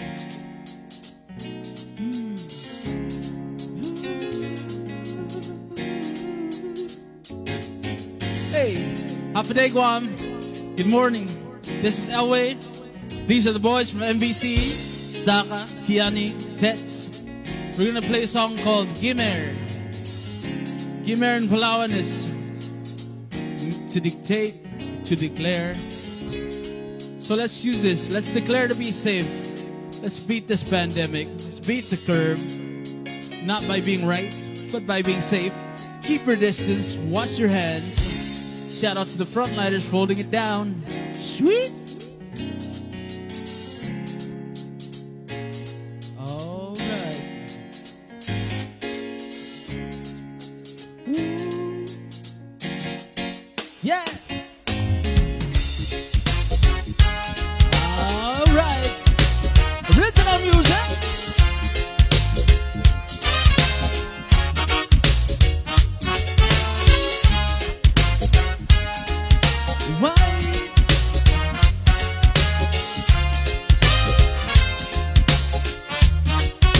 Here we go. Il diaraklisi energi Bakyo balu Ito'y berikara Lela omerai Ablok malus Enk mautaw rumuli Yala kayang Di mas pasubadar mo Maldigaw O mangutara imakan Hindi akatan Almay albok marula El akimer Diak masim Mo taw-taw rungule Emo malamola may geswa El diak aktor bangaka Akmo albilarang alek Almas maok lang asaren Tulek pa'y tulek Kadigi merang akan boramadar Before it's too late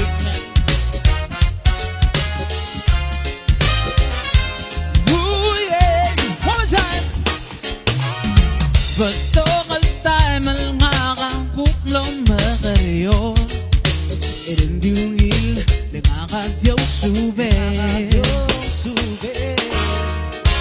Lekungil mamanggit mong kukle tarabas Pakuot ko Yelo malami o maray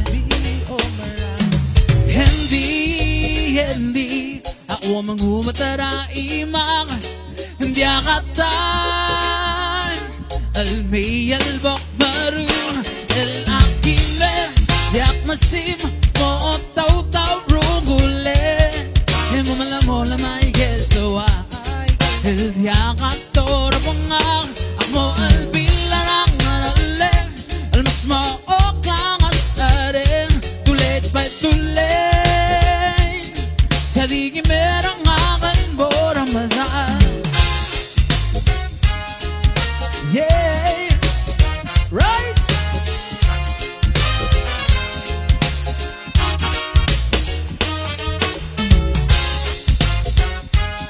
Woo.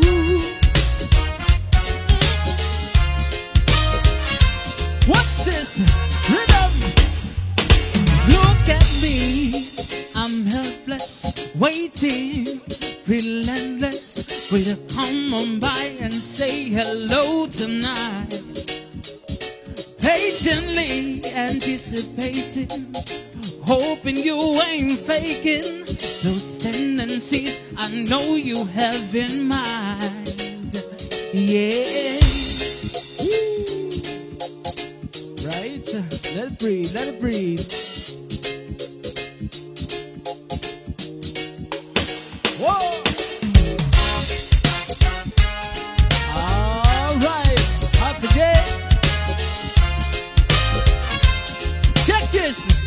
Rhythm, hey, Camarens, el Akimen,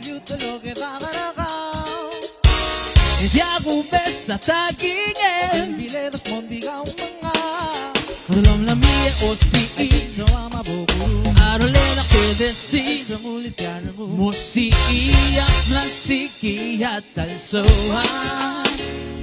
El akimer yak masim o taw taw brungule hemo malamola may gesawa el diaka tora bangang akmo albila nang ngaralem almasma oklang asareng too late by too late yadigi merang akalbora mga akimer yak masim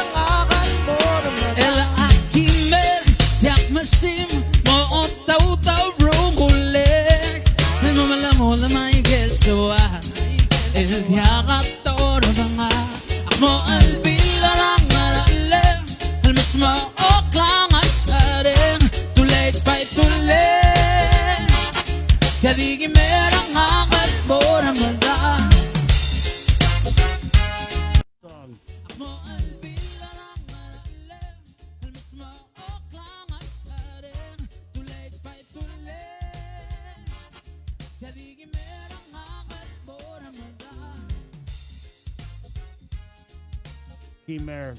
I think that's how he said it. Yeah, Khmer. Elway Akeda. This beat, man, is awesome. I think they need another keyboard though. What's up, Elway? Miss you, brother. That's Cover Me, brought to you by Burger King. Burger King with just a long track record and commitment to supporting local music. Thank you so much, Burger King fam. Reminding you it is Chicken Fries Friday. I love, love, love BK Chicken Fries. I really do. And you know when I eat BK Chicken Fries, the only thing I think about is this would be really good with rice. Right? That would be really good with rice. Brought to you by Taco Bell Now.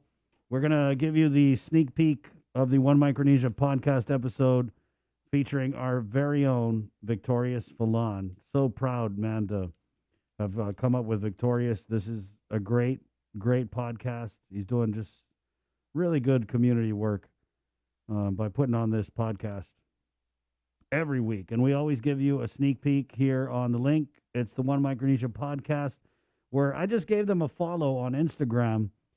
It's at Micronesian Viral.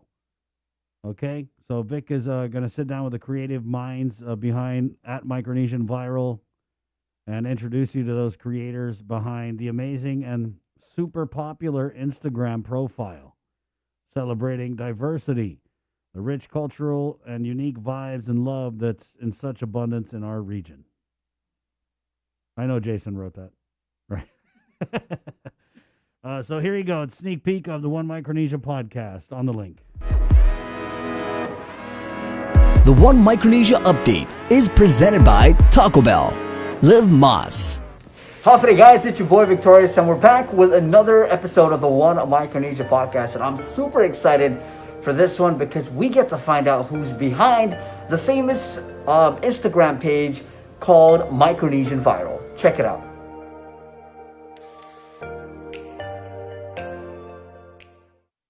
So my name's Dexler. Nice to meet everyone, and then this is my wife. Hi, my name is Brittany Elkhart, and so we're actually a married couple behind the page. And to kind of give you guys a background of where we're from, my mom is from Yap, so I'm Yapese. My dad is from Kosharai, so Mogatin and Lenwo. And then I'm Marshallese, and then also part Kiribatis, so Yakwe. Awesome. So, guys, I really have to say, I want to, every time I start a podcast here, I go back in time. So let's go back to the origin of the page. How did it first start? Why did it first start? So let's start there. Okay. And so I guess when it first started, because we had our son, and then I was a stay-at-home mom. So this was around 2018. And I decided while I'm at home, I'm on maternity leave, I'm not able to go to our business meetings yet. why not do something on social media to promote Micronesians? And so I thought, okay, maybe I'll do pictures, cultural pictures. People can send them to me. But in order for me to gain some followers, I gotta follow some people. So I just followed random Micronesian people. Next thing you know, I decided like, oh, instead of using pictures, because I'm grabbing them from random places, I don't know who to credit. I was thinking, why not just do videos, since it's easier to find the source of, excuse me, where they come from. And so because I started following random Micronesians, a lot of people started following me back. And then some people actually reached out to me and said, hey, can you post this video for me? And then, next thing you know, I started sending out like, okay, if people want to send me videos, why don't you guys give me these 3 things, which is your, where you're residing in, what island you're representing in Micronesia, and also what caption do you want me to use for the video? Because I wasn't really big or like creative at the captions yet. I was still trying to learn the lingo of everybody, especially, with most of our followers are teenagers. Some are adults, we have some young ones. And so basically we decided to do the page. Honestly, originally it was my idea, and he's very supportive, and he's just giving me ideas of like, oh, okay, why don't you post this caption? Or why don't we start promoting Micronesian businesses too? Small businesses, also promoting creators, Micronesian influencers. And so with the videos, it became more of a page for everyone to come together and, posting everything Micronesian, especially because we come from a state in America where Micronesians, every time somebody hears the word Micronesian, they think, oh, that's a negative vibe right there. And so because there's a lot of different opinions, not a very good site that people have for us, we decided like, people can think what they want, but we just want all of our people to come together, whether it's through videos and promoting each other and just enjoying, each other's presence through the virtual world. So that's where it started. I guess our inspiration came from our son, because if it wasn't for him, then we wouldn't have been here today. So yeah, that's how it started. And Dexler, you want to jump in? Everyone's welcome to come onto the page, just to kind of help them, because I know there's a lot of negativity around the world, and so we would love for them to stop by and check the page out. But as we grow, the biggest main goal for us is to kind of create that awareness. Like you say, when people like hear of Micronesians, they're like kind of frowned upon. And I know some of the people in the mainland, actually, I heard that they say, when they mention Micronesian, some people are like, what is that? So just to kind of, create that awareness, positivity and that information of who and what we are, what we represent as a Micronesian, as family, as Marshallese, Yappies, the different type of cultures, the different type of languages, what we bring to the community, to the world.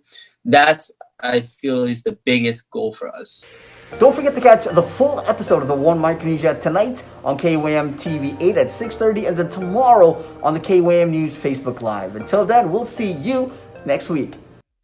Peace. Mogatin. The One Micronesia update is presented by Taco Bell. Live Mas. Thank you, Taco Bell, for sponsoring that. It's an awesome podcast, man. If you guys get a chance, do a playlist with all the One Micronesia podcasts. Vic, my boy, always doing great work. Guys, thank you for hanging with us today as we went 27 minutes over. Really appreciate the support for the link. Have a great weekend. There were just so many takeaways from the show. Like I told you guys earlier, all the interviews, including the ACLU abortion lawsuit interview, including the interview with Senator Joanne Brown, Senator Jim Moylan, as Senator Moylan says, hey, I'm going to co-sponsor that official misconduct hiring bill. It was a good talk we had, man. Good talk. And these kind of things, they got to be talked about, guys. One thing that I think, people who are shady hate is when you turn on the lights and there's no more darkness to hide in. So that's why I feel like just we have to discuss these kind of things. I mean, it is what it is. The show proudly brought to you by IT&E Carrier, Cabo Enterprises. First, Sabrina Salas Mantanani, who's in a big meeting right now. My name is Chris Joser. Good job, Jason Salas, Master Control, Link Fam. You guys are the best. Thank you so much. Again, this has been The Link. We're KUAM-FM, Agatni, Guam. And we'll leave you with, what am I going to leave you with here, guys? Local jam, definitely. Let's go with a little Boomer. Is it a Boomer? Yeah, let's do some Chris Boomer. It's Chris Boomer. And this is a version of his song, Boss Man, from Live Local Fridays. Again, my name is Chris. Esta, adios! When you see a window, yeah, to fight for peace and unity, do you ignore it, do you? Or do you explore it, yeah, and spread one love all around?